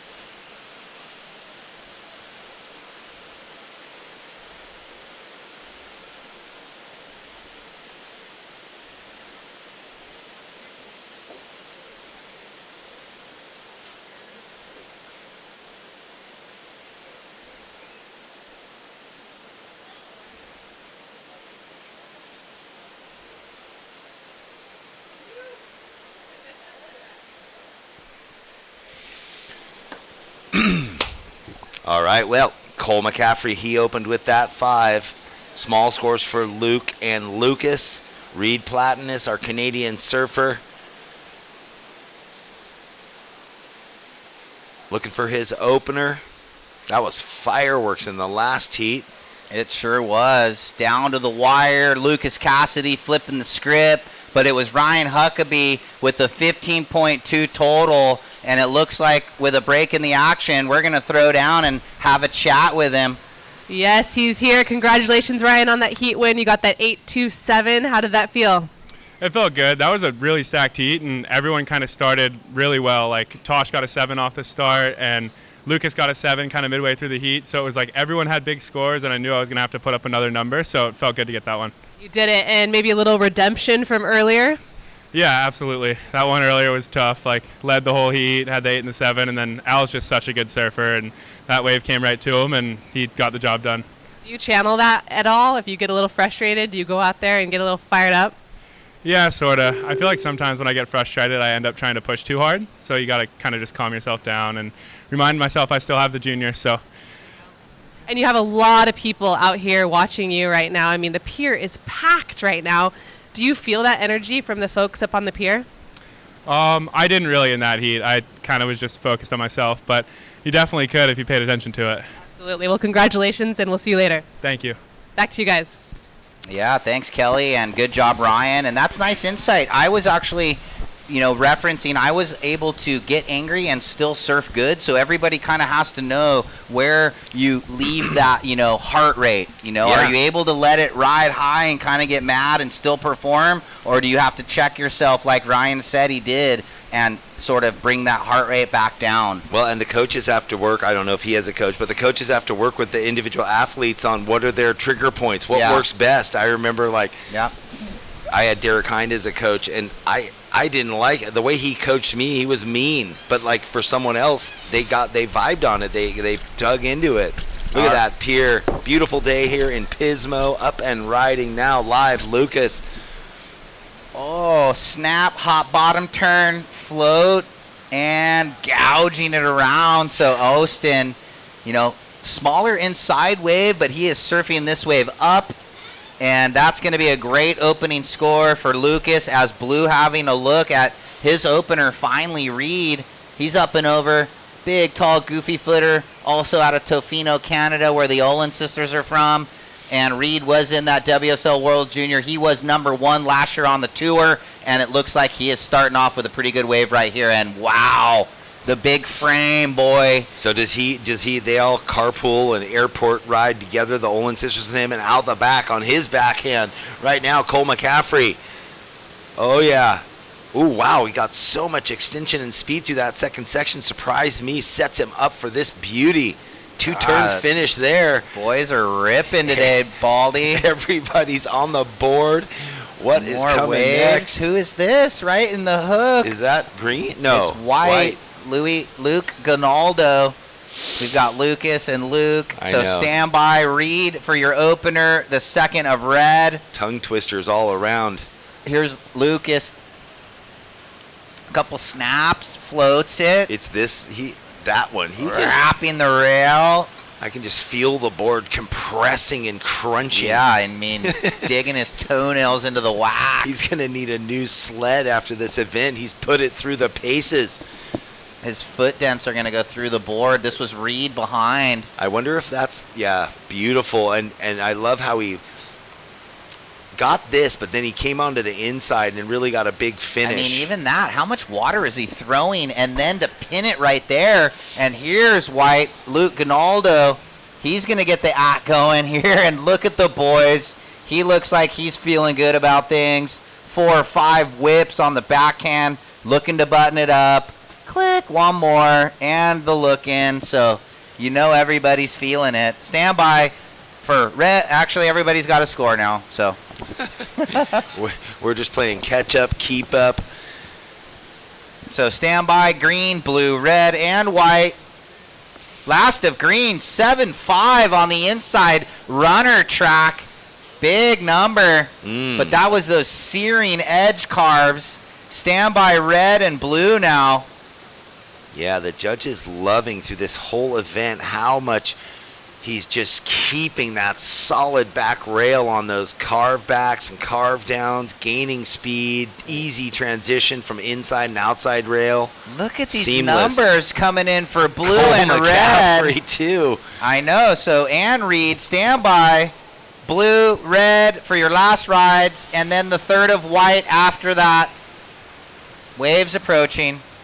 Fortunately for us, it's a closeout. We can breathe for a minute, and the judges can regroup. Last of blue, 7-4-3. Last of red, 7-8-3. And wow, with just the halfway point, red in the lead because he's got the 5 back up to the 7-8-3. Priority with green, a 5-3-4 puts you in the lead. Blue, you have a 7-4-3, and it's a bit skewed right now. We're waiting for the last of white. It's everyone on a big number and low backups outside of red. Wow, Cole McCaffrey, he surprised me. That section that it looked like he widened his feet, he projected, and he got so much lift off the top part of the whitewash. All right, let's do it again because that was a lot of chatter. Yeah. Red, you're in the lead with a 7-8-3 and a 5. Green, you're in second, holding first priority. You have a 7-5 and a 1-3-7. So he's got the good, and he's getting rid of the low. Reed, you just got a 7-4-3, no backup. And Luke Gonaldo waiting on your number, watching it right here.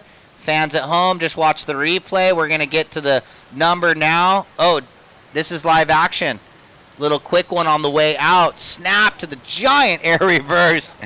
My back hurts. I mean, tweaking it. So stand by for the third wave of white. It's dropping in now. And he's going to maybe have a 7.1 for the third of white, the one before.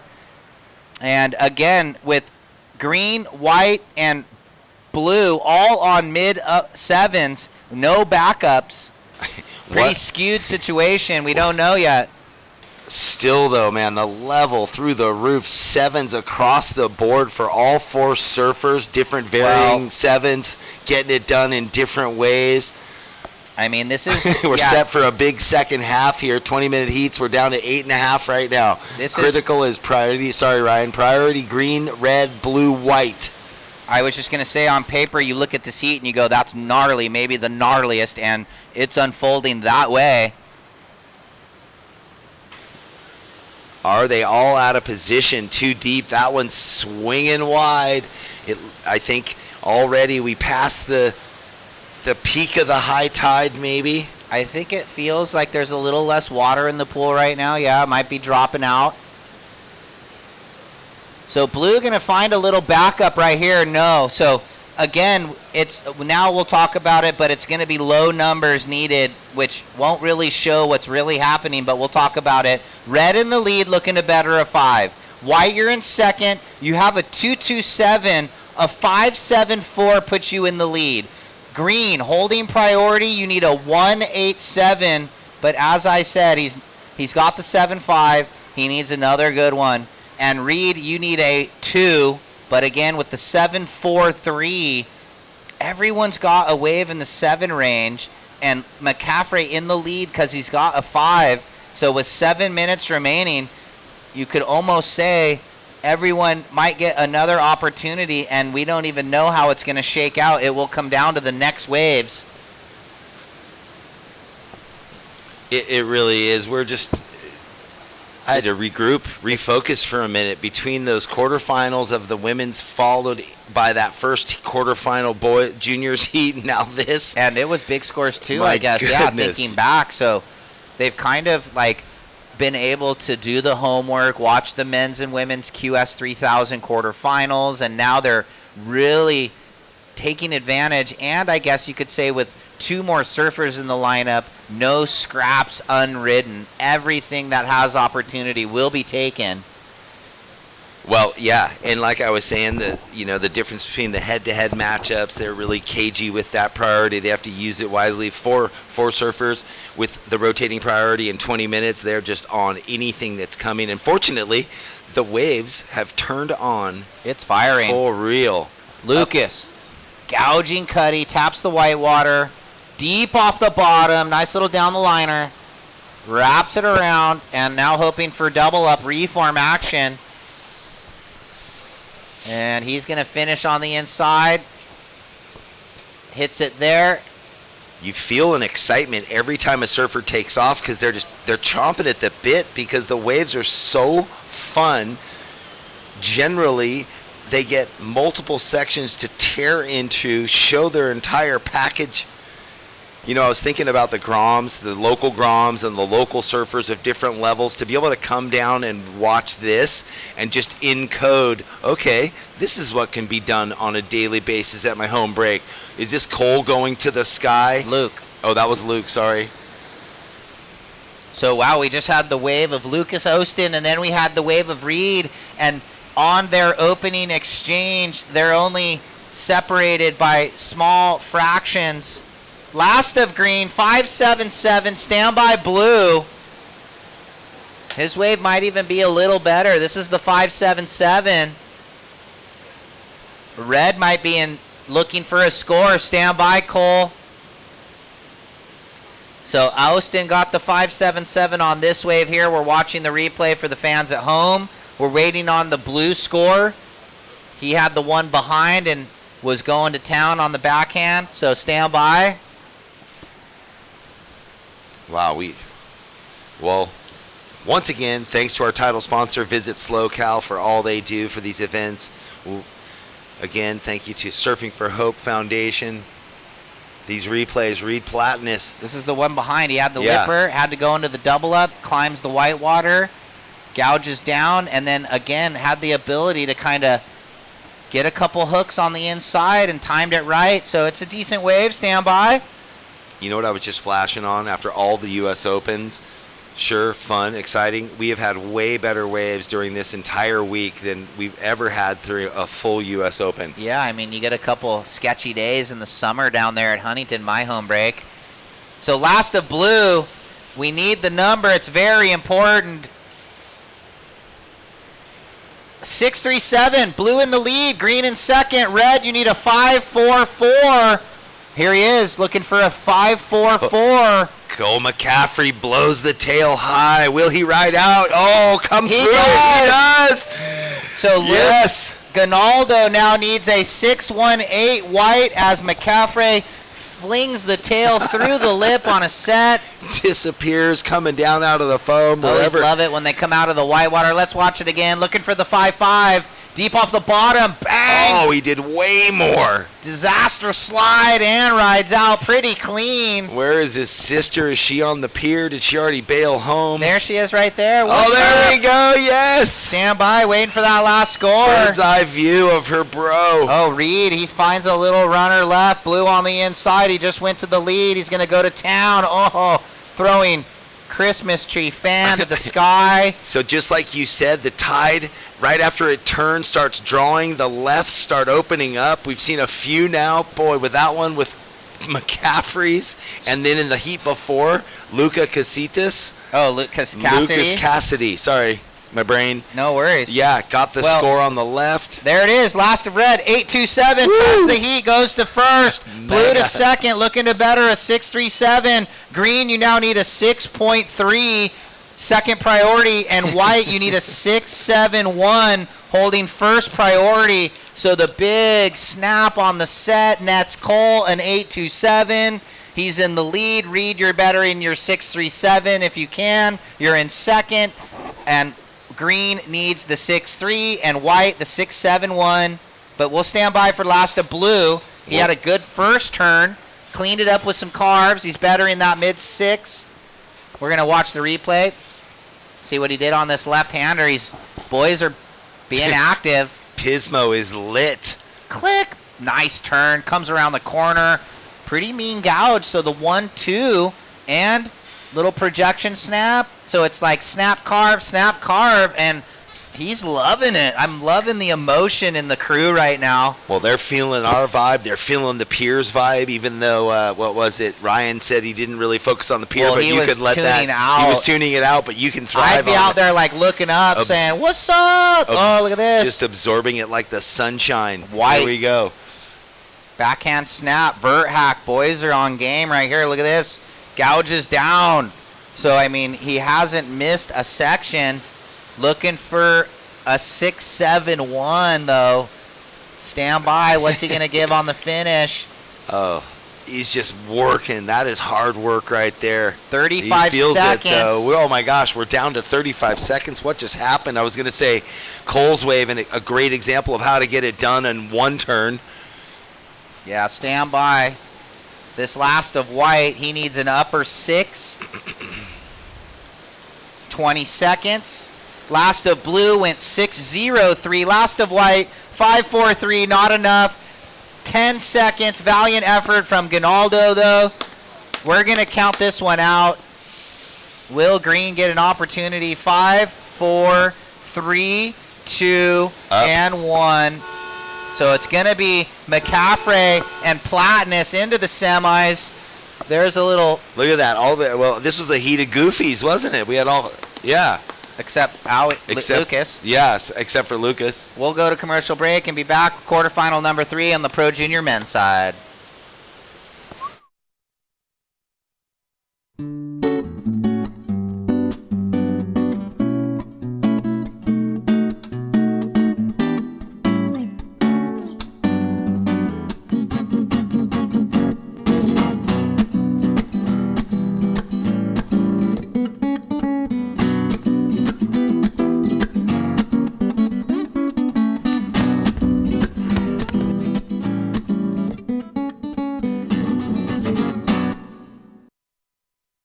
We start each day with one goal.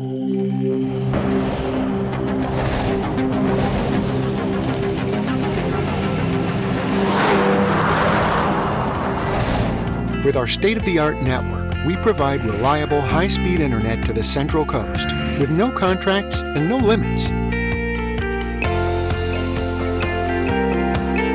Visit peakwifi.com for plans and coverage of our rapidly expanding network.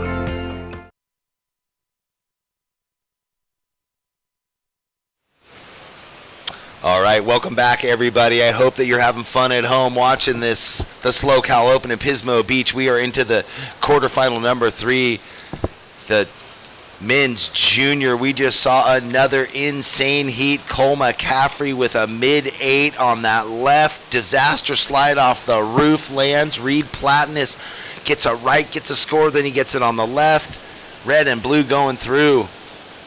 Lucas Ostin getting into the semifinals, though, on the main event in the quarters. Can't keep it together. I mean, what a heat he had, too. It's just fireworks here at the pier in Pismo. I mean, he had 13-2-7. Yeah, no, he had an I know what you meant. He had a 7-5, and he couldn't get that 5-3 out of his line. And here we are set into quarterfinal number 3. Owen Moss, Titus Santucci, Kai Kushner, and Luke Weiler. Another who went down this morning.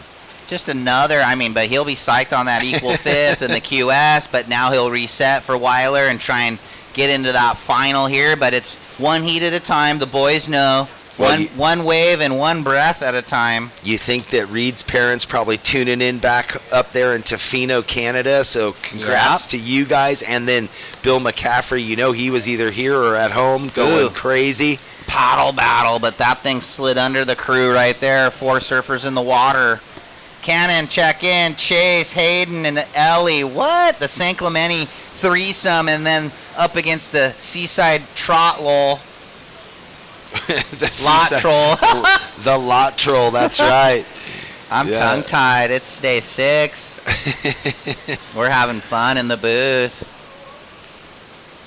Oh, look at this. Is it turning back on? It's supposed to pick up tomorrow. Shermie tried to always name them the Seaside Mafia or something, and we're like, no, they're just lot trolls. Bunch of Groms. Yeah, they're Mafia-like. Yeah. Taylor Clark and Jake Marshall and Kyan Yang and whoever else. Yeah, real scared of those guys. Cole, no, exactly. Woo, what a heat. McCaffrey Yes. learned how to surf a Nice. About time. Yeehaw, he's down there getting ready, so we're just laughing, having a good time here. And we'll get squared away for that post-heat interview. We're looking to see if anything's out the back. No rides yet.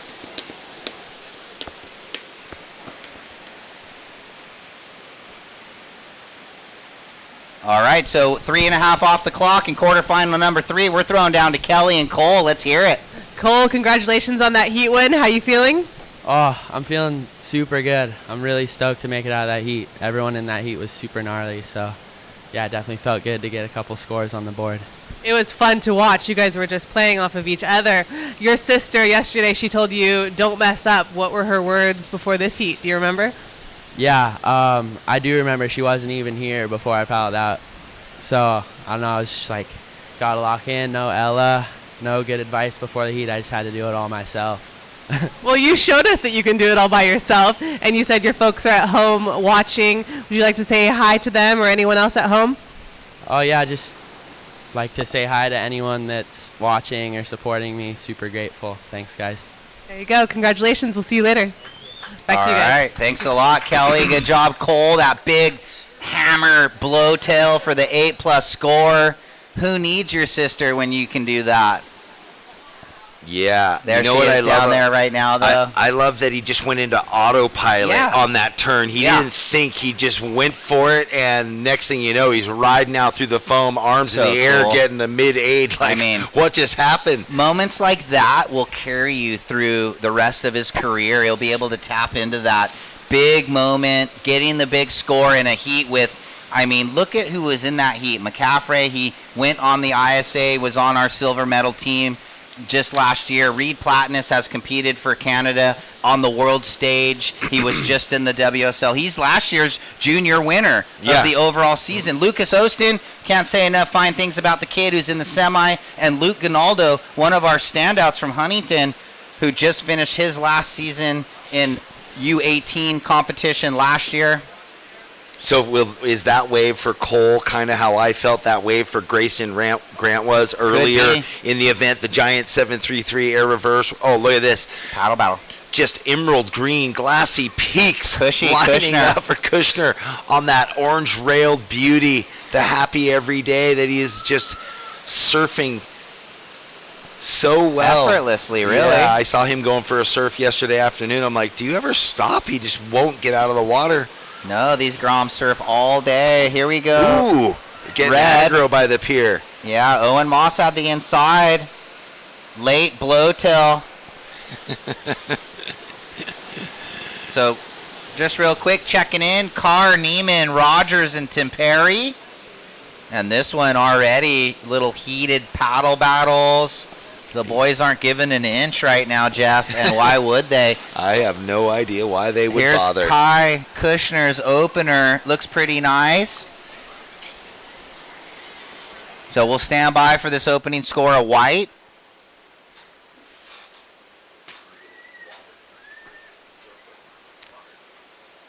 So, solid opener. Checking in, Cannon Carr, Chase Neiman, Haydo Rogers, Ellie Tim Perry. Opener of white, looking lovely. 6-6-7. Kai Kushner. Nice opener there.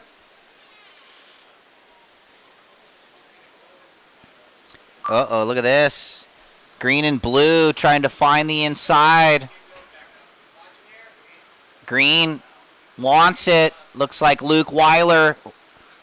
Another one of those St. Clemente finest. Uh-oh. Cleared for takeoff. And he lofts it into the flat. So that was the reel. He's been doing some mid-rangers, but that was lofty. That's what we know Luke Weiler will bring to the table. Stand by for probably a big number. Let's watch it. He wanted that in the quarterfinal heat in the QS. Yeah, against Tosh. He just didn't get the ramp that he needed, but this was the one. And look at the loft and the slow-mo. Whoa. I like how the cam slowed it down to the pier. What an angle. They must have had the fans freaking out. The judges all erupted next to me. The judges are freaked out. 9.67, just like that. And let's watch it again. 9.67 for green. I mean, due to the height, all the angles, how far he went down the line on it, out towards the beach. What is happening here live in Pismo? Everything. Man, this is the hot place to be. And guess what? The ticket to admission is free. Let's watch it one more time for the fans at home. If you were bathroom break or refilling your coffee or grabbing lunch, Dude, here it it's like is. missing a goal in the soccer game Totally. you watched. You heard it, like the neighbors screaming. They were like, what happened? Well, this is what happened. Almost a full road into the flats. Here's Kai Kushner behind, though. Speed jets on the back of his board. So thanks, Luke Weiler, for the show. 9.67, but he's got to buckle in. He knows he's looking for a second score here. Can't get all ahead of yourself thinking you're going to win on one number, and he's not.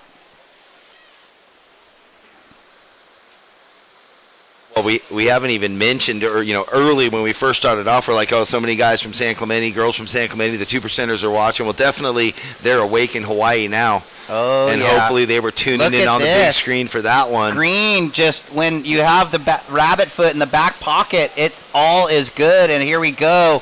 Deep off the bottom. Let's get some rail game out of this kid. Snaps it. Carves it around.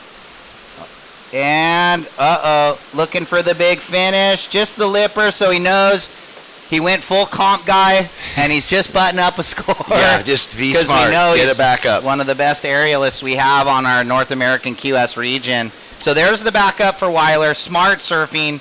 Stand by. Wow, we'll have to get a stat check. Is 9.67 the high score of the event? I think there was a 9.6 straight across the board. Owen Moss. Yeah. Who's in this heat. But I don't know if anything's gone above this. Backup. 5.33 green. Smart surfing. Oh, He's boy. way out in front with 15. But you almost wouldn't be thinking like, oh, I'm all good. Not in this heat. No. Most heats, you would be like, oh, I'm butter, I'm through. Yeah. But not this heat. Not with what we've been seeing today. No, he's not satisfied with a 5.3. No. He's looking for a 7.5. Yeah. Or, in that range. Good backup, better backup. Hey, welcome out, everybody, on the Pismo Beach Pier. We're having a great Saturday quarterfinals day. Make sure you hit up the Surfing for Hope Foundation booth for all of the merchandise. T-shirts, sweatshirts, beanies, all of the trinkets. We've got Iron Wolf coffee. Oh, yeah. What else have we got? We've got the Pettico raffle, the electric raffle, bike there. We've got the Pettico booth. They're there, too. You've got the Crave Mini Donuts sampling stuff. They got their thing set up here today and tomorrow. So if you got a hankering for some little mini donuts. And then, of course, you just got the entire downtown Pismo with all the great restaurants and cafes and knick-knack shops, the arcade, everything. I mean, just walk up the street and you'll have be fun. there for hours. Just make sure you hang out here through the end of the event because it's fireworks. Yeah, and tomorrow, just to let you know, if you have to leave at any point in time, it'll most likely be like a 7:30 start, which we've been doing, and I think finals will kick off around 11:30, and we'll be done around 1:30, so it's going to be a beautiful day, utilizing the right tides tomorrow on finals day. All right, Green, Luke, you are in the lead. Obviously, the 9.67 on the big air reverse, and then you backed it up with a 5.33. There's just 8 minutes left. You're in fourth priority at the moment. Kai Kushner in second, Owen Moss in third. Real quick, second of white, 3.67.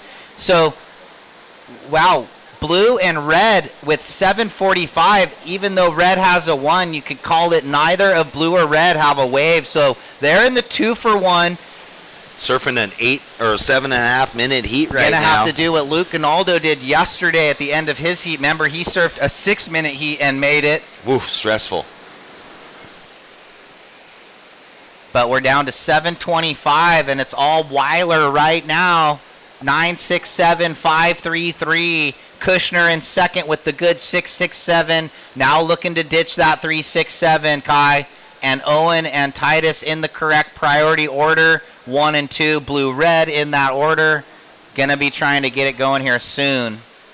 So where do all the San Clementiites go that the Colapintos are out of town? Since Griffin's was the bunker the to watch. hangout house? Yeah, where do they? Is there Maybe like over at Colohe's. a pub? Oh, now that he's back home, maybe. Yeah, he might have drove back home. He was tuned in earlier, texting me earlier. Oh, he was? All right. Oh, well, yeah, he's all frosted up. Nice. Kalohe, we love having you here. It was good to say hi in the hallway. Wish he would have done better, but he's got Barbados. He can go win that Soup Bowl event. We'd love to see Kalohe back on tour. Yes, we would. And again, I love that he stated his outright goals moving into the 2028 Olympics. Anything's achievable when you set your mind to it. Have the goal and then know how to like chip away at it at the right way. God, the pier is packed down here. Pismo came out to play today. Just a beautiful... Why not be outside? And even the plaza behind, like I said, there was this young woman who was accompanying the guy that's been in the plaza or the patio area down there. Beautiful voice, great on the guitar, and he had this young girl singing a beautiful Stevie Nicks song. He was introducing her, and so much courage, get up and just sing in front of a bunch of strangers, but she had the voice. Yeah, there's a great view with it from the drone, looking back across the pier and where we are and up into Main Street. It's vibrant. I love how Pismo does it, the sign they have. But right now, live action in the blue.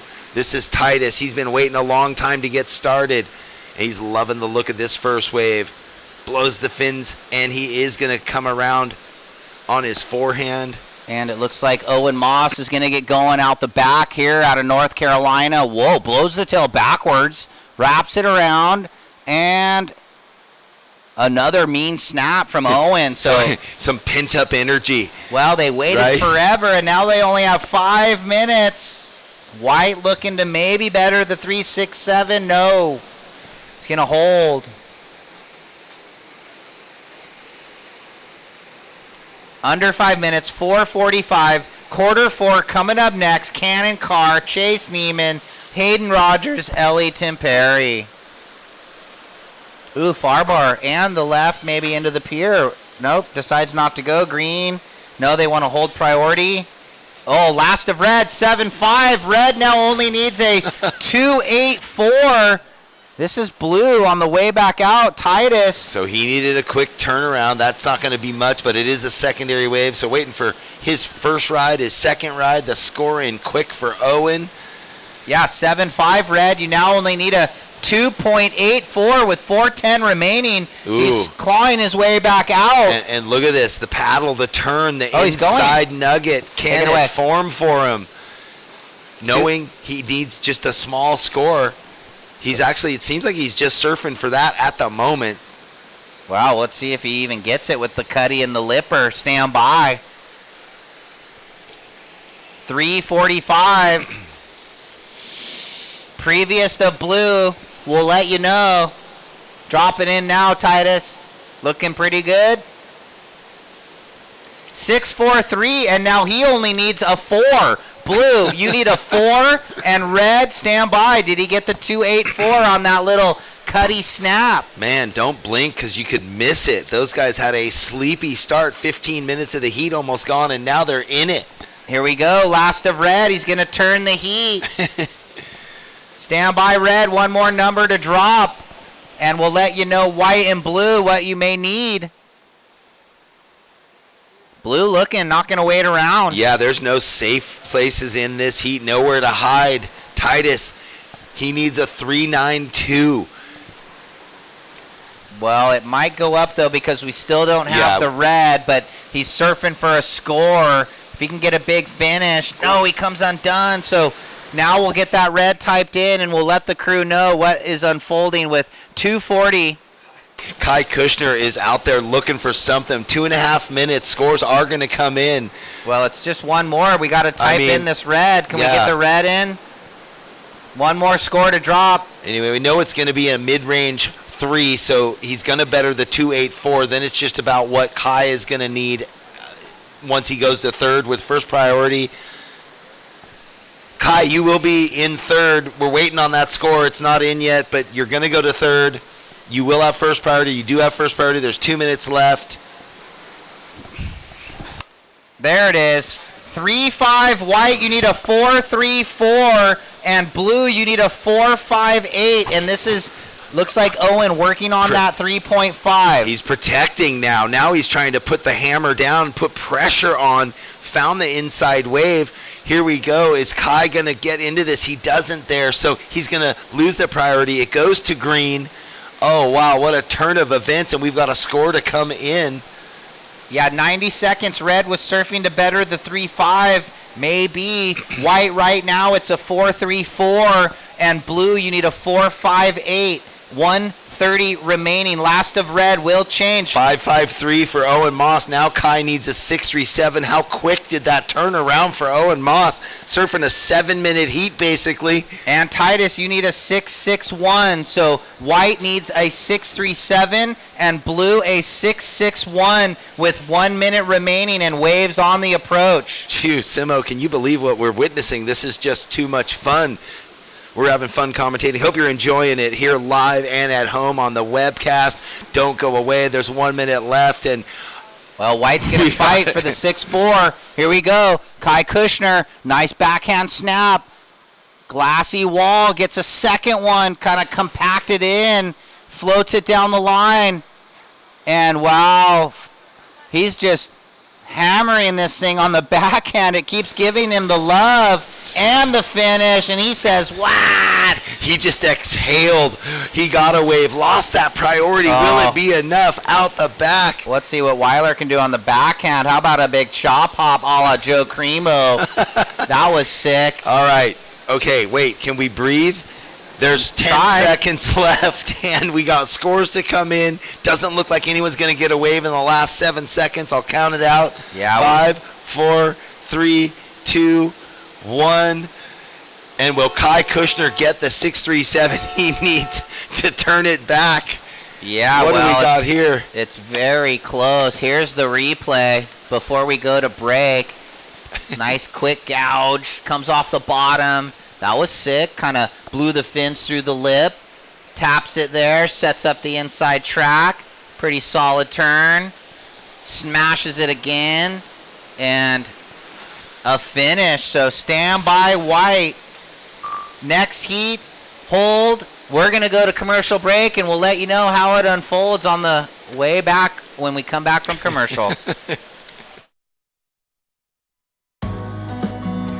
In the land of SLO, you can go from kicking it poolside to snuggling up seaside. Start planning your journey across the land of SLO now.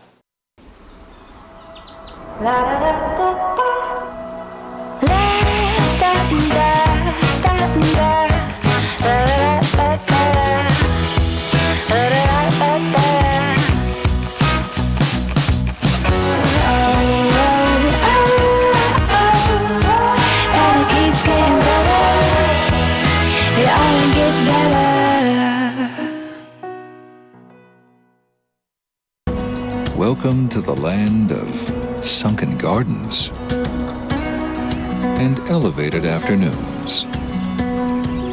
Welcome to SLO, where life is too beautiful to rush. Hey, we're live, and that's Ellie Temperi in quarterfinal number 4 of the Pro Juniors, finishing a long ride.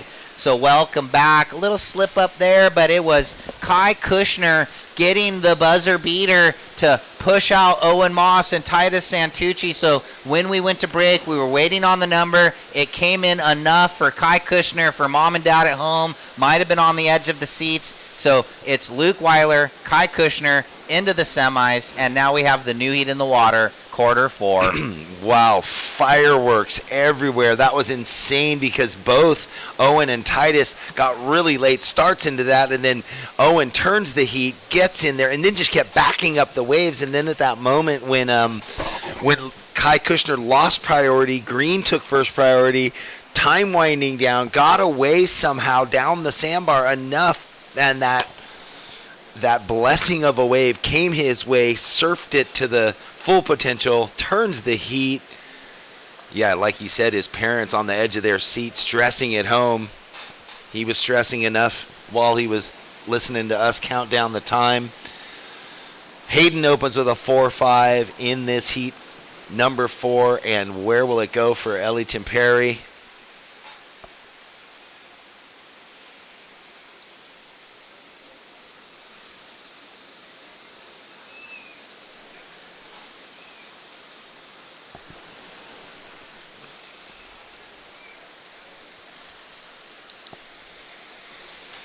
Well, thank you again to Brooks Burger, bringing us our beautiful lunch. Brooks Burgers in Pismo Beach. Tri-tip sando and chips, mate. It's looking good. Andy McKay delivering that in a little beautiful tub of barbecue sauce. We appreciate the support of all of our sponsors, sub-sponsors, and the entire community here. All the restaurants supplying food for breakfast and lunch to us. Thank you so much. The list is long, and we appreciate you all. Thanks to 805 Beer, Meathead Movers, Midstate Containers, Alpha Fire Unlimited, Peak Wi-Fi, Sex Wax, Pedigo Bikes of Pismo, Iron Wolf Coffee, Crave Mini Donuts, and all the restaurants. Yeah, well, that first wave came in for green, 4.83, and that opener of white, 4.5, guys. So decent backup mid-rangers. White, 4.5. Green, 4.83.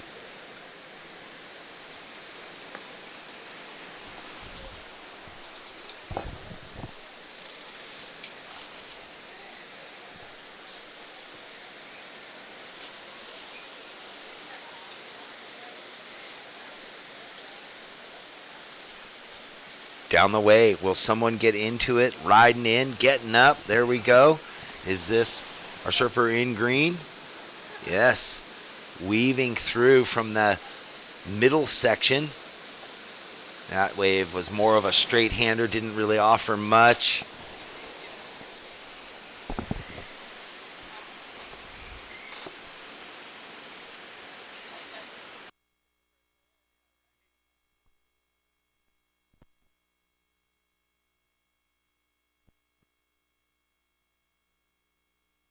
We're just waiting to see. We're looking. We know our last heat winner is ready, but we're seeing if a wave is coming in for these surfers at the moment before we do that.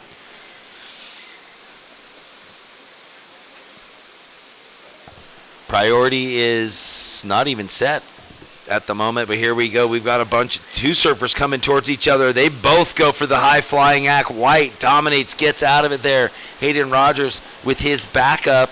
He was in third priority. It looks like maybe we'll go to the interview now, and we'll wait for those scores to come in. So take it away. All right, congratulations. We're going to scoot this way just a little bit. There we go.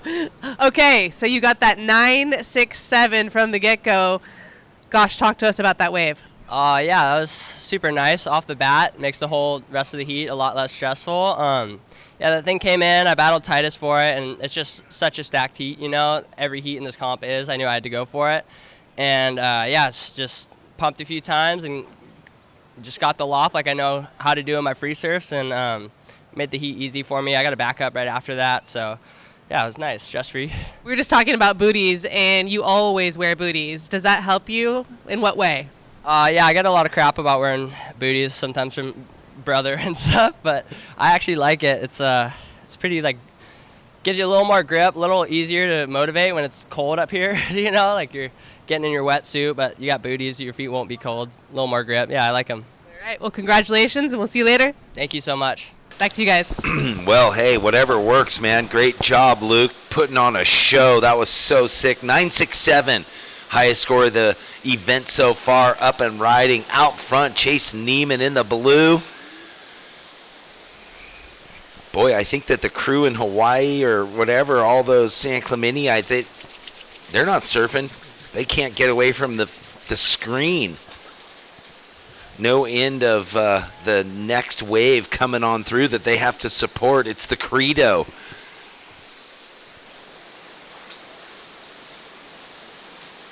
Waiting on the scores for white, red, and blue.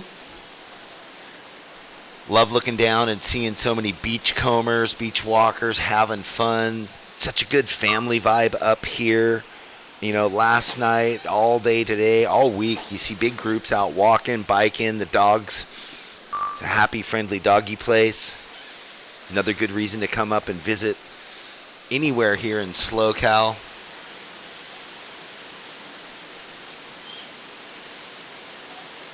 Replay of Chase here. Second turn was sick, and he kind of formed out on this thing all the way through. So Chase out of St. Clemente. Hato, that frontside air, 693. That was sick. We had the dual air, like synchronized air surfing. I'm not sure who was going right. It might have been Cannon. He fell, but Hato pulled his for the 693. And Chase, your opener, 577, Blue. Nice opener for Blue.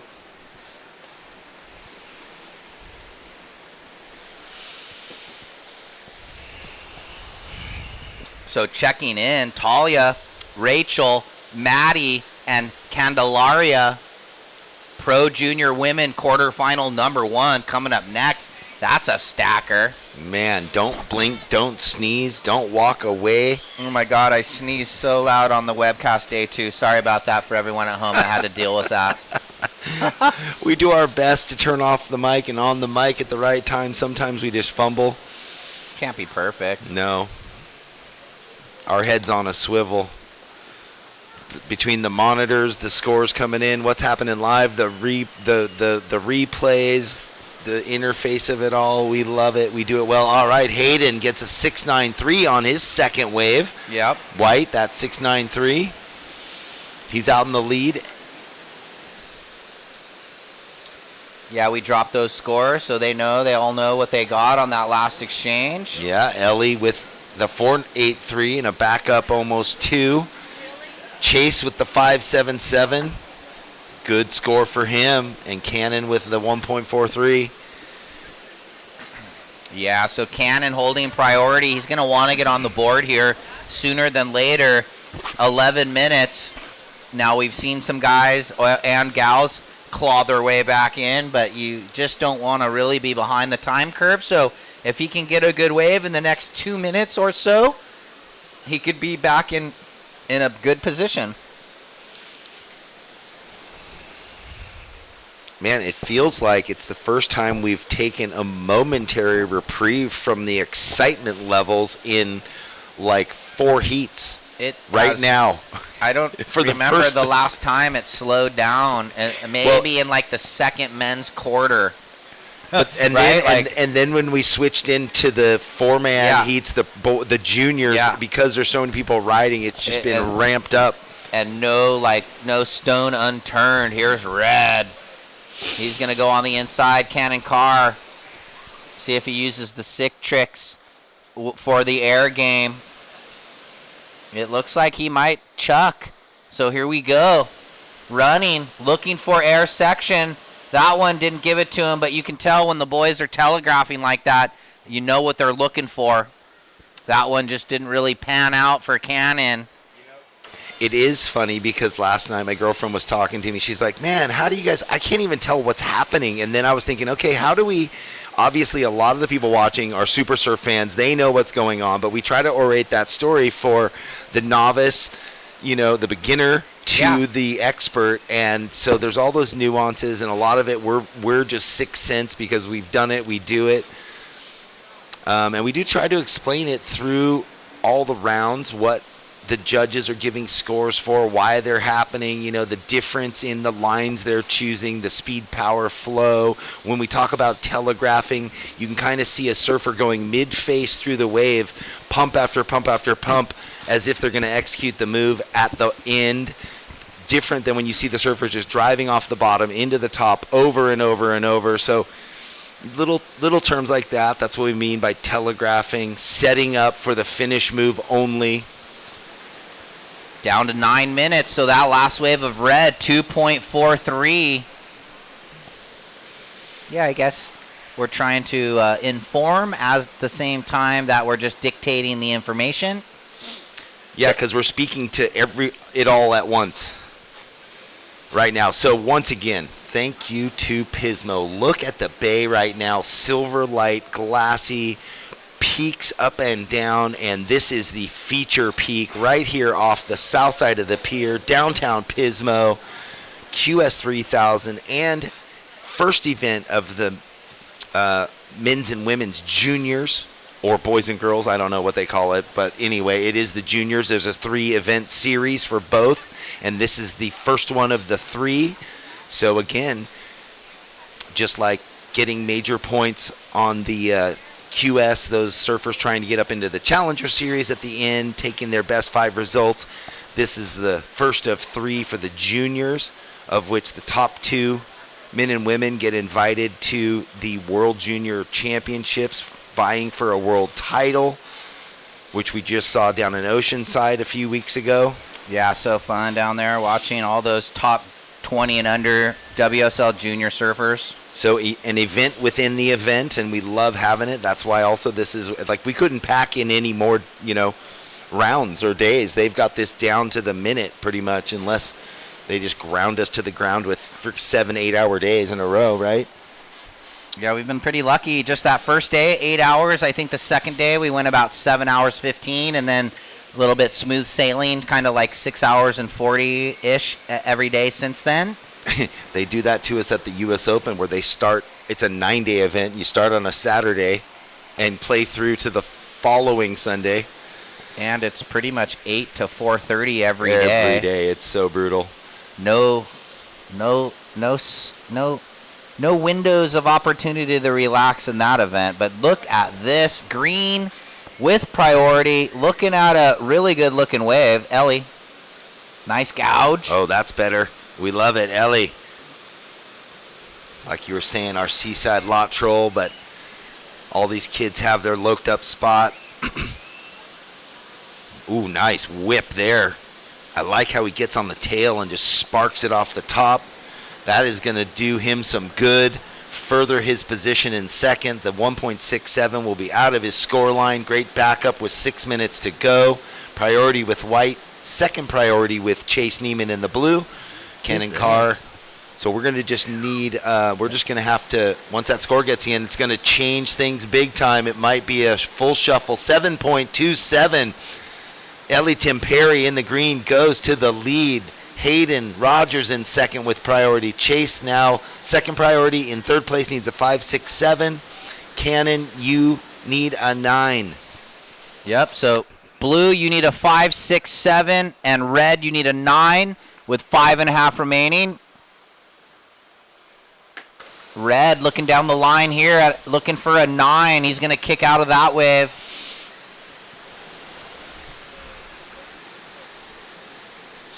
So we're nearing the 5-minute warning. 5:15 surfers in the lead green after the 7.27. Now trying to get rid of that mid-range 4.83. White, you had first priority. A 5.18 would put you in the lead. Green up and out real quick. Blue, you require a 5.67. You're in third in the heat in second priority. And red needs a 9. I was laughing. I see everyone eating at the picnic bench right in front of us on the pier. The seagulls are hawking there, feet away, just waiting for their opportunity. Earlier when there was no food, they weren't anywhere to be seen. It was just the pigeons. Now the seagulls have come in for a look-see. Yesterday, where was I? They were getting the mini donuts. For the World Junior, this mom and this kid sat down in front of us, and they were eating food, and the seagulls, no joke, were coming down and picking the food out of the mom and the 5-year-old's hands. They were that aggressive. Like, what's in the water nose inside? Dude, I don't know, but I have never seen that. Yeah. Like attacking their sandwich in their hand while they were trying to eat it. Yeah. I mean, they're... Well, if I was a seagull, I would definitely choose to be up here in Pismo, because it seems like it's a bit easier to find nibs. 3 minutes and 45 seconds left. Green in the lead. White in second with priority. Conditions continuing to be so primo and stable. It's unbelievable. The wind just barely coming up out of the north. is this white. Hayden Rogers on his forehand. One of the rare lefts of the day. Carries across towards the pier, just giving a show of his fins to the fans on the pier. I love that redirect. That just feels good as a surfer. Let's see. Will that better the 4-5? We'll see. Yep. Stand by. We'll wait. Let the judges decide all that. With 3 minutes remaining, priority shifts into Blue's hands. And right now it's a 5-6-7. It could go up. It might. It may. It will. Last of white, 5-4-7. Now in the lead, green in second. Blue, you need a 6-3-4. And red, a 9-6-7. Who's going? Yeah, we've talked about it. So now the bottom two surfers with pole position on the priority. Ellie trying to fit in the 1-2 punch, but it's just a single slash down. 2.5 remaining.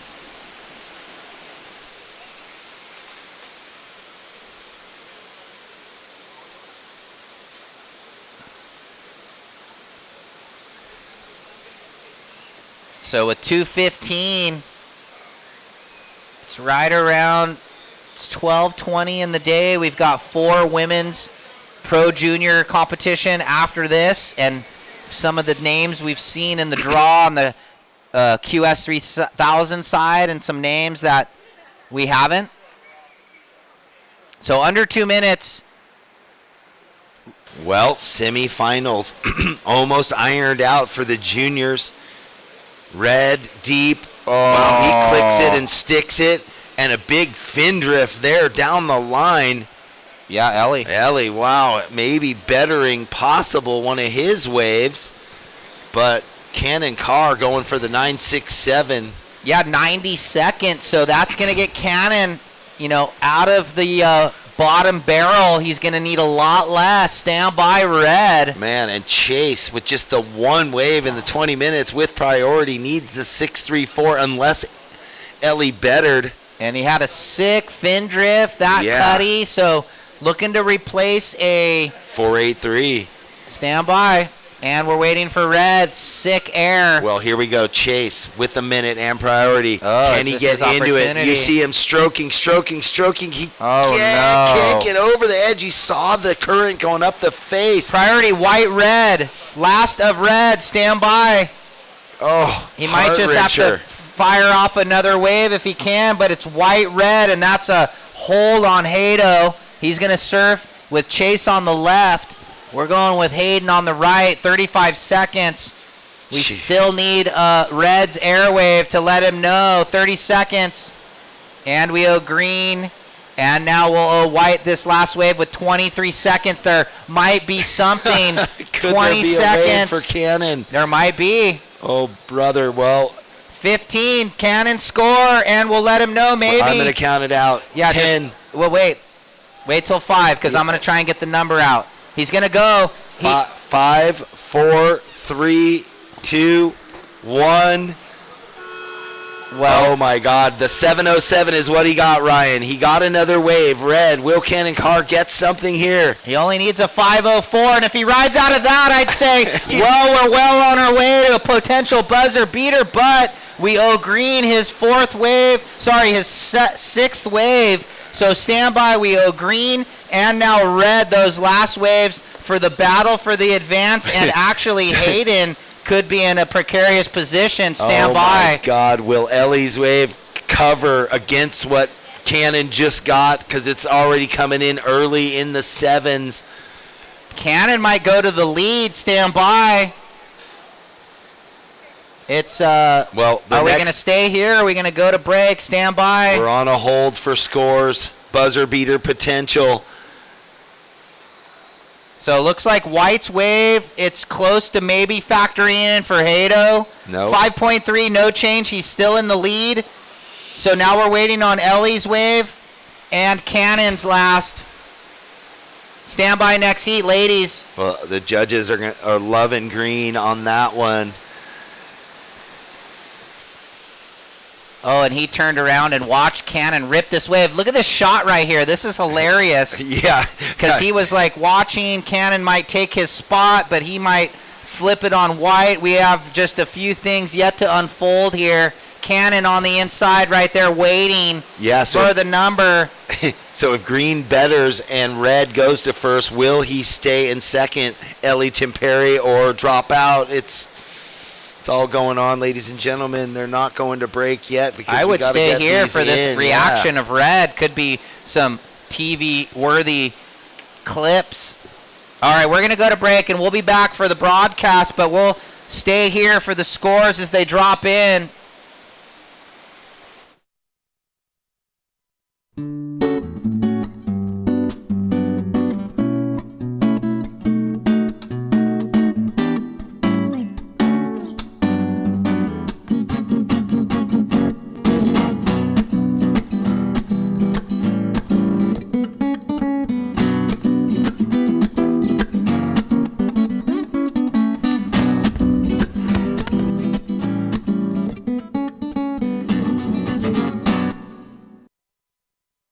The world has changed, and the workplace has evolved.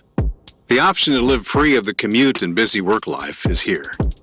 Midstate Containers specializes in custom remote offices ready for your new journey. Customizable in every way, our team is ready to reimagine remote working with your specific needs. We are excited to help create the new workplace so you can embrace more of life. All right. Wow, ladies and gentlemen, thank you for joining us online. Back in action here. Quarterfinal heat number 1 on the women's side of the Pismo Open. The juniors. We've got Talia Swindal in the red, Rachel Aguero in the blue, Maddie Storer in the white, and Candelaria Rosano in the green. An international heat here. Nicaragua, USA, Costa Rica, and USA. But what did we just witness in that last 4th quarterfinal there on the boys' side? Not boys, young men, excuse me. We are up and riding right now. This is, I think, Candelaria down the way. Nice. Our surfer from Nicaragua, she has been on a board since she was probably in diapers or before down there in Nicaragua, now living up in Encinitas. Cannon Carr, clutch, pulls out the 7s, pair of 7s in the end. That looked like Talia, something a little, looked like the ribs on that wave bit the front of her board. She decided to get out of there. So, fireworks in every one of those heats that we just witnessed. My gosh, what a day of quarterfinals from the QS 3000 through Cannon Carr. I even clapping in the booth, man. What a run. 20-minute heats, obviously. 4 surfers in the lineup. And the show must go on. How much fun. I hope you're having fun out on the pier. I hope you're having fun watching online, joining Simo and I, Jeff Baldwin, Ryan Simmons, all day, every day for 7 days straight. Thank you to Andy McKay and Surfing for Hope Foundation in partnership with the WSL and Visit SLO. Thank you to the Vespara Resort and Hotel and all the various partners. These events are critical, and we've watched U.S. surfing elevate as the WSLs transform the format. Now we've got global regions. The North American region is strong, and you're seeing it live and direct. I mean, what you just witnessed in those quarterfinals was so impressive, and that is the future. We just put 3 young men on the tour, 3 rookies from San Clemente. We put 2 young women on the tour, Seaside and San Clemente, so these events playing a big role in that. Rachel Aguero opens with a 2.67. We got a wash-through set right now. 17 minutes in this 20-minute heat, and yeah, we are ready. Take it away, Cannon Carr and Kelly. Yes, I'm here with Cannonball. That's what was being screamed off the pier for you as you took that win. Okay, you've got to feel a little emotional about that. To be honest, that was probably as bad as the heat as you could surf till 3 minutes left. Somehow I pulled it together, but yeah, I'm going to act like that didn't happen and pretend I surfed a perfect heat. So moving on. Well, Ryan said that you guys have been working on that during your team training. So when you're training and then you get into an event like this, are you reliving those training moments? Are you taking all that advice to heart? Yeah, it's pretty much the same deal. Me and all my boys back in San Clemente too, we've been running heats. We've been grinding really hard, getting ready for this, doing everything we can. And yeah, all those kids, all my friends are the best. So when you beat them, it feels like you won. So Congratulations, and we'll see you later. Thank you. Back to you guys. Yes, look at that. The cheering squad. Cannonball. Fireworks, AC/DC. For whom the bell tolls there. That was that kind of performance.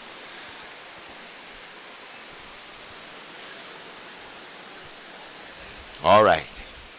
Take a breath. Settle in. Priority is with white, Maddie Storr. Second priority with Talia in the red. Third priority with blue. And fourth with green. More incredible peaks coming through the lineup. Rights, lefts, everything you could imagine. It is happening out here in Pismo.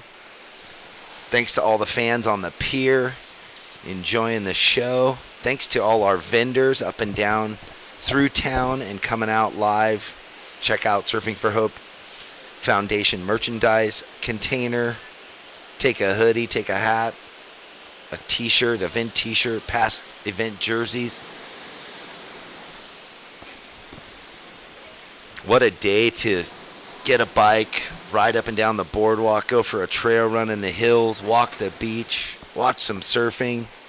You can do it all at the same time if you want. You can have your phone and you can have the WSL app and just tune right in no matter where you are. As you should. And why wouldn't you? It's funny when I go around and people are like, oh, I tuned in for a day. It looked okay. I'm like, I don't know what you guys are seeing because I was there all 7 days of all these events, and we've had so many insane days. Like when I talked about the longboard event, everyone was like hyped on the finals, the Malibu thing, the first year. I'm like, man, Pismo was way better. So just the 4.67 from Candy Rosano, the 2.67 from Blue, and the throwaway score for red. Looks like green and blue, but blue's got higher priority, so green defers. Here's Rachel on her second. Couple nice slashes, and... Oh, yeah. Ooh, up and through. Good finish there. Oh, hey. So nice wave there from Blue's second. She just had the 2.67 to start. Decent little backup. So Cannon Carr with the gnarly comeback. Ellie hanging on. You know, bummed to lose Hato and Chase. But good luck in the East Coast if you go back to Coco for the second event on the Junior Series. Here's Rachel's last. Scores in. 4.17. 4.17 Blue. Best wave of the heat right now. Greens 4.67 with 13 remain. Priority up. White, red, green. And Maddie Storr yet to get going, but I was thinking about it on just that little couple-minute break. Stepped out of the mid-state container. You could get 2 waves in 3 minutes, like even in the beginning, in the end. So you kind of are always in it out here at Pismo, the way the lineup is, with so many different takeoff spots is what I'm talking about. So white not going, green, but it's going to be red in the corner. Talia cutting back. Smashes that oncomer. Redirects on the backhand. So going to be a good opener for red. With just over 12 minutes remaining. Are we coming down for a second? We have to regroup, Simo, after that 4-heat finale that just went off in front of us. Seems like there's been gnarly crescendos at the end of these heats where, yeah. And that we love the comeback stories. I love that interview there with Cannon going, man, talk about a disaster of a heat until 3 minutes to go. Or, I mean, literally, he got those 2 sevens in such a short span. And then it was really actually close because Chase Neiman with priority was right there and just couldn't get over the edge of that one peak, and that could have been a whole other, scenario. Ooh, Rachel might find another wave on the way out right here on the forehand, gouging back the goofy footer. Talia got a 6. Red, you got a 6. So that was a solid wave for Red, hanging by the pier, kind of lonesome over there as the other ladies are a little bit south in the lineup. Well, Talia, another one surfing, both divisions. Both divisions. Zoe Chait coming up next also. Lost out earlier to Talia. So she gets a rebate. We've seen on the guys' side, Lucas Ostin just lost out in the quarters, but made it through to the semis on the men's side. I mean, might be okay though. Like if you would have had to surf twice tomorrow, multiple times, Lucas might be able to finish tomorrow focusing on just that QS 3000. Yes, he wants to go top 2 for the WSL Junior, but I think Challenger Series qualification would trump that. Well, and he's getting serious points into the, for the first event of the juniors anyway. A quarterfinal, he's already there. Okay, great. 2 more to go. But yeah, the goal for him definitely is the Challenger Series. That would just be bonus. There's Talia on a quick 1-turn wave there. She'll replace the 0.5. So, getting a that's quick backup. Good. So right away, that high tide was a little after 11 or right around there, and the tide drawing out now. We're seeing the effects of it beginning to happen. Will that really far right way down the beach come into play within any of these next 3 heats after this one? Yeah, 3 to go. So let's check in the next one. Avery, Zoe, Victoria, and Reed. So Talia, your next wave went 4.67. Sorry, 4.87. So red has a 6 and a 4.87. You're in the lead. Blue, you're in second with a 4.17 and a 2.67. Green, you're in third. You need a 2.17, but Candy really looking for a good second ride. And wow, still holding priority. Surfer out of Santa Cruz, Maddie Storer, probably looking to get going here soon. Well, if anything can happen, right? That's what we saw in the last heat, and we saw a few different heats. We've had a lot of scripts flipped. I mean, Ellington Perry just so stoked he got that wave and held on in the end of that massive shuffle. Yeah, Cannon Carr turns the thing in under 5 minutes, and that's the belief that you have to hold when you're up against it. I mean, Cannon, he's like old soul. He's always going to be like raw and real. I bet his interview was comedy. Well, and he's on that, Tenori, right? Oh, the new brand, that Pat Tenori. And Jet's on that. Yeah, so they're helping out some of the young crew. Thanks, Pat Tenori, and good luck on his new venture. So with 8.5 remaining, priority with White yet to ride a wave. Just needs over a 6.84 on a 2-wave combo right now. Green holding second priority. Rosano looking for her second wave also. She opened up with a decent 4.67. And the ladies wait. I was talking to Lucas Ostin in the jacuzzi yesterday after my swim saying, hey, going into both sides of it, he was fired up. His goal was to win it all. Oh, of course. Take it back, but he was stoked that obviously the quarters were all today, so he could get those 2 heats, and then tomorrow, depending, would just have been, those heats. But that would have been a bit of a grind. If you make both sides of the final, you're surfing a lot of heats. Yeah, that's what I was just 4 referencing. heats tomorrow if you went all the way through. And, I remember back in the day at the Coldwater when they had the QS, I think it was like a 3000 at the time, and then they had the Pro Junior, and Connor Coffin made both finals, but then he ended up 4th in both. So I just always thought, would he have had more energy if he was just in one? Anyway, I mean, maybe you win them both, too. We've seen surfers win both, like a Sawyer Lindblad or someone like that. So I guess it can be done. It just definitely every 20 or 25-minute heat you surf, you're in the cold climbs, you're definitely taking away energy. So at 6:45, Maddie Storer is going to put on her Cannon Carr hat, hopefully. I know. With first priority and yet to ride a wave. funny when you're on that side of things, right? You're Well, like, you how think- is it that there's waves everywhere and I just haven't found one? How What did is 14 going on? minutes go by and I haven't ridden a wave yet?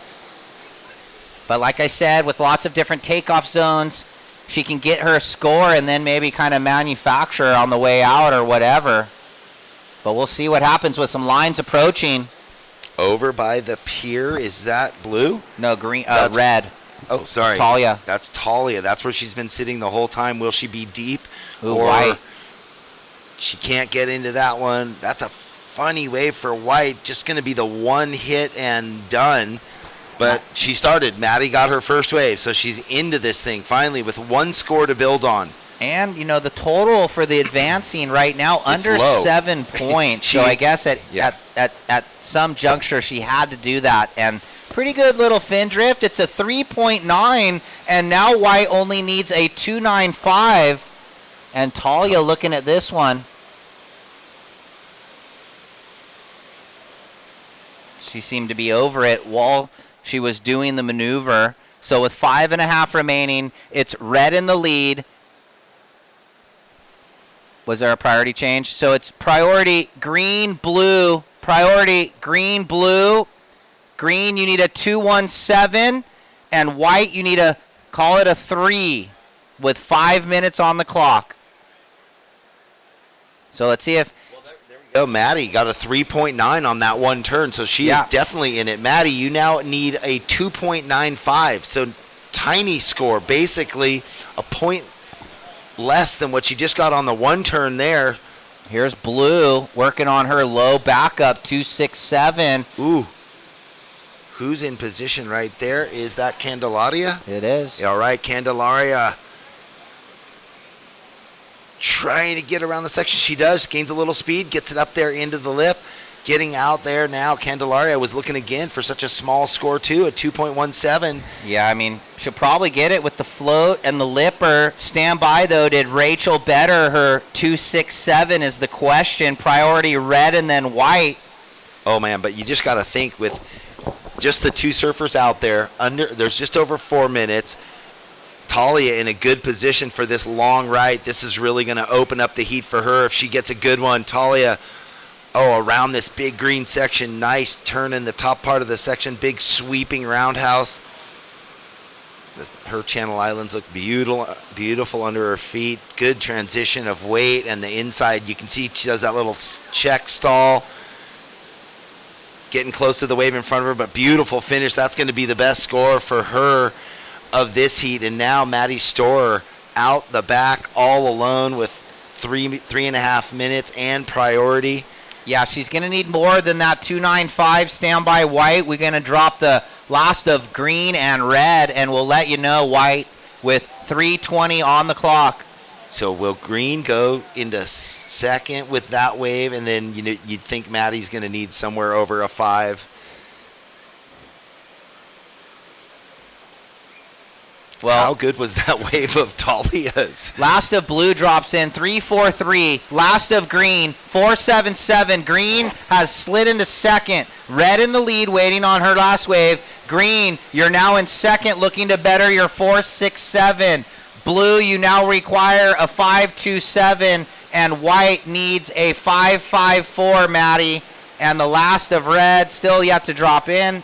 Well, she's just going to extend her lead. The best news for Maddie is that she's got priority. She knows the score she needs, a 5.54. Think of that wave that Talia just got. Yeah, the long runner right. Will there be another one of those to button it up? We've seen no end of the buzzer beaters today. 2.25 priority, White, green. Green in second, looking to better the 4.67. White, you need a 5.54.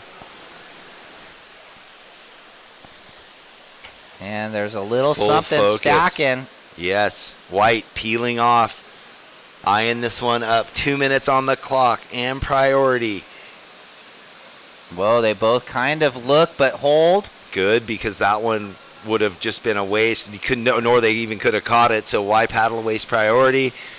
So kind of in that area where Maddie's sitting, opportunity could happen for the right or a left on that sandbar as the tide drains. good place to be sitting. She can cover from there, and as she sees waves coming in, if they do, can paddle in any direction. Talia, real quick, that wave came in 7.0, red 7.0, so extending the lead. So it's a battle for second. Green holding second now. Blue needs 5.27, and white looking for 5.54 with 1:15 remaining. And potential lines approaching. I know. Sometimes I peek over the other side of the pier to see. They'll hit over there first, but there it is. 1 minute left, and we know that the waves take less than that to reach the surfers. This one's going to bomb out the back, probably wash through.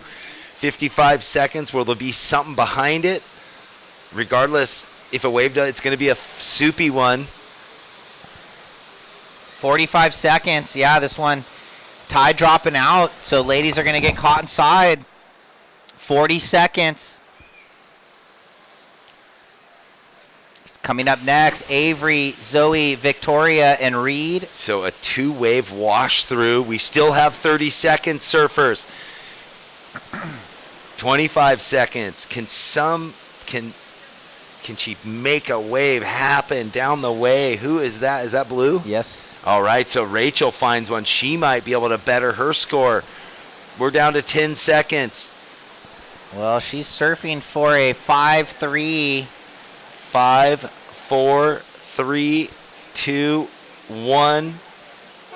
And nothing. No waves come in for Maddie Storer. Moving on through Talia, and then we're going to have to wait for the score of Rachel's to see what happens. Yep, it's a 3, so it's looking like Candy Rosano and Talia Swindal into the semis. We'll go to commercial break and be back with quarter 2.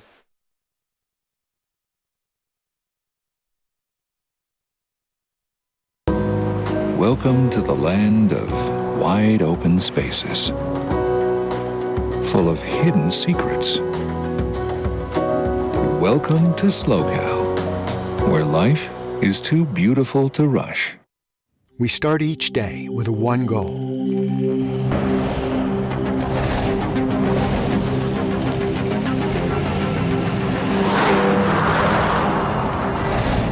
With our state-of-the-art network, we provide reliable, high-speed internet to the Central Coast with no contracts and no limits. Visit peakwifi.com for plans and coverage of our rapidly expanding network. Welcome to the land of complex wines and simple pleasures. Welcome to SLOCAL, where life is too beautiful to rush.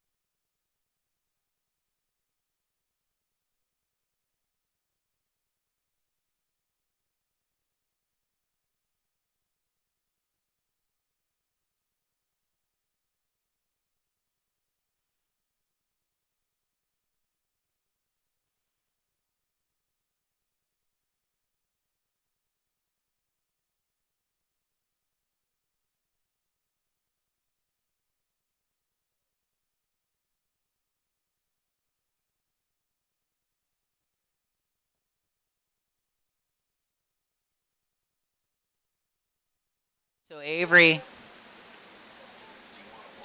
putting that Rumner through its motions. Nice lipper. And it's going to move through the inside here. And 2 more snaps for red. So blue got a 2.33. Standby white. Green your opener 5.33. And then we're going to get red's opener. White your opener 4.33.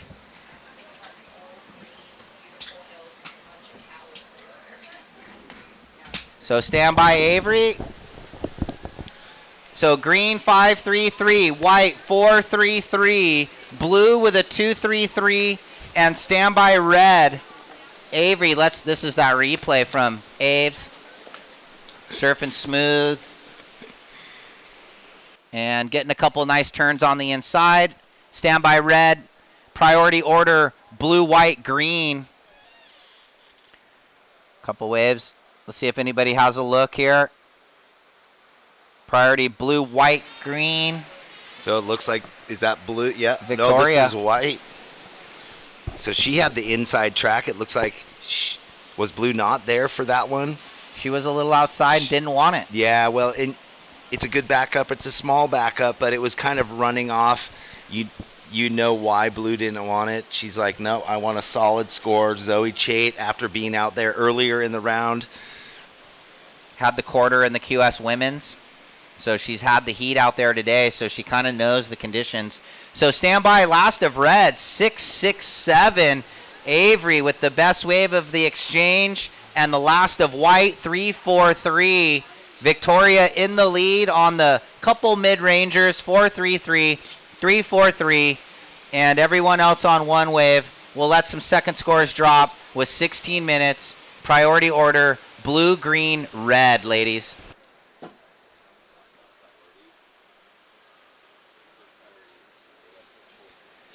Coming up next, Olivia Storr, Maddie Stanton, Zoe Kina, Remy Todd.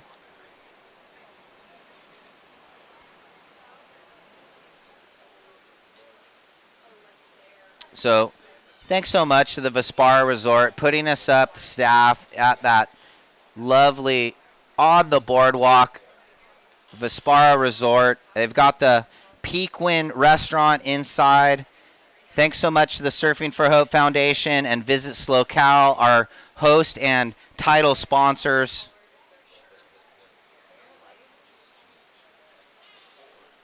So the time call, 15:10. So, wow, a lot of action in the first 5 minutes. Yep. Victoria got that 3.43.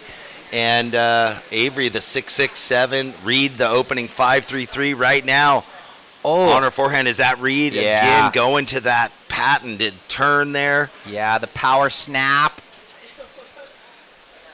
Oh, look at this one. Is that Victoria on the backhand? So, ooh, yeah. Swinging it big. Yeah, she's I think got I saw flair. her and her dad going surfing last night. Yep, Dad's here with her. He's psyched up. He's always frothing, getting in the water. Mom shaping boards for him. I mean, what a family. The family that surfs together, right? So stand by, last of green. Judges love the aggression. 5.77, Reed. You're in the lead. White in second. Avery, you would need a 1.09. And Zoe Chait with priority with the lowest score of the first exchange. Still just needs a 5.5. And you know that she's ready to fire up. Couple waves. Let's watch. We're going to throw down to the post-heat interview, but let's just make sure nothing happens. I think we're okay. Take it away, Kelly. All right, Talia, congratulations on that heat win. You're in both events, and you just keep moving forward. So we got a wetsuit change. How you feeling? Feeling good. I'm definitely tired, but feeling like I'm in the flow, and I'm just having fun. I'm stoked. What did you do in between? I took a quick shower and laid down, ate some food, and just tried to relax, but couldn't really. And then came back down, watched the waves. Regained a little bit of energy. And then, what do you have any post-surf food that you're now gonna have to regain some of your strength and recovery? To be honest, I couldn't really eat this morning, so yeah, I'm definitely gonna go get some food because I'm pretty hungry now that I've surfed both my heats. But I don't know. It's kind of just depends on the day. I kind of like everything, so we'll go see. Not a picky eater. Okay, so your goals for both events, what are they? I want to win. I want to win both, but I want to make the finals first, just heat by heat, and then, yeah, give it my all. All right, congratulations. We'll see you later. Get some food. Thank you, thank you. Yeah, go grind. Thanks, Kelly. Good job, Talia. Another semi for the girl. How about that? What a champion right now. Okay, here we go. Zoe Chait in the blue. Ooh. This one, head high to her on this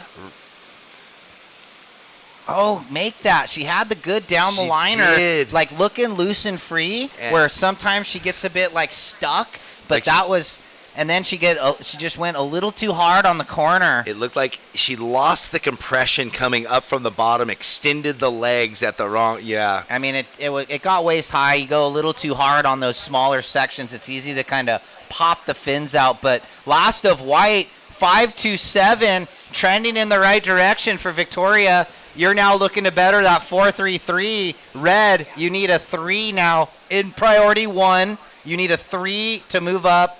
And blue, you need a 6.6. Your last wave, a 3. So Zoe Chait not out of it, looking for the 6.6.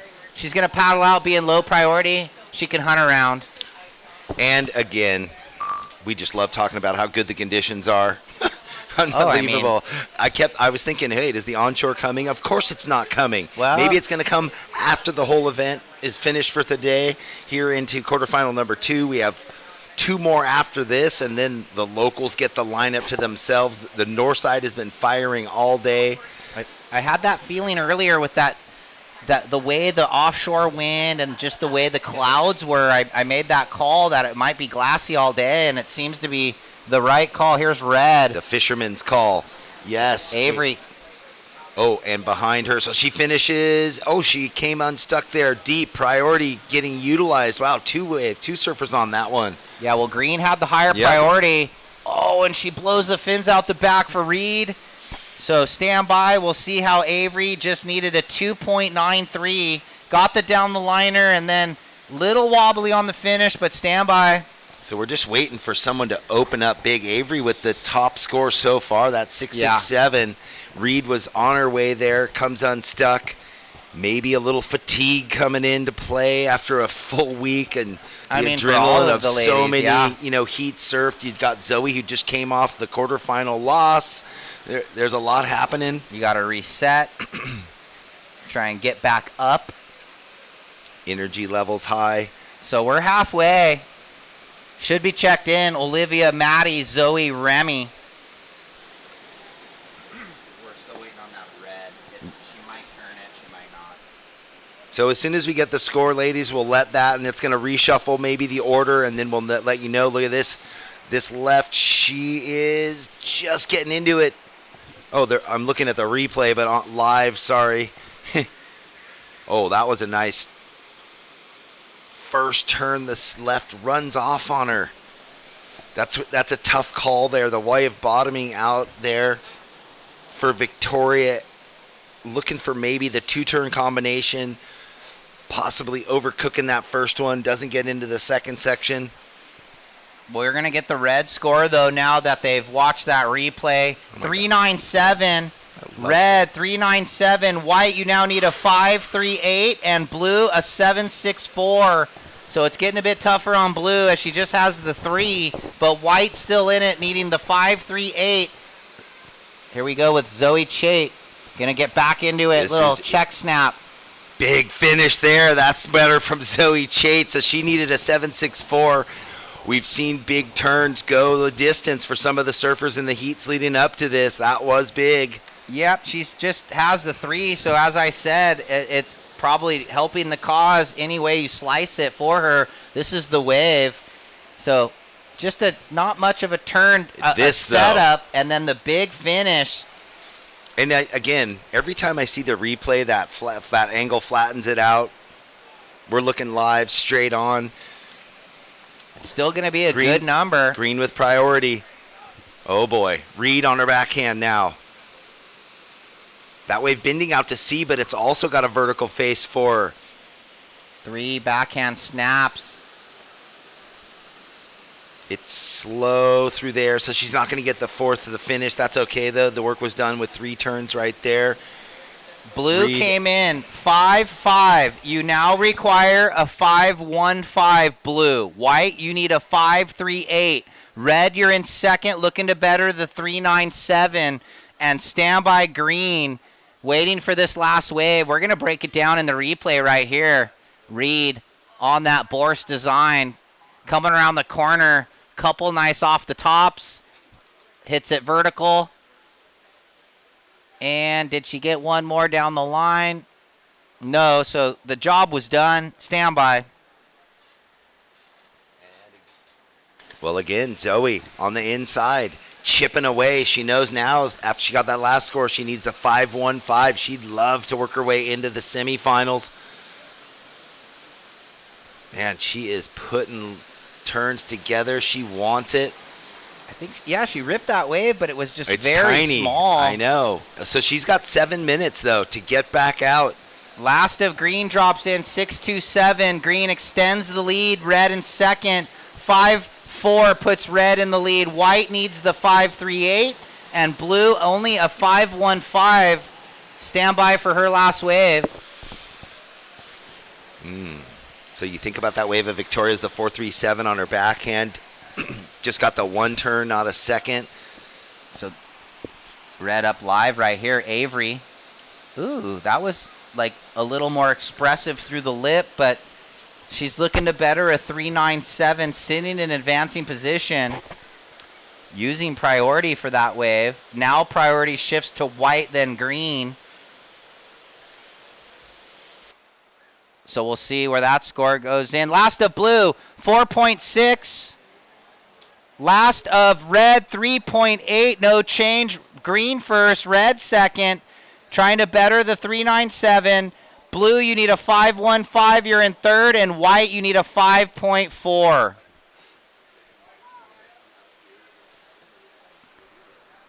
And Victoria looking for the 5-1-5. Throws it on the rail, cuts it back. Sorry, she needs the 5-3-8. Little more, snaps it down the line. Wow, look at this thing glistening And down the line. what? Lays it back. Oh, we love this. The battle continues. We like the volley back and forth. Oh, and Reed picking another point runner. She is dialed in with the conditions right now. And she gets to just go off the bottom, off the top, and not even have to struggle. Look at this finish. Pins it. So Reed's in rhythm. Stand by for that last wave of Duprat, though. She's an intense competitor. We are at 5 minutes, surfers. Priority is with red, then blue. So we got big scores coming in for Victoria Duprat. She needed a 5-3-8. She could be turning it. She does. Goes to first with a 7.4. Victoria Duprat in white to the lead. Reed von Wagner in second, and a score to come in. So now, we got to wait for that score to know might reflip it. So stand by. We don't want to talk about it because save the breath, Jeff. I just want to know what potentially Avery and Zoe are going to need because they have top two priority slots. You need this green before we say it. So here's the green. She's going to go back into the lead. Stand by. Victoria, your last wave, 7.4. You're in second now after greens, 7-1-7. So red with priority, you need a 6-0-1. Still way in it. And blue, you need a 7-1-8 with 4:10 remaining. So again, red needs the 6-0-1. And blue, a 7-1-8. And 4 minutes on the clock. They have the priority in their favor. Red with first, blue with second. Look at these peaks coming out. The sun shining on it for them. This one looks like it's kind of stacking. Avery, well, no, she's going to wait. We know there's sevens out there since two of them just dropped in the latter part of this heat. 4 minutes left or just a bit under. Yeah, Victoria on her mom's board, shaped it. Mary Maid. We love that name. Here we go. Look at this. Blue in the corner. Zoe Chait. That quick little setup turn. Presses down the line. Big finish in the lip. Well, that's going to give her the freedom to paddle out quickly. She didn't ride it in, so 3 minutes and a bit more on the clock. She's going to get a score that could better her low wave. Yeah, looking to better the 5-5. She needs the 7-1-8. Yeah. That quick little check snap presses, and this is a major maneuver. You know, it might better the 5-5. Stand by. Yeah, she had to either in her head calculate, do I go on this wave and try to better and lower my requirement? Will this wave give me the opportunity for that one big move and get the score I need, or do I have enough time to get two waves? Scores dropping in for blue. Oh my, look at this. It might get there on that wave. Looking for a 7-1-8. Huge finishing maneuver. 2.5 remaining. Just one more score to get typed in. Priority with red and then white. That looks like white. So I don't know if that's going to better Victoria's 5-2-7. It's all about this score for Zoe Chait with that one big aggressive finishing turn. A 7.0, just under. She needed a 7.18. She gets a 7. She's now in third, needing a 5.68 with 2 minutes left. And red with priority still looking for the 6.01. So Chait with the 7. Now needing only a 5.68, and red with needing the 6.01, holding first priority. We're down to 90 seconds. White, you're in second for reference. You're looking to better your 5.27. Wow, so Chait with the 7, huge finish, but she needs a little more. A 5.68 now needed, Zoe, and Avery, you need a 6.01. In the lead, green, second, white.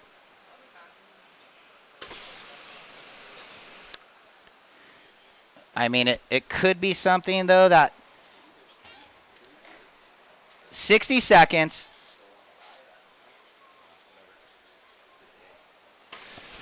Down to the wire, 1 minute. Zoe so close right there. There's still hope for both her and Avery, right?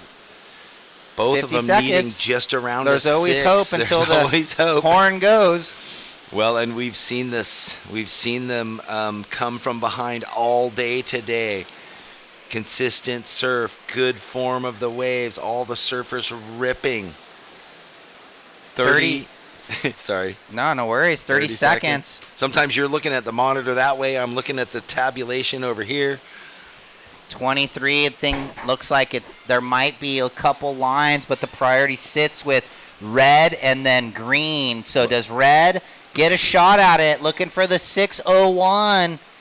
It's probably this way, but I don't even think it's going to break. So 8, 7, 6, 5, 4, 3, 2, and 1. So it's Reed and Victoria to the semis. Great surfing, Zoe and Avery. What a battle. I love the, well, yeah, we're going to throw it to break, and we'll come back. See you for heat number 3, quarterfinal 3.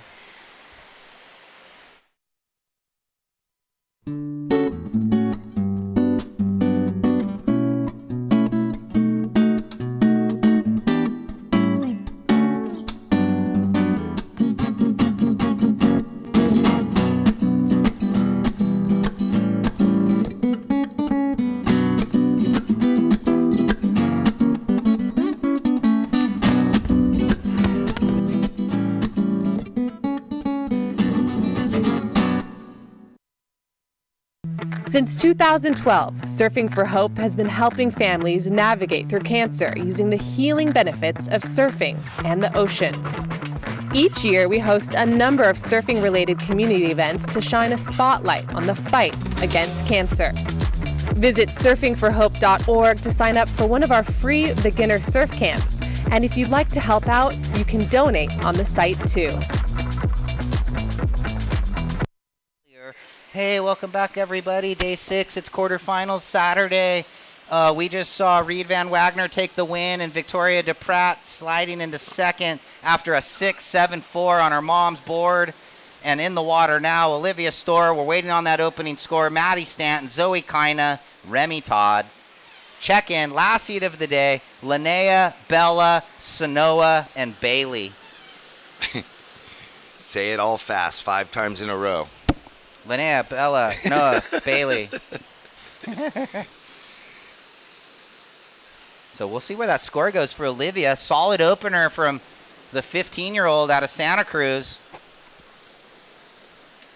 She might even still be 14, actually. So young, so I much know, talent. all of these young ladies. We've been waffling on about that. The future of surfing here in America, and already we've got a bunch of young athletes onto the World Championship Tour for the 2024 season. I mean, Alyssa's probably 21 or 22, and Sawyer's still 17, maybe soon to be 18, or just turned 18.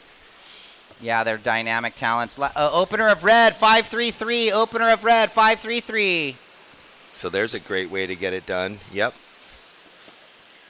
And priority not quite set. Dude.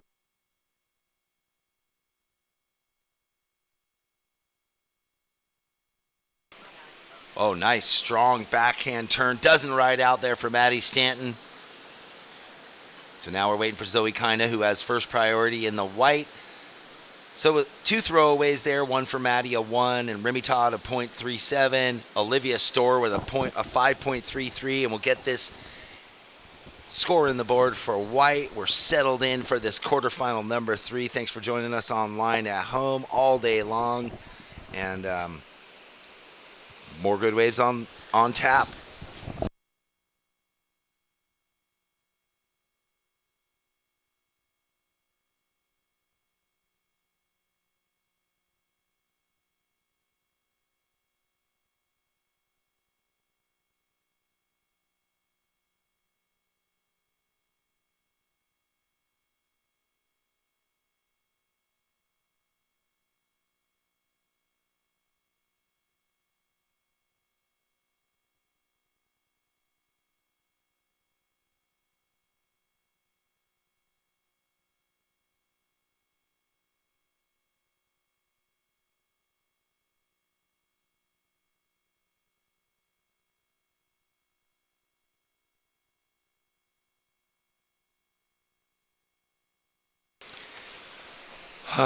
Ooh la la. Are we waiting on a score for Zoe?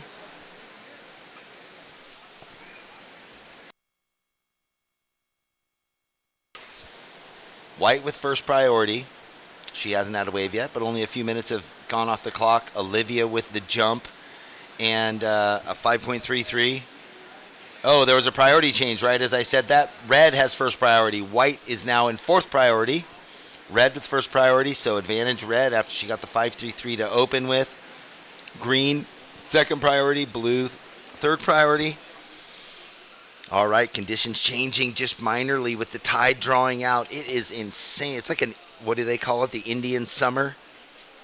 Not quite Santa Ana, but I mean, it's just sheet glass.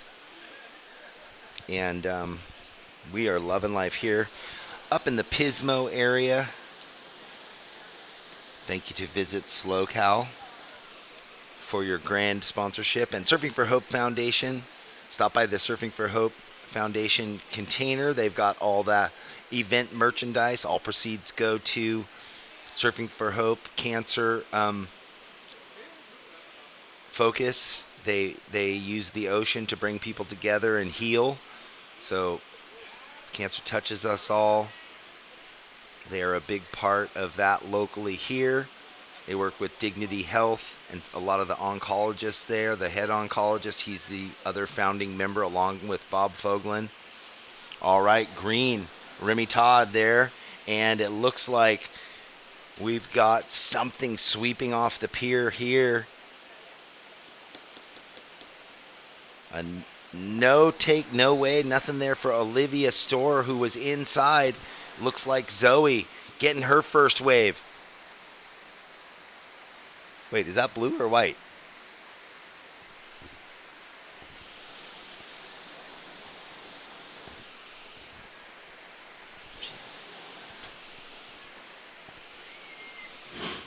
I don't know.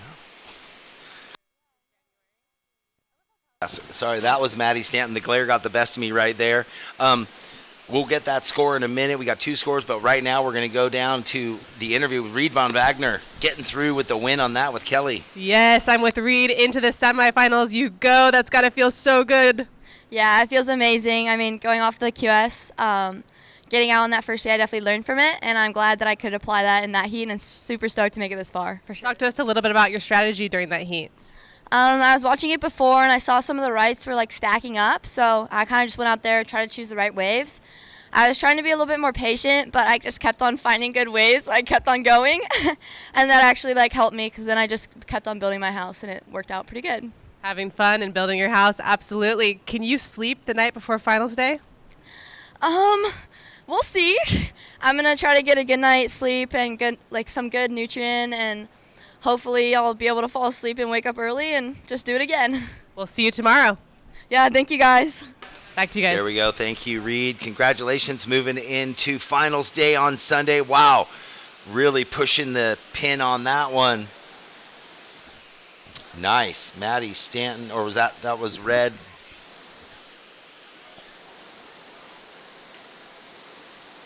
Coming in with a big score straight away, it looks like. Let's see. Zoe, your opening wave was a 3.0. Remy got a 4.5. We're waiting on that score for blue, and then we're waiting on the score for red, the last of red. 12 and a half minutes. There we go. Maddie got a 4.67. It quickly put her into the lead, but Olivia is going to better with her last wave. So then it'll probably be red first, blue second, but officially, there we go. Olivia, you got a 6.83. You're in the lead. Maddie, you're in second with first priority. Remy, you have second priority. You need a 1.25. Zoe, third priority, needs a 2.7. And the surfers, they don't need to listen. They're just busy surfing at the moment. One turn comes undone there.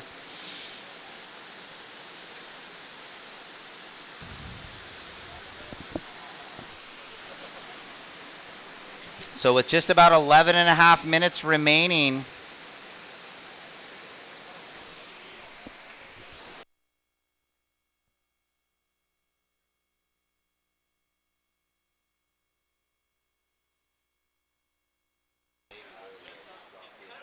so red in the lead with a 5.33 and a 6.83. Olivia, you're in the lead. Maddie, you're in second with a 4.67 and a 1.07. Green, you have priority 1. Remy, you need a good second wave. Right now, a 1.25 puts you in second, but with the 4.5 matching up next to Maddie's 4.67, everyone's looking for a better second wave. And Zoe kind of has a 3, and she would need a 2.75, but again, she's looking for that better second score. So with 10:40 remaining, priority order is green, white, red. Red in the lead, blue in second, and blue, green, and white all looking for better next waves. Here's green. This is Remy. She's out of San Clemente. There's a nice gouge, a little fin drift. And she's going to push into this section. And gets one more slash by the pilings and kicks out. So she was just looking for a 1.25.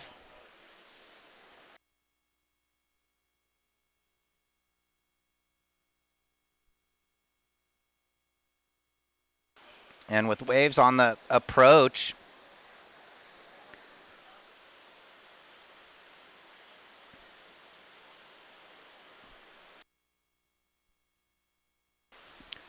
here's Maddie down the line on this one.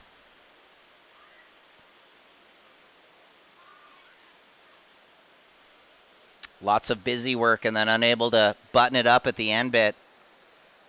Looks like that green wave came in 3.3.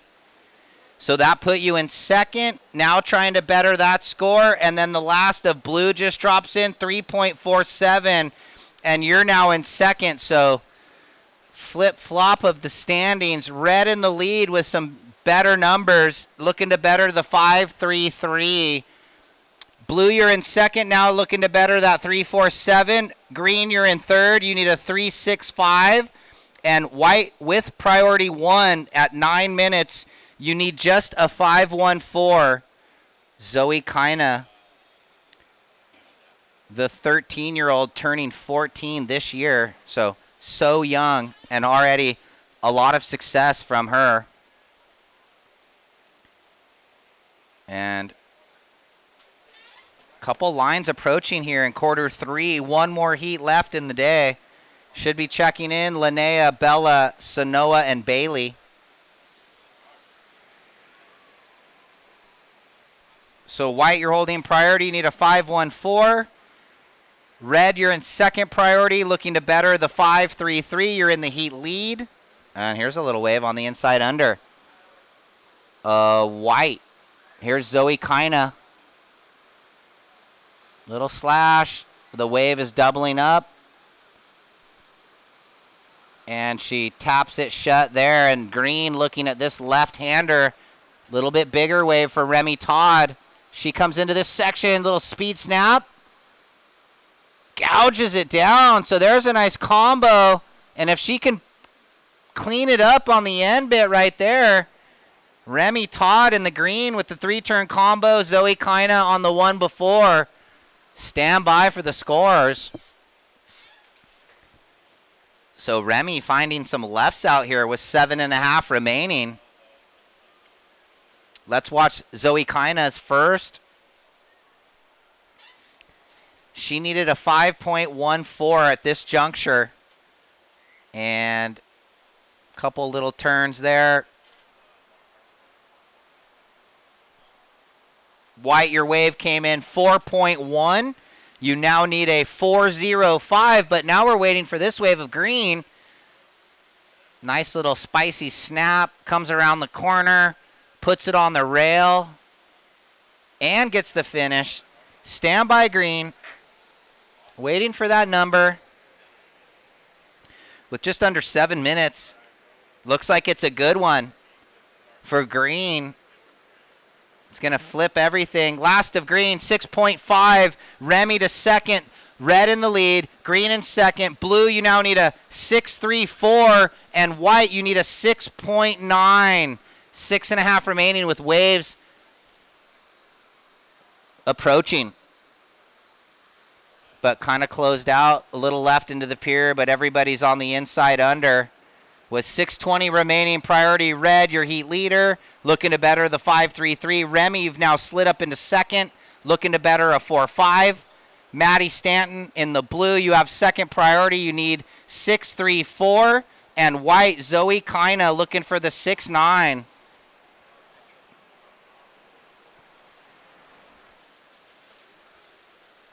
Ooh, Pier Bowl left. Who's in the spot? Looks like Remy kind of dialed in on these lefts. Whoa, rail wrap. And another. And then it goes into the deep water. Looking to better a 4.5. Oh, priority change. So Red, first priority. White, second priority. Blue, third priority now. Stand by Green. Blue needs the 6.34. White looking for the 6.9.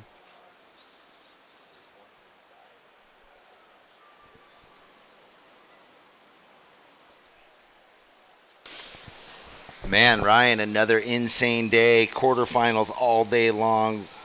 We're going to have to get our rest tonight, bring down the enthusiasm levels. I've been getting my rest every night. So have I, which is nice. Thank you to the Vespara Hotel. 10 pillows deep in the cushy comforter. 5 less than me and my wife have on our bed. Dude, it's so funny. I sleep with one. Next to me has 5. Yeah. Oh, I got to like pull pillows off and put them back on. Oh, I can't stand that. You have to have a whole like dresser just for the pillows when they're not on the bed. There's a proper name for it. I'm forgetting. You store them in there at night. 4.5 in the water. Blue on the bubble looking for a... Wait, everything changed. Last of Green, yeah. 5.8 takes the lead. Yeah. Red to second. Blue, you now need a 7.5. Blue, a 7.5. And White, the 8.1. Ooh, here we go. I know, the it's quick green change. Again. Green again. Remy Todd loving this left on the low tide. Big, sweeping, arcing turn. Will she find a second? No, it just fizzles out. That happens against that eddy in the pier. But again, she must be psyched. She went to first with that last wave. Maddie Stanton now needs a 7.49, and Zoe Kina needs the 8.06. So big scores needed now, Jeff. Yeah, knuckle down. Well, it's been Remy and Olivia kind of in rhythm. Olivia with the quick start and then been waiting for a day and a half, but she's got such big numbers, it's okay. But, you know, Red, we really haven't seen her in the last 10 minutes, so holding priority. Still in second, Red, looking to better the 5.33. Blue now needs a 7.5, and White an 8.06. So it's okay that Red hasn't ridden any waves because those first two scores so solid. Well, maybe because we're finishing around the same time that we did yesterday and the day before. By far the conditions staying the best, the longest today. I mean, that onshore definitely affected yesterday and the day before a bit for a little while. This is just so beautiful. Thank you very much, Ocean. I know. Thank you, Pismo. Thanks to all the locals coming out and then hanging out on the pier. Zoe, kinda. Yes. Wow, that was cool. Nice speedy wrap. Oh, wow. Big second turn. Almost too much in that second turn to go to the third section. Yeah, spicy two-turn combo. Just having Down a the- 4-1. Sorry, who's that? Maddie Stanton. Maddie, yes. Find one of those low tide lefts farther up the sandbar. She's coming through. She goes for her finish. She needed a 7.49. Yeah. I was thinking she might throw the tail a bit higher and harder in that oncoming section than more of the ride out, just knowing she needs it in the last 2 minutes. They're probably in that mind frame, though, the competitive grinding mind frame where they're probably not thinking air or blowtail, but I think at this juncture maybe they should be thinking that. Well, you're I in mean, the to go for quarterfinals, and you're in third. You need a big score. That's where you push the tail and lay back and pray for the best. It is her best wave. Blue 5.13, now needing a 7.03 with 2 minutes. Let's see if she can find another wave. She's got the firepower. And then the last of white, 5.77, and now only needs a 6.4. Zoe kinda in third, looking for the 6.4. Maddie Stanton in fourth, looking for the 7.03. There's 90 seconds. Well, thanks to Iron Wolf Coffee, again, providing the goods all day long for anyone that needed that pick-me-up espresso, cappuccino, chai latte like my daughter just got. She's loving it. Chai latte. Chai latte, mate. We got a minute and a half. Priority is with red and green, so the two first and second place surfers in high priority. Not making fun. We got some chai powder at home to throw in our little cuppas, too. Here's red. Gouging back. Whoa, building board speed on that sharp eye. Gouges again. And then white behind.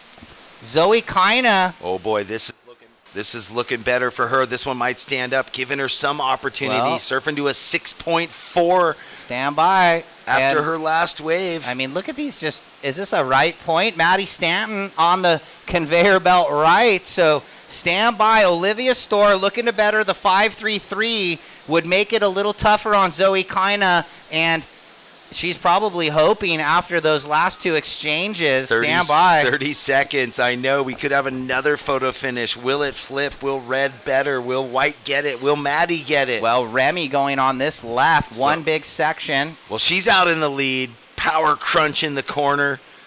Well, stand by, though.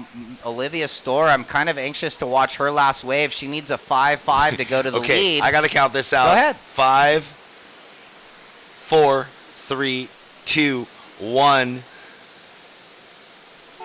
The clock is crazy. Zoe is going to get a really nice score. What is going to happen here now that the heat is over? So is Olivia, though, so it could be I the know. double flip. So Remy's wave was important too. Her power carve at the end of that last heat. But it's looking like it's not going to change anything for Remy. It's really now about red, white, and blue. Blue is in. It's a 1.5. Nothing doing. So now between Olivia and Zoe. Ooh la la. So this is the replay of Storr. Nice gouge there. That, I think, was the second, and then that was the finish. Yeah, a little well, we'll see. We are waiting she's bettering. on this. It's already almost in. So stand by, red and white. Well, she's bettering. Oh, my. It could be red and white. Green might be left out to dry, but stand by right now. Hold the phone. Couple scores dropping. Well, Zoe starts with a 3, gets a 4.10, gets a 5.7, and there gets a 7.5. Last of white, 7.5. You're now in second. Last of red, 6.53. Takes the win. Unofficially looking like red and white.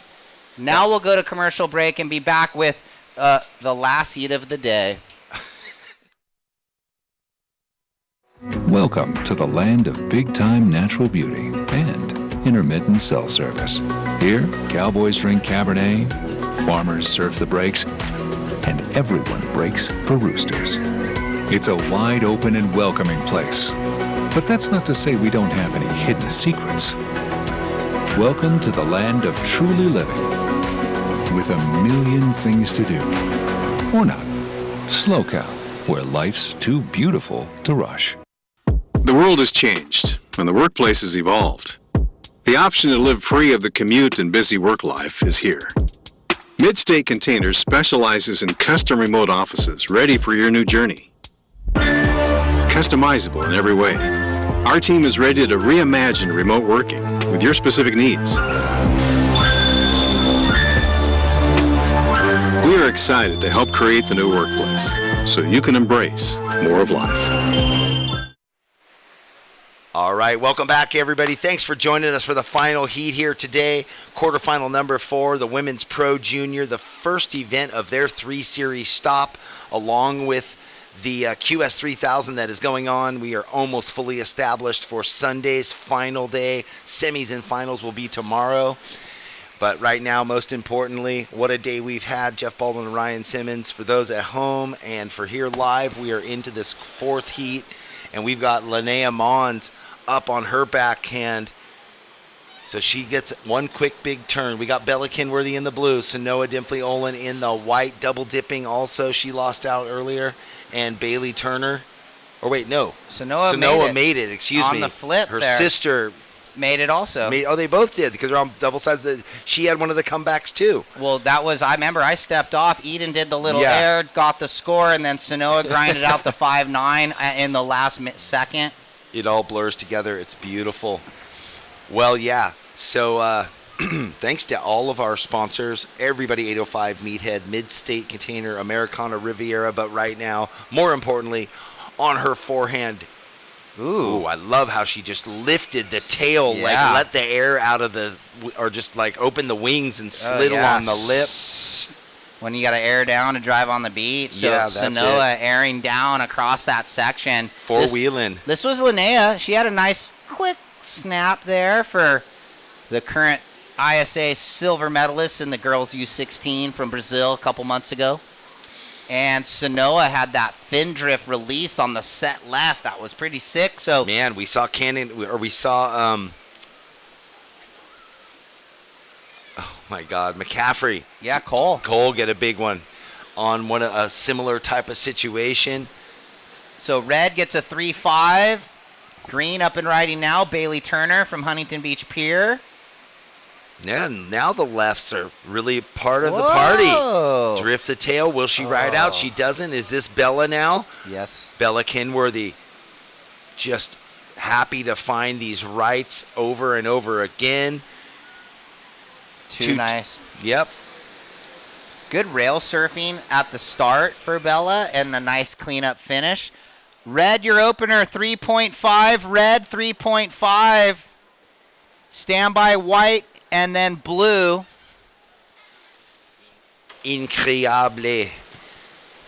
So super floaties. Sanoa had the front side completed maneuver, and then Bella with the combo rail down to the finish.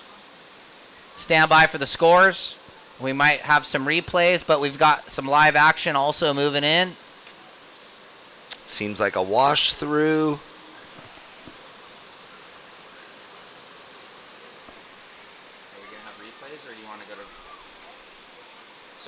So we're going to get a couple replays before we go down to the post-season interview. Opener of green, 2.5. Opener of red, 3.5. Judges want to watch a couple replays here before we throw down to the post-season interview. So we'll get these replays for the fans at home. Yep, that's right. They really got to get this table set correctly. Bella and Sanoa with scores to drop in. So this is Sanoa's front side blowtail over the lip, builds board speed, went around that section to read it right, and you could see the tail block sliding across the lip right there. Pretty solid. So not as dramatic in the finish as Cole McCaffrey's where he disappeared in the whitewash, but this one from Bella again. That was the finishing maneuver. Yep, they're loving the tail drifts off the top of the wave. And then I guess Bailey behind. This would have been the 2.5, just the cutback complete, and then Bailey maybe feeling like she needs to turn up the heat a little bit. Oh, wow. So that's why, but she just didn't ride out. No. Pushing it, though. Scores coming in for blue and white, though, looking solid. And having a paddle, green, Bailey here. Nice first turn. Lots of surfers surfing. The judges getting those scores locked in. We'll go to the interview as soon as we can. Wow, Bailey, conveyor belt right. Unfortunately, forces that one. Okay, now we'll throw down to Kelly and Olivia. Take it away, ladies. Yes, I'm here with Olivia. Congratulations on that heat one. Another nail biter. Talk to us about how you're feeling that last 30 seconds. Man, it was very nerve-wracking. I was kind of scared because all those girls are so good, and I just didn't know what was going on. So it was a good heat, though. I saw you guys all kind of paddling in and next to one another. What were you guys saying to each other?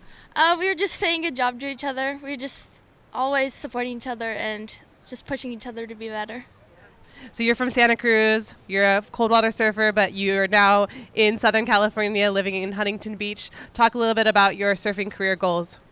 I'm just trying to get better and have fun with it and just enjoy the process. There you go. Well, congratulations, and we'll see you tomorrow. Thank you. Back to you guys. Thanks, Kelly. Good job, Olivia. Olivia, you need to figure out what's going on out there then. That was hilarious. Sanoa 7-5, Bella 6-8-3, backup of green 4-6-7. So big scores from blue and white. Bailey got her best on that runner right, 4-6-7. And we'll let the ladies surf a little bit as there's only one surfer with 2 scores right now. Well, all the surfers much further down there off that peak now. Man, do you think the free surf is going to get lit up after this heat? Can you imagine all the finalists out there? I saw the other day, it was kind of cool, I think 2 or 3 days ago, a bunch of local Groms were out there like ripping after the competition, so maybe watching all of the best QS and the juniors got them fired up. So it's always cool to see the cities once the tour moves through and then passes through, and then after it kind of fires up the local grommet contingents, and they get like, oh, that's what I need to be like. Yeah, so that's really cool. But big time when I was thanking the locals for, giving us the break. We always have to do that. Thank you, bow down. It's a, big ass. They get the morning surf in the afternoon, but they get to see the level rise, the windows of the dream, right? What is possible on these waves, and just see it wave after wave after wave. That's what you got to do to be one of the top juniors in the country, and then get on to possibly up into the Challenger Series world, make the global stage. Yeah, like when we were grommets, you might have been like at the 85 Stubbies at Oside Pier watching as a youngster, and for me it was the OP Pro in like 84, 85. I was 12 and 13 watching the current Aki battles and dreaming that one day maybe I could be on the championship tour, and I had 8 years of the QS, and I was at the what was it, the Stubbies, that was when it was at the North Jetty. Oh, with Gurr on the orange board when he was 17. I was there and going against the top, going against Tommy Carroll. Oh my I God, was there, he and was that's in the when final. Yep. Versus TC, Tommy and Carroll. I was watching Robbie Page and Robbie Bain and Richard Marsh and all of them. We were hanging out, and so cool. Big time. That was so fun. It's funny though when I talk about like even the 90s, but when we go back to the 80s, all of these kids, they're just like, what? They don't even know what we're talking about. That's okay. That little history. To get where you're going, you got to know where you came from. I think maybe with the board riders, though, and having they're getting the that older cultural experience. Yeah, yes. The older pros from all the cities surfing in the events. It's kind of bringing, like, where the Groms are understanding who in their area were, like, the ones to look up to and have paved the way for them. So are they saying that in San Clemente? Are they like, who is Archie? What? Maybe not in San Clemente, but... I'm joking. All right, we are settled in. 10.5 minutes. We know that Bella Kenworthy needs a fractional score of .34, and Linnea needs a 3.68 with priority. Yeah, I would say Linnea potentially could be in the 2-for-1 still, as Bailey's got the 4.67, so it's okay, but Sanoa holds the 7.5, and Bella the almost 7 score, 6.83. So will red and green need more than what they have now as backups, potentially, but not for sure. Halfway through 10 minutes. last heat of the day. It's been incredible quarterfinal Saturday. Don't go anywhere for all of you out there. Come on down. It's going to be a 7:30 start. Or if it's too cold for you on the pier in the morning, you can tune into the broadcast. Check out the WSL app or worldsurfleague.com on your browser. That's right. If you're not sick of our voices yet, you won't be by tomorrow. So you can watch us online. Oh, man, well, so many fun We ways. were getting the compliments, I so know, they love I'm our joking. voices. Now, I was here's being Green. facetious. Click. Layback snap, Bailey. Ooh, and what's behind it? This one with Big the set. water drawn off of it. Who has priority? Is Red. it Linnea deep?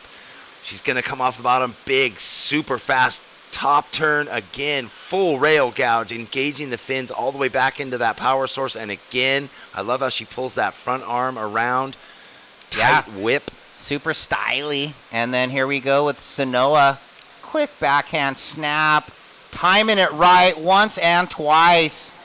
So when she gets that thing turning up in the corner, there is some power behind it for Olin. 6 o'clock, 12 o'clock, autopilot. And how about those two lefts drew all the water off, and then all of a sudden it was the long right. I mean, she just found that 200-yard long, 300-yard long right, and it looked like it was small from the start up. But, yeah, Linnea and Bailey stand by, and then Sanoa, and then it'll be on Bella in priority. Oh, my gosh. Scores coming in for that right. Well, it was timed so good, and it's in, Jeff. 8-8-3 for White, so extending the lead, piling on. Boy, a 7-5 and 8-8-3, 16.33. That is the way to feel comfortable in the lead. You hear that, Sanoa? 8-8-3 on your last. She's way down the beach. I don't know. Might be out of earshot, but maybe. We'll let her know when she gets out the back. Standby red, last of green, 4:07. And we're just waiting for the second of red, Linnea. Sick top turn, couple cutty carves. Let's break. No, this is Bailey. Nope. Where are we going? Trying to find a replay for everyone at home. Blah, blah, blah, blah, blah, blah, blah. Tongue-tied at the end of the day here in the last heat of the day after it's been a brilliant day of quarterfinals all day long. Men's and women's QS. Now, or backwards of that. Well, the last of red came in, Jeff, 5.83, and that has put her in second. Bailey, you now need a 4.67, and Bella would need a 2.5, holding first priority blue. In the lead, White with big numbers, 8.83, 7.5, Sanoa. Linnea Mons in second, now trying to better that low 3.5. Bailey, you need a 4.67, and Bella with priority one only needs 2.5 with 6:40 remaining. And how crazy the ocean is, the way it moves and the subtle currents. Two lefts come in out of nowhere, and then the rights just stand up on the backside of that. She goes and finds the high score of the heat, 8.83, one of the high scores of the day. It'll probably find its way into our highlight package. We're going to have a lot, no doubt. So Blue having a look here. Bella knows she needs that score. Throws it on the rail, wrapping it back. She just needs a 2.5, so well on her way to that and trying to put more on the board right here. Well, she's safe with this wave. She knows she's going to get the low score, and she's going to have a real easy paddle back out. You wonder how much more she's going to try to extract from this. Everything. I guess so. So there she goes. Now she's going to do the quick paddle out. She's going to have 6 minutes left, probably 3 minutes when she makes it back out in the lineup. Yeah, so we'll deliver that. We'll deliver that number to Blue. She needed just a 2.5. And will red and green need numbers? Stand by. 5.5 on the clock. It's White way out in front. Last of red. Oh, we still owe her the left. This was the replay of Bella's last. So Linnea would need to better a 5.83 for the best wave. It looks like that left with the good lipper and the two cutties is going to come in under her best number. So we'll need the blue, and we'll let red and green know what they're going to need because that's most likely better than a 2.5. We'll let the judges drop the official number, and it looks like Is that Green? Bailey. Yep, Bailey with 5 minutes on the clock left. Squeaking through there. I like those little squeaky turns. That one not standing up. You can see it pushing away from us out to sea. So we are going to get the blue, and then we'll break it down. The last situation in the last 5 minutes, or the next situation is going to change because the blue wave will change things. Stand by, blue. One more number. There it is. 5.27 for Bella. You're in second. Red, you now need a 6.28, and green would need a 7.43. So red in second priority. You're in third in the heat. You need a 6.28 to advance, and green a 7.43 with 4 minutes. No one is out of it. That's what I have learned today. Everyone is in it until the last drop of time has whittled off the clock, because all through the day we've seen buzzer beater after buzzer beater. So many times the judges have to suspend starting the next heat because they got to get the scores in, and it's just like... Maybe the most flips... Oh, wait, hold on. Who's this on the south? Is this blue? Is this Bella way wide? So that's what I was thinking. She could get out after that last wave and find a gem, a big, open, sweeping car. Feels so good when you're surfing. And, okay. Kind of up and over the lip. Not like a big slamming finish, but rode out nice in a bigger wave. Looking to better the 5.27 on her last one. Yeah, stand by. It's a maybe yeah, maybe no. She might get a little on it. The 5.27, it's dropping in right now. Stand by. Priority, white, red, green. Ooh, is that red? Linnea, this is a big one for her. If she can find something good in this, nice. Well, the Goofy Foots love the way that left bends into him. I like how she tucked her, kind of a little layback snap. That one, though, they need a bit more. She needs a 6.28 out of that wave. It had the size. Did it just have the critical sections?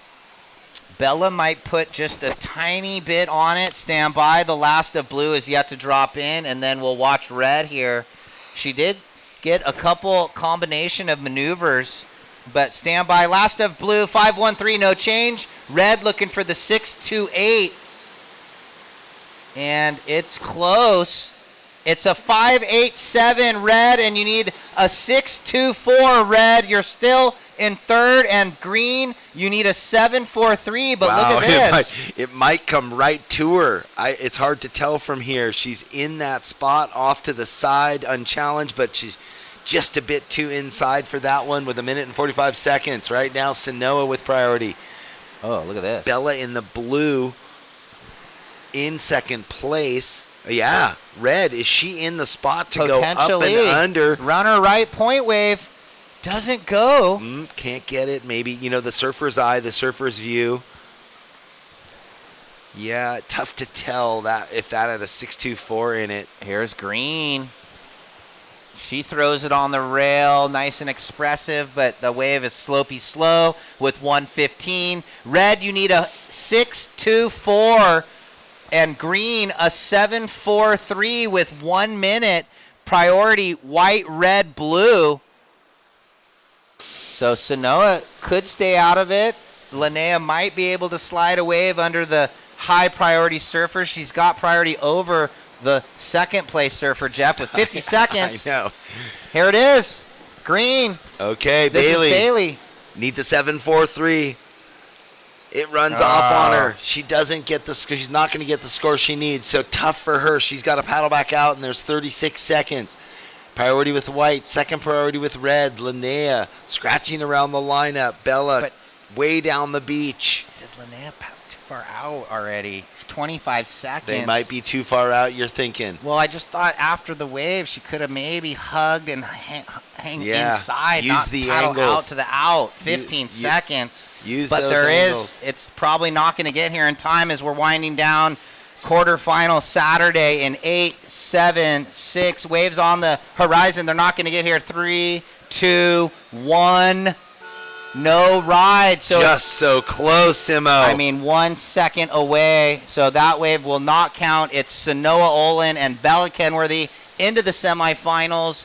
We'll go to commercial break and be back with the highlight reel of today. Could be something exciting, too.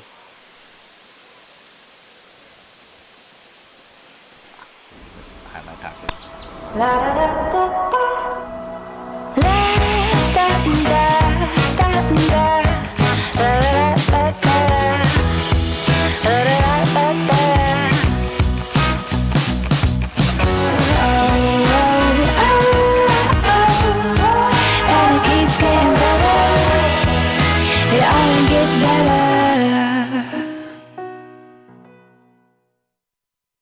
Since 2012, Surfing for Hope has been helping families navigate through cancer using the healing benefits of surfing and the ocean.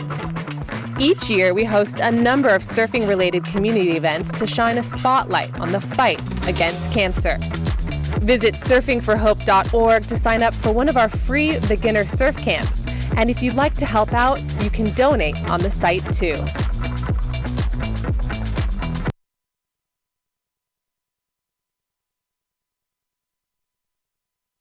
Come in. Nah, you're good, but come in. Hey, welcome back, everybody. What an incredible day 6 down here at this SLO Open at Pismo Beach, hosted by the Surfing for Hope Foundation. Thanks so much to our title sponsor, Visit SLO. Just an incredible day of buzzer beaters, tons of ripping, really good waves all day long. We have a little highlight package we might get into. We're going to try and interview the last heat winner also, Sanoa Olin, so stay tuned for the moms and dads out there that might want to watch. So here, let's get into this highlight package of Lucas Austin starting off the day where he's been leaving off every day ripping, Jeff. Yeah, an 8.33 on this. Such strength in this young man surfing. He is into the semifinals tomorrow in the QS 3000, so stay tuned for that, 7:30 start. He's on his way to the Challenger Series, and I know Team O'Neill, Garth, and the team would love that. Here we go, red. This was Alan Cleland.